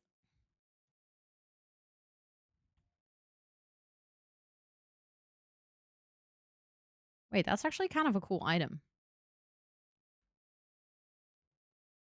Why do I feel like that really fits in that corner? And to be fair, I don't always understand English either. Very valid. Oh, that's a whole village. Didn't mean to place that.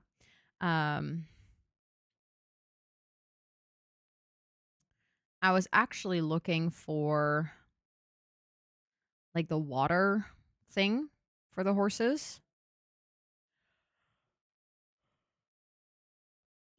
Sorry for the yawn. Like, I don't even feel that tired. But I know that once stream is done, I'm gonna not really crash, but I'm just gonna be really sleepy. I'm gonna be very, very ready to go to bed, I think. That's good. And then, oh, I'm not excited.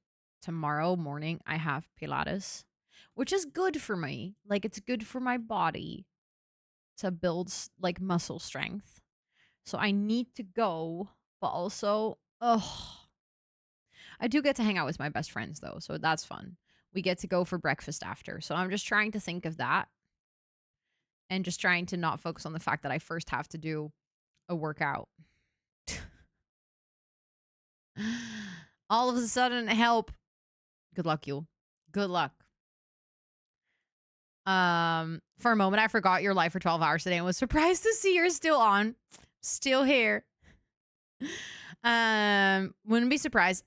I feel tired after a long day like this, but not even that much more tired than an average workday, to be honest. But let's be real. On Mondays and Tuesdays, I normally do 7 hours of co-working and then 3 hours of gaming. So that's 10 hours. And then in between, I have like 2 hours to prep my next stream to make dinner, which also all feels like quite busy. So if I come to think about it, my Mondays and Tuesdays are usually 12-hour days. So I guess in a way I feel like specifically for streaming, I've built a certain stamina for it, I think.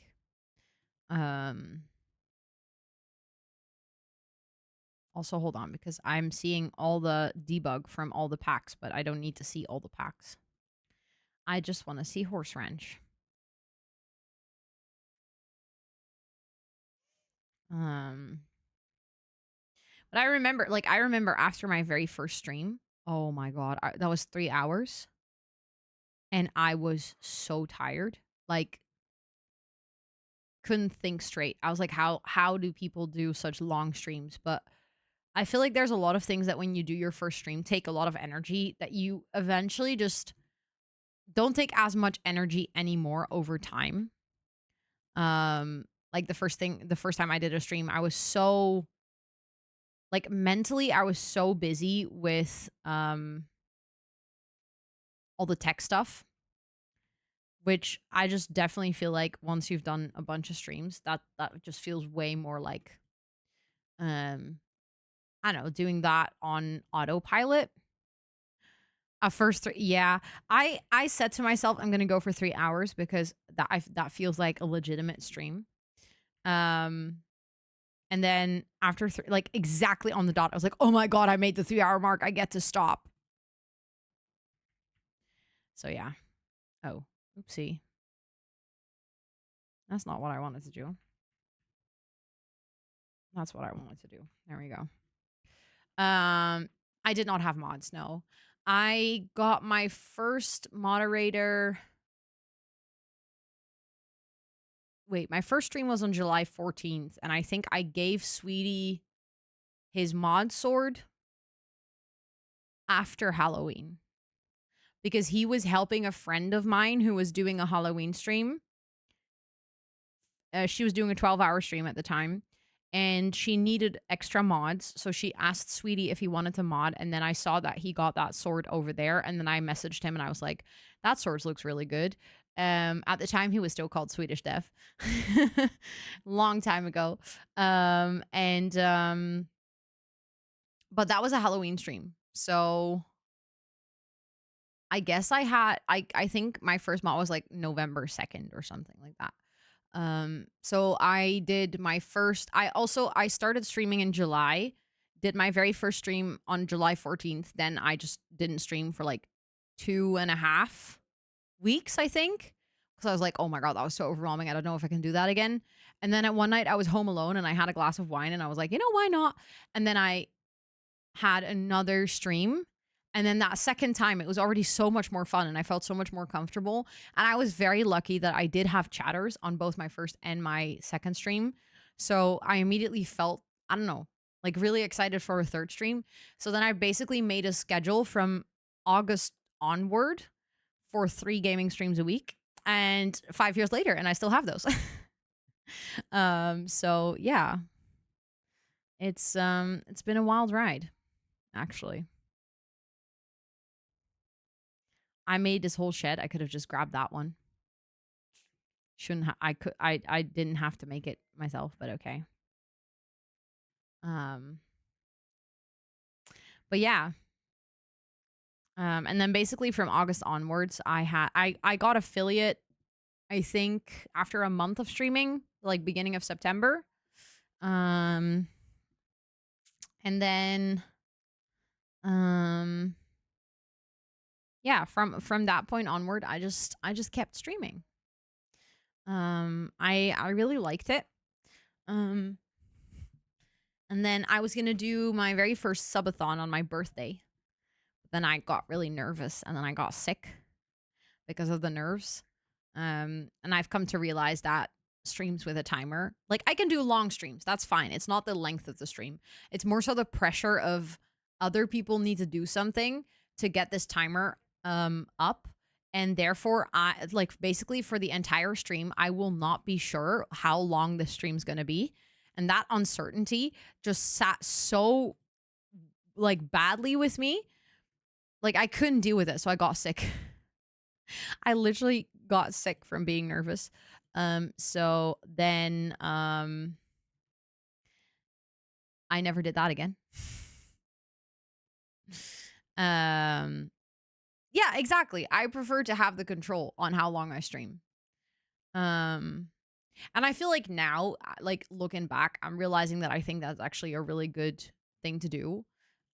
Because having the control when you need to monitor your energy levels, like that's also the thing. If I now go, also I can't believe that I didn't even notice you said that. And then I was like, I just fell for that. I can't believe you did that to me, Abu.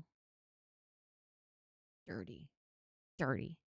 Um, but it's like if I don't have the control, like what if midway through the stream, my energy runs out, but then people have like gifted subs to get the timer all the way up. Then I'm like, I would feel so bad for then ending early. Whereas now I would still feel bad, but people haven't paid to make this stream go for very long. Um Also now everything I say just sounds dirty in my brain. Why would you do that to me?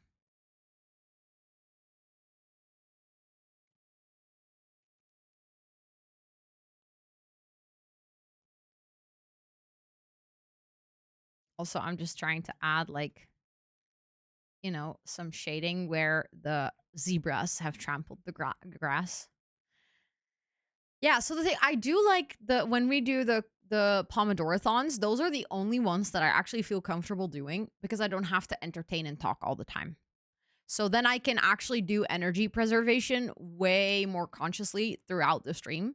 So like if we do the Pomodorathon, like if we unlock it this time around, for anyone who's never heard of the Pomodorathon, it's basically a co-working stream where we start with X amount of pomos and then there's a maximum amount of pomos to unlock by donating to charity.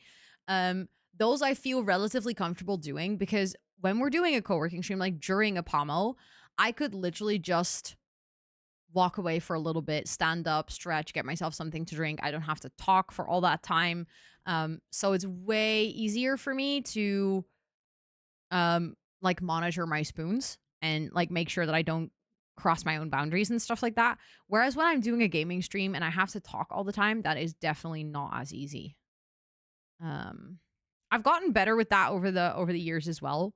'Cause a part of that is also just practice, I think. Um but yeah.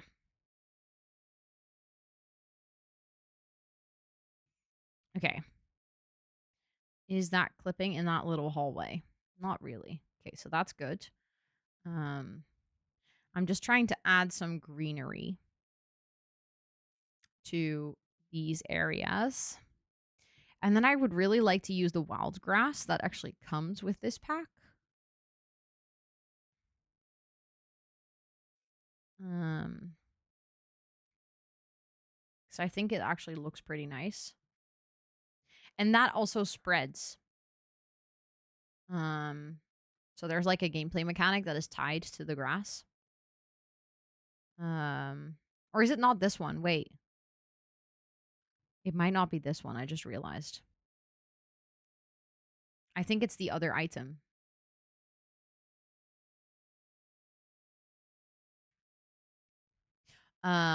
Is there a deadline for the show? Yes, May 7th. Because we're gonna do the tours on May 8th. And I say that from the top of my head, so don't pin me down on it. I listed it on the gallery thing. And I will also add it to the graphic that I'm gonna publish tomorrow. Um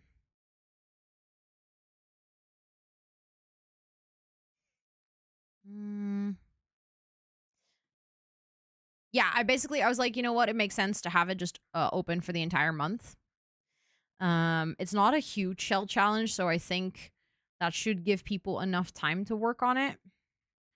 Um, and then I think um, we unfortunately will only have one stream to do tours this time around instead of two. Normally, I try to do two. But there's actually a lot of things happening right around that time as well. So we talked about it a little bit earlier, but first, at the end of this month, we have the early access period for Loftia, which is very exciting. But that is a closed beta test, which means that there's an end date to it. So the moment that we get access, I want to play as much as possible because eventually the access is going to get revoked again and we won't be able to play for a while. So I really want to make sure that we utilize that time as much as we can. Then once that is done, it's almost time for the release of Palia. No, sorry, not Palia. Paralives. Wow, start it with the same letter. Great combo. For how long do you have access? From the top of my head, from the 24th of April until the 5th of May. So on the 5th of May is our final day. There's also going to be a really cool raid train. And on our very first stream where we'll have access, I am going to be giving away a code to the closed beta as well. So if you're going to hang out in that stream, you'll actually have a chance to win access for those days yourself as well, which I think is really cool. So yeah, that's going to be a pretty big release, pretty exciting. And then when that is wrapping up, it is already May. End of May, we have TwitchCon. And in between, we have Paralives. Or towards the end of May, actually, we have Paralives coming out. So I want to make sure to play that. And then in May, there's something else that I can't really talk about yet that we're going to have to spend time on. Again, when I can tell you, I will tell you. But unfortunately, I cannot tell you yet. So yeah, May is gonna be pretty busy with some exciting things. And then this year will be calmer, far less crazy. I mean, weirdly enough, it does feel calmer.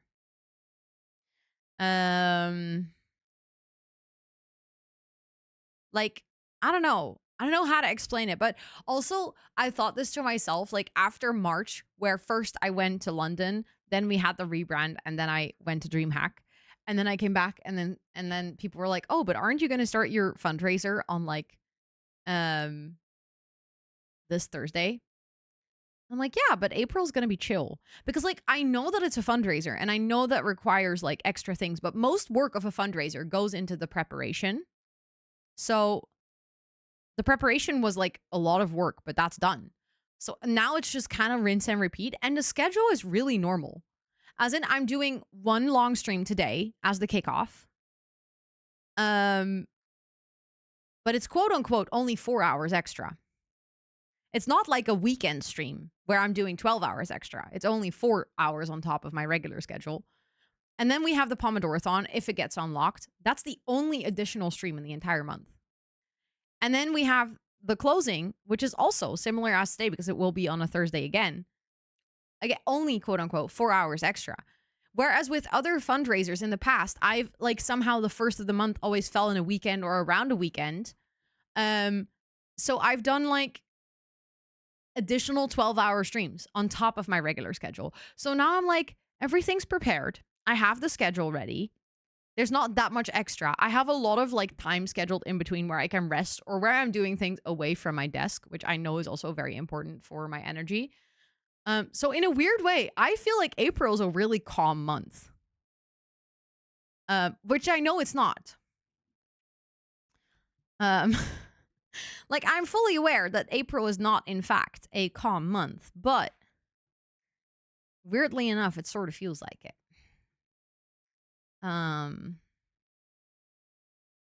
It sort of feels like it.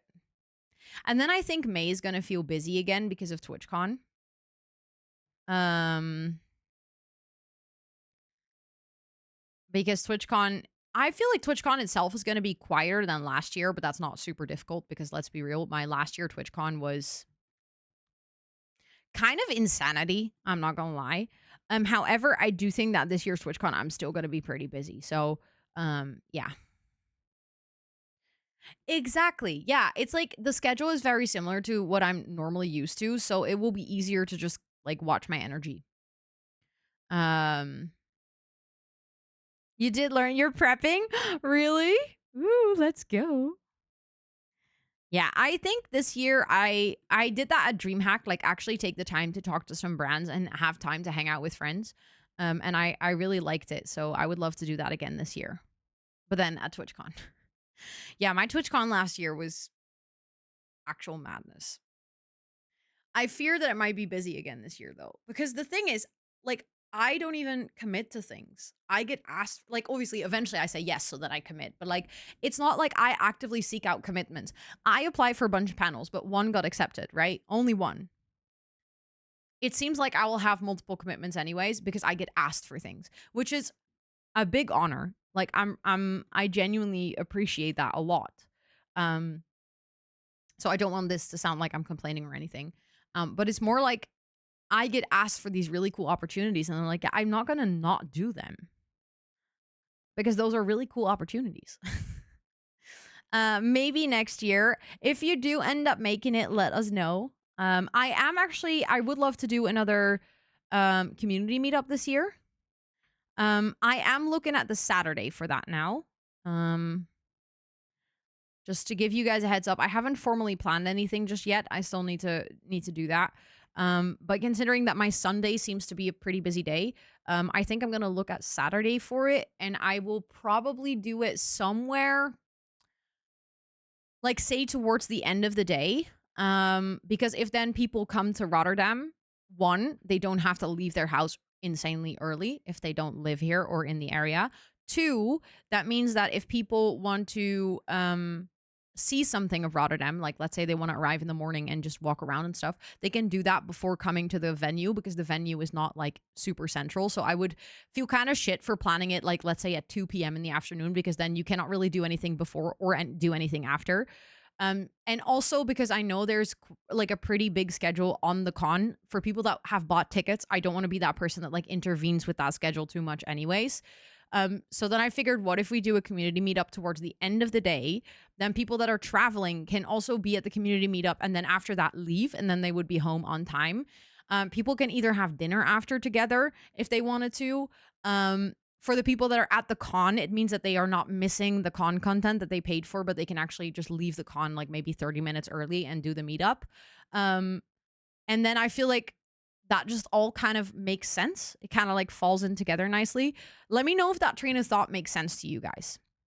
Let me know if that sound like something like if I were to host a community meetup, I would do it outside of the con, like just I think in front of the con, so that it's easy for people to find. On which date? The Saturday, because my Sunday is completely full. So I won't be able to do anything on Sunday.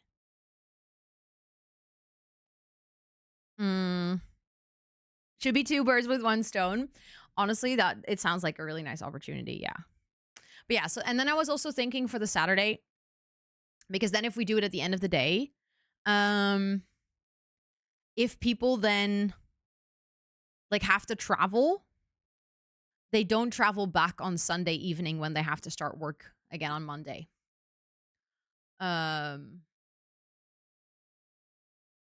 Because I can't afford TwitchCon, but love to come to the community meetup and do. Yeah, exactly. That's kind of what I have in mind. And then for the community meetup, also, like, I know that for me, my personal schedule will most likely allow it to be there for, I don't know, like 30 minutes to an hour. And then the thing is, I always have a lot of commitments in these weekends because brands love to host dinners and events and stuff like that. But like, you guys as a community can obviously go for a dinner after for people that feel comfortable doing that. Like, I'm more than happy to help and arrange stuff. Also to like, you know, figure out a place where people can go. I might not be able to join myself, but like for people that come from a bit further, it wouldn't be like you're gonna be here for like half an hour and that's it. I know that last year I literally had very limited time for the community meetup. It was so short because I had to run back inside because there were so many things happening. But I know that the rest of the community just kind of hung out for a long time. I know that there's always a pretty big group of people that are also like having a picnic in the park. There is it gonna be, yes. So the thing is, I personally know that I cannot do the Sunday.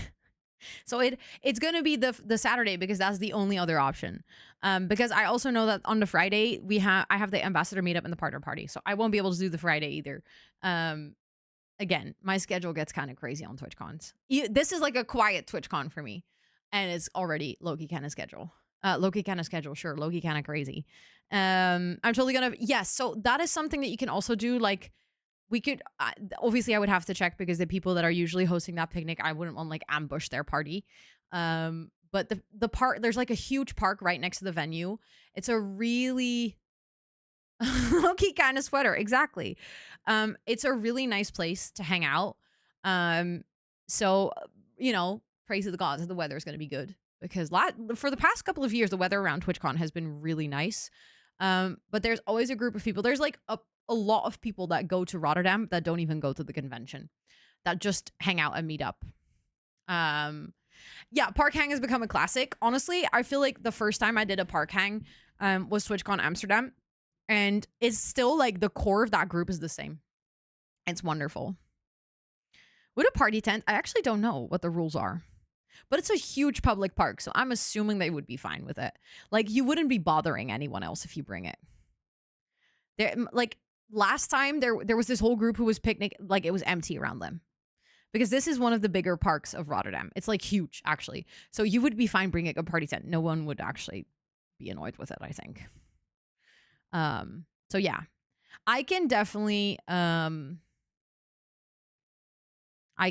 recommend, I don't know, like bringing some fun things, like maybe even if you have like an outdoor game that you can bring, some books, some music, like just bring some snacks. There are supermarkets around the corner. So yeah, even if you don't go to the con but you have an opportunity to potentially travel to Rotterdam, I know that that is something that the community does every single year. And yeah, I'm thinking, like I said, my current train of thought or my current plans is to do a community meetup somewhere towards the end of the day on the Saturday. No, that's so fair, Maggie. That's so fair. And the thing is, as long as TwitchCon is somewhere accessible, as in, I mean, for me, it will probably, hopefully, stay accessible because I'm involved in the event. But I would love to host community meetups. For anyone who is gonna go to the con, though, I was checking the schedule on the Saturday morning. I believe at 11:30 from the top of my head, but don't pin me down on that. There is going to be a cozy gaming community meetup. This is new. They've never done this before. I have actually begged them to do it for years. I don't know if this is because we had a very successful Sims meetup in the US, whether they kind of took notice of the fact that this is actually a very active community, or whether it's of completely different reasons. I have no clue. But they're finally hosting a cozy gaming community. And I love that they made it cozy gaming because that involves so many more than just The Sims or just Palea or just Stardew. Like it is this overarching theme, whereas anyone who feels that they fit into that niche can just come up. Also, Yums, welcome in. Hello, hello. Thank you so much for coming from YouTube to Twitch. I really appreciate that. Thank you, thank you, thank you. I always really genuinely appreciate it a lot if people come over. So yeah, but for anyone who is going to go to the con, that might be I'll definitely do my best to be there. The thing is, it will be pretty close to the opening ceremony, and I usually tend to go to the opening ceremony because either I have reasons to be there, or in this case, I just want to see the announcements because they usually announce like something cool or something new. So I probably will go opening ceremony and then make my way to the cozy gaming community, and there was like a 15-minute overlap, I think. Oh, I can imagine. It would be nice if Loftia fills that gap. I can totally see that. But yeah, it's just in general, like I think there's gonna be some really good content. I will have 2 panels. So if you're interested, you can come see those. One of my panels is not really my panel. There's a panel that is actually hosted or set up by Catarella, and it is about like specifically safety on Twitch for women. Because unfortunately there is still quite some harassment on Twitch, and this panel is going to go into like strategies and tactics on what you can set up to keep yourself safe, what you can discuss with your mods, what you can do for yourself to feel safer. And I think this is actually a really important and really cool topic. So I'm very stoked to talk about that one. And then the second one is about basically it's called growing pains, and it's as far as of now I'm the only person doing the panel, probably with someone else from Twitch. But it's mostly talking about how to deal with, as a Twitch streamer, like growth as a streamer very often goes, you go up and then you platform for a while, and then you go up and then you platform for a while, and then you go up and then you platform for a while. And this is mostly talking about how to deal with those influxes in growth. Like what are important strategies to keep in mind, but also what can you do when you're platforming? Like how do you prevent burnout? How do you prevent getting bored? And that one is part of the creator camp, meaning that it's a very interactive session, meaning that like you will get to ask questions yourself if you want to. Hires to me if you. So the thing is, it really depends on what the reason is you go. One, if you want to do meet and greets, you don't have to pay extra. This is, I think, something that is a really big difference compared to a lot of other gaming conventions, where if you want to meet anyone, you're going to have to pay for it. Obviously, that is usually actors and stuff like that. Yeah, to plateau, exactly. Wait, what did I say? Did I say platform? I meant to plateau. You know what I mean. But I would say that that's one of the reasons that I think a ticket could be justifiable. If you want to go.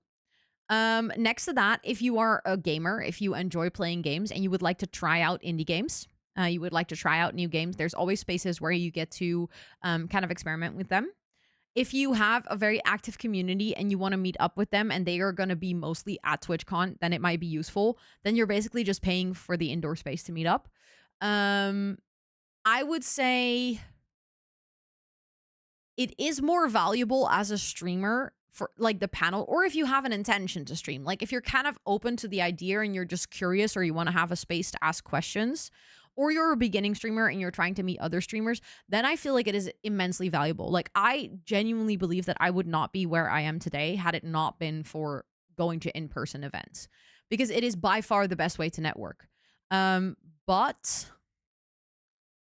I do feel like it might be a little bit on the expensive side if you are not a streamer or a creator, or yeah, if you don't want to do any of the meet and greets, or that is true. It is a bit more expensive compared to other entertainment. There is also live music, though. That is something that I feel like a lot of people sometimes forget, but there is multiple stages where live streamers that normally live stream their music are performing.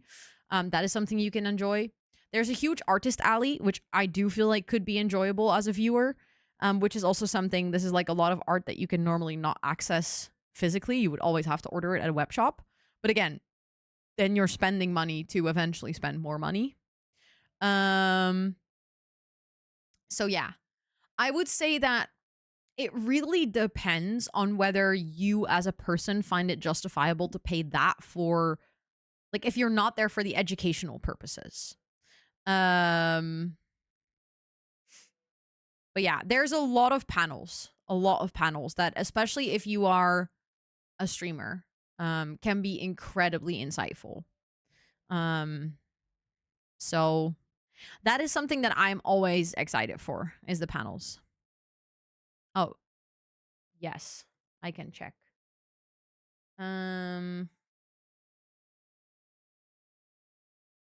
Oh my God, that's such a good question. I totally forgot about this. Oh, my mod's coming in so clutch. To be fair, we have 20 minutes left of stream, so we can perfectly do that now. We can perfectly do that now. My mod just very kindly reminded me that we have a giveaway that I haven't done yet. I was just so into the shell challenge that I forgot about this giveaway. I'm going to see what happens because I'm still recording. I'm going to see what happens if I open up my Oprah again. If it's going to stop my recording. We love the zebras. Esther, zebras. Let's see if it's going to force quit my recording then. Oh, sorry. Okay, so far so good. I think the recording's still going. Still very confused that earlier it was like doesn't work because you have Oprah open. But yeah, I have a code, the giveaway for Hosey, which is the game that we played on Tuesday, and so many of you guys actually said that you really like it.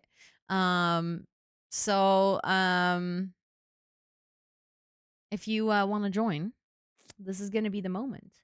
I will just let the giveaway run for a little bit while we do a little bit more building.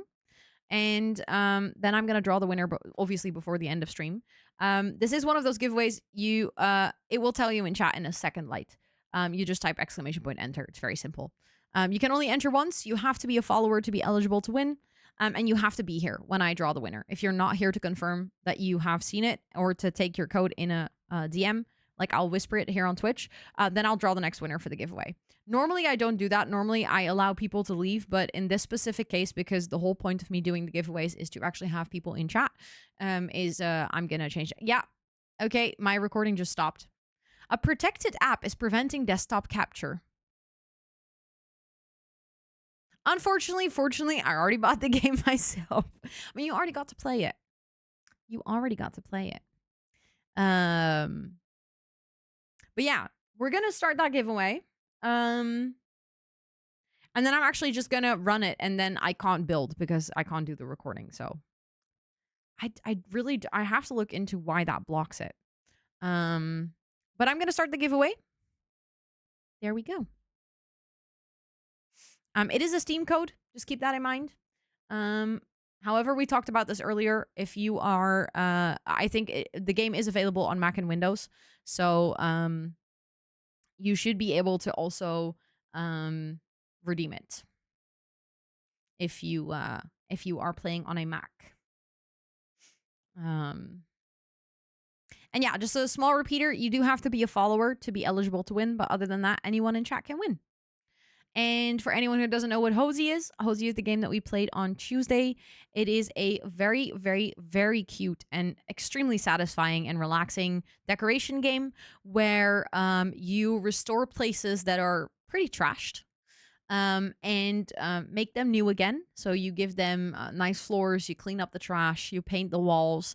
And once you've done that, you actually get some boxes that you need to unpack and arrange into the space. It has a really nice mix of house flipper, unpacking, other like cozy puzzle games. It's the graphics or like the visuals of the game are extremely pretty. It's genuinely one of those games where I don't even know. It's just beautiful. And I had a really nice time playing it on Tuesday. So, also, oh my God, what is the 10-hour clip of Scott laughing? What even is that, you? Yeah, it's kind of like House Flipper meets unpacking. So yeah, I can highly recommend it. What's a giveaway for Hosey? Oh my God, Flat. I just saw your photo of Brat Pitt. I was like, oh, I'll quickly look through the Discord while I'm letting the giveaway run.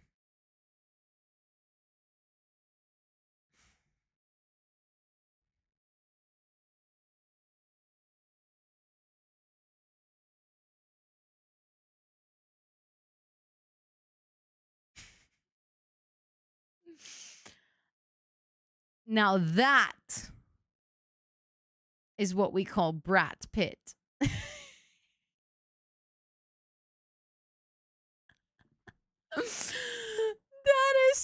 so good. Your PC cannot handle it? Oh no, that sucks. I'm so sorry. That sucks. It's yeah. Yeah. He would make a good Shrek. I agree. I agree. I'm happy that this community exists. I'm happy that you guys take whatever weird thing I say and just turn it into stuff like this. It's just so good. This photo was not a good combo with brushing my teeth. I am very sorry that I did that to you. Oops. I do like to keep my brat pit in brat pit for brat summer. Exactly. Exactly. Oh my goodness. This is genuinely one of the weirdest things I've ever seen. I can't believe that like one silly typo led to that. Also, Hollow, I saw your screenshots for the game. It looks so good. I love what you're doing with the spaces. It looks really cute, actually. Um,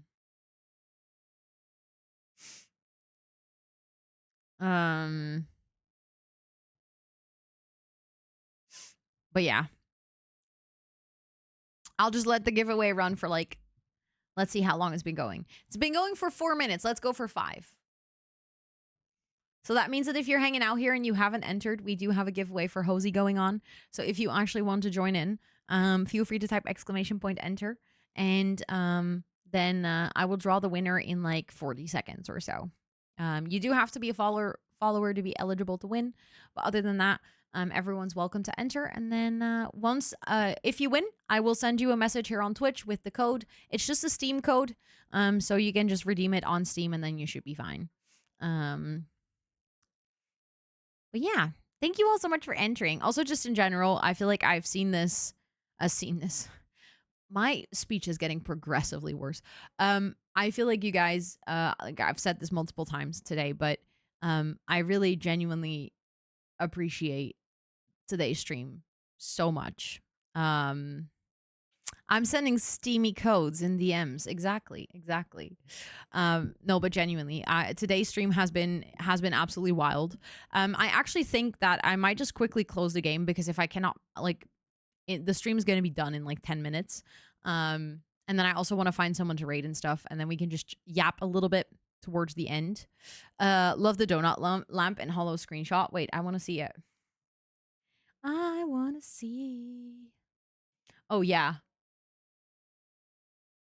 Oh, it's just so cute.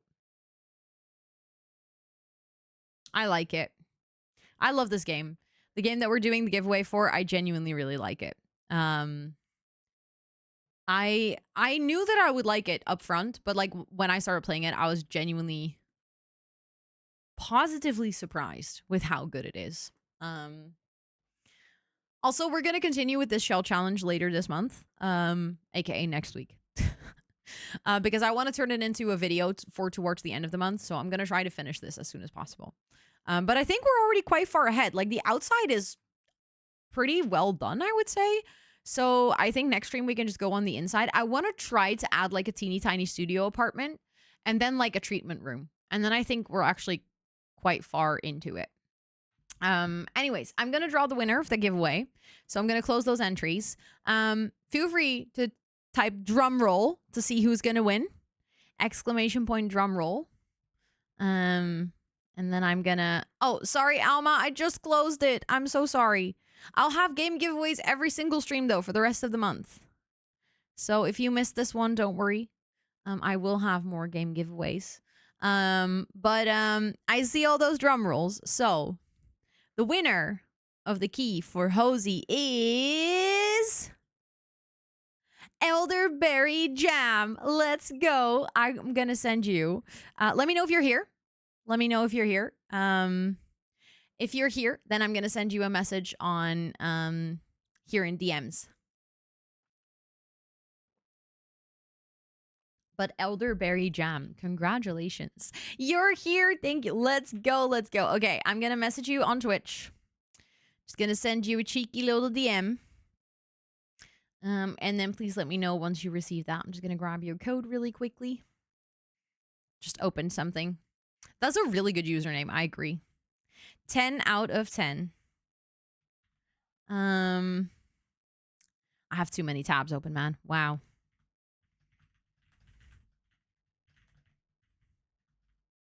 Okay, I DM'd you. Let me know if you've gotten it. Thank you all so much for entering. Like I said, I'll have game code giveaways for the rest of the month. I actually have them for every single stream. So if you didn't get to win one now, don't worry. I got plenty of good ones. Some streams I'll even have 2 giveaways. Either because games have like given me codes, which is just very nice. I've also saved up a little things. For like the final stream, I have codes. I will even have a game code to give away during the Pomodoro stream, if we unlock it. So I really made sure to get all the codes or as many codes as possible. There's going to be games that I have played on my channel. There's going to be games that I just have heard really good things about, or I've actually watched playthroughs. I've just not played it myself. But yeah, that is I think. Thank you for the follow. I appreciate it. I think that marks the start of our fundraiser. That was our official start.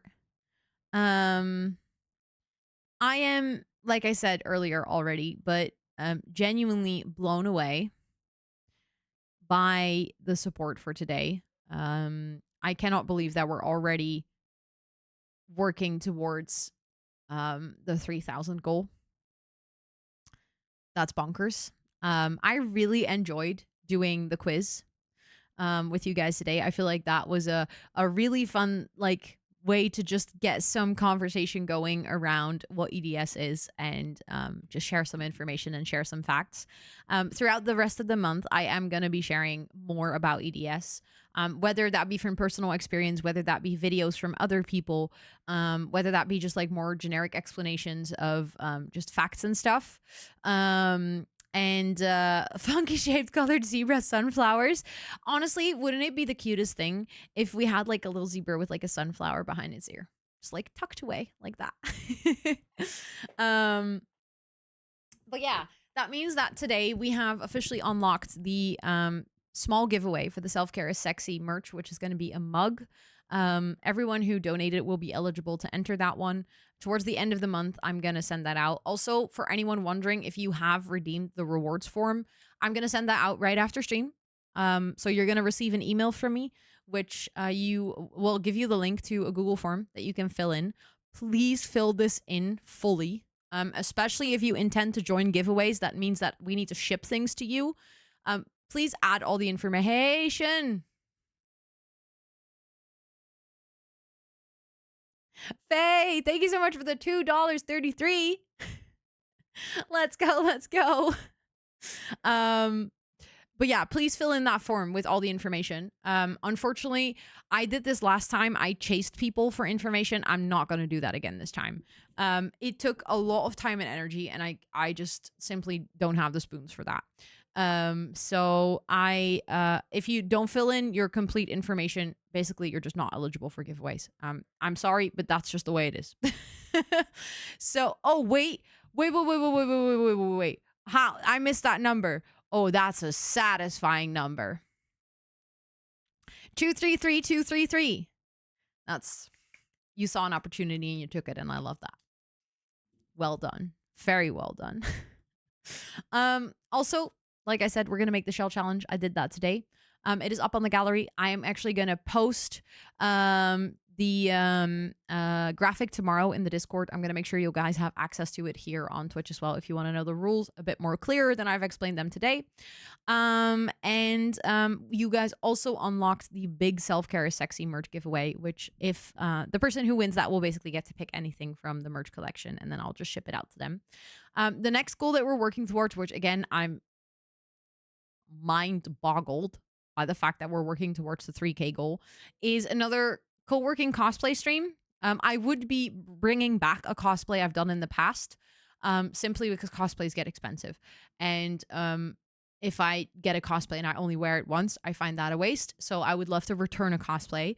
This means that we can do Sam from Totally Spice. I can do Pippi Longstocking.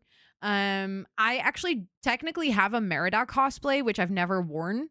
Although my hair is a little bit short, so maybe curling that would look a bit silly, but I could. Would just be like Merida after a haircut. But I have a dress that would fit that. So that is not even a return of a cosplay. It's just I have that cosplay. Cuckoo's like, not on my watch. It's not happening. It's not happening. Exactly, Merida with a bob. She would eat that up though. Yeah, it would be like Merida meets Annie. Oh my god, an Annie cosplay. That would be so funny. Um but Cuckoo, thank you so much for that donation as well. Thank you, thank you, thank you. I really, really, really appreciate this. Also, if we raise 3,357.09, we will pass the 50,000 lifetime raised on Tiltify. This is the only goal that I have for this fundraiser that doesn't have anything specific tied to it apart from reaching that milestone. But that would be an absolutely wild milestone to reach. I just want to let you guys know that if we reach that, that is a community effort. Okay, the fact that this community in all that time that I've streamed would have raised 50K, just to let that sink in. I've almost been streaming for 5 years. If we reach that in this fundraiser, that means that this community has raised an average of 10,000 per year.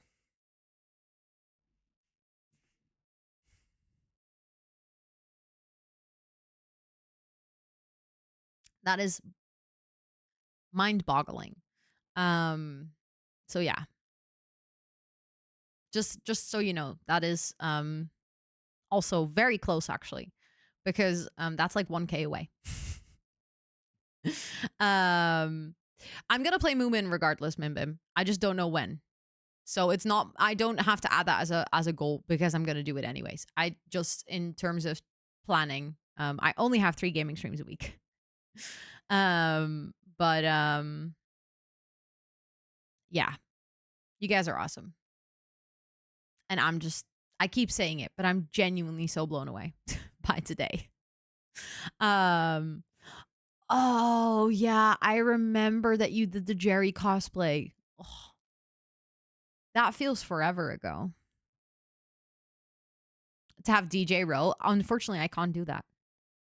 Literally, like it would be impossible. I would have to join the DJ account with this entire channel, which would completely mitigate any revenue that I make from it. Other than that, I wouldn't be able to DJ on stream. It's literally against Twitch rules. And as an ambassador, I really cannot break those. So yeah, unfortunately, DJing on stream is never going to happen. Not because I mean, also I can't DJ, but like in any way, shape, or form, that's just not an option. Just borrow someone else's channel. Come on, come on. A whole new ass account just for DJing. Yeah, no, thank you. I'm not that interested in DJing. I like some tunes. I mean, we DJ here on co-working streams. We have like themed Tuesdays. Yeah, Lean also made a new account for it. It's actually like there's a whole thing. It's like it's not an easy thing to DJ on Twitch. But I'm kind of like it's not banned on Twitch. No. That's not what I said, Flux. Don't take the things that I say out of context. It's not banned. You just have to sign up for a proper DJ license on Twitch if you want to stream DJing. If you do that on your main account and you're not signed up to the DJ program, your account will get banned. Because it's against the rules. You'll get like suspended on Twitch. Twitch actually has an arrangement with the music industry so that DJs can still make a tiny bit of basically ad revenue or revenue from subs and stuff. So like DJs on Twitch can earn money, but limited. It's like 30% of what you can normally earn. Because the rest they have to pay to the music industry for using copyrighted music. Initially it wasn't possible or like even more difficult to DJ on Twitch because you would only be able to DJ with copyright free music. Obviously I'm also technically not allowed to use copyrighted music on my streams. There's a lot of people who work around that if you have like music playing in the background, but if music is your primary like income or your job on stream, then yeah. Also, Simsy go live message is just chaos. Loki, I was kind of waiting for Kayla to go live because I really want to raid her. So do we just go bring chaos? I feel like that would work. Do we just go chaos? Oh, she's playing Tomodachi Life. Oh, that's gonna be chaos. Oh, that's gonna be chaos for sure. Oh, we're going there for real. That's gonna be hilarious. I think her chaos question mark should be chaos exclamation point. What is that? So, okay, I've only seen clips of it, so I'm also very limited in my knowledge, but it is like a sort of a life sim-ish. That's the best way I can explain it. I guess it's a life sim. And you can like create, those me characters from the Wii. And you can give them like very cursed voices, and you can give them very cursed topics to talk about. And then the game, like you kind of just walk around and there's like NPCs, but they talk like with a voice that you set up for them, and they talk about topics that you kind of set up for them. People have been getting genuinely very cursed with this. It's been very chaotic, but very fun to see. I feel like this is a game, if you have the right sense of humor for it. Like, I don't think I would be funny in it, but that's just because I don't think I'm funny that way. It has no censorship, which could be eventually problematic, but right now people are using it for fun, which is great. Yeah. Yeah, the character creator is the me character creator, exactly. It's genuinely chaotic. And this is just the game demo, so the full release is only going to be later. So yeah, I think this would be a really fun raid. Let's go check it out. Because I like it when a go live message just says chaos question mark. Thank you all so much for being here today. I'll be back tomorrow. Let me see, double check, because I don't remember what I had on the schedule for gaming tomorrow. I wrote down Minecraft Forever World because we didn't get to play that earlier this week because I was traveling, and I'm actually kind of in the mood for some good Minecraft. So I think tomorrow we're going to do Minecraft, and we're just going to continue the fundraiser. Oh my God. Yes. Thank you for those raid messages. We're using those raid messages. If you're sub to the channel, you can use the ones with my face. And then if you're not sub to the channel, you can use the other one. I like it. I like it. Hold on. Chat, stop scrolling. I'm trying to copy pasta this. There we go. Thank you, Lena, for putting all the links in chat. If you guys are hanging out here, you would like to know when and what I stream, feel free to join the Discord. If you want to follow me on any of my socials, you can do so with the link in chat as well. You can check out any of my prior gaming streams on my VOD channel. Thank you all so much for being here. I'm going to set up that raid once we're on the ending screen. I appreciate all of you so infinitely much. Literally, I cannot even begin to express how much I appreciate today's stream. This has been an absolutely incredible kickoff of the fundraiser. So thank you. Thank you all so much. And I'll catch you guys tomorrow in the evening. And if you cannot make it, then I already wish you a wonderful and a lovely weekend.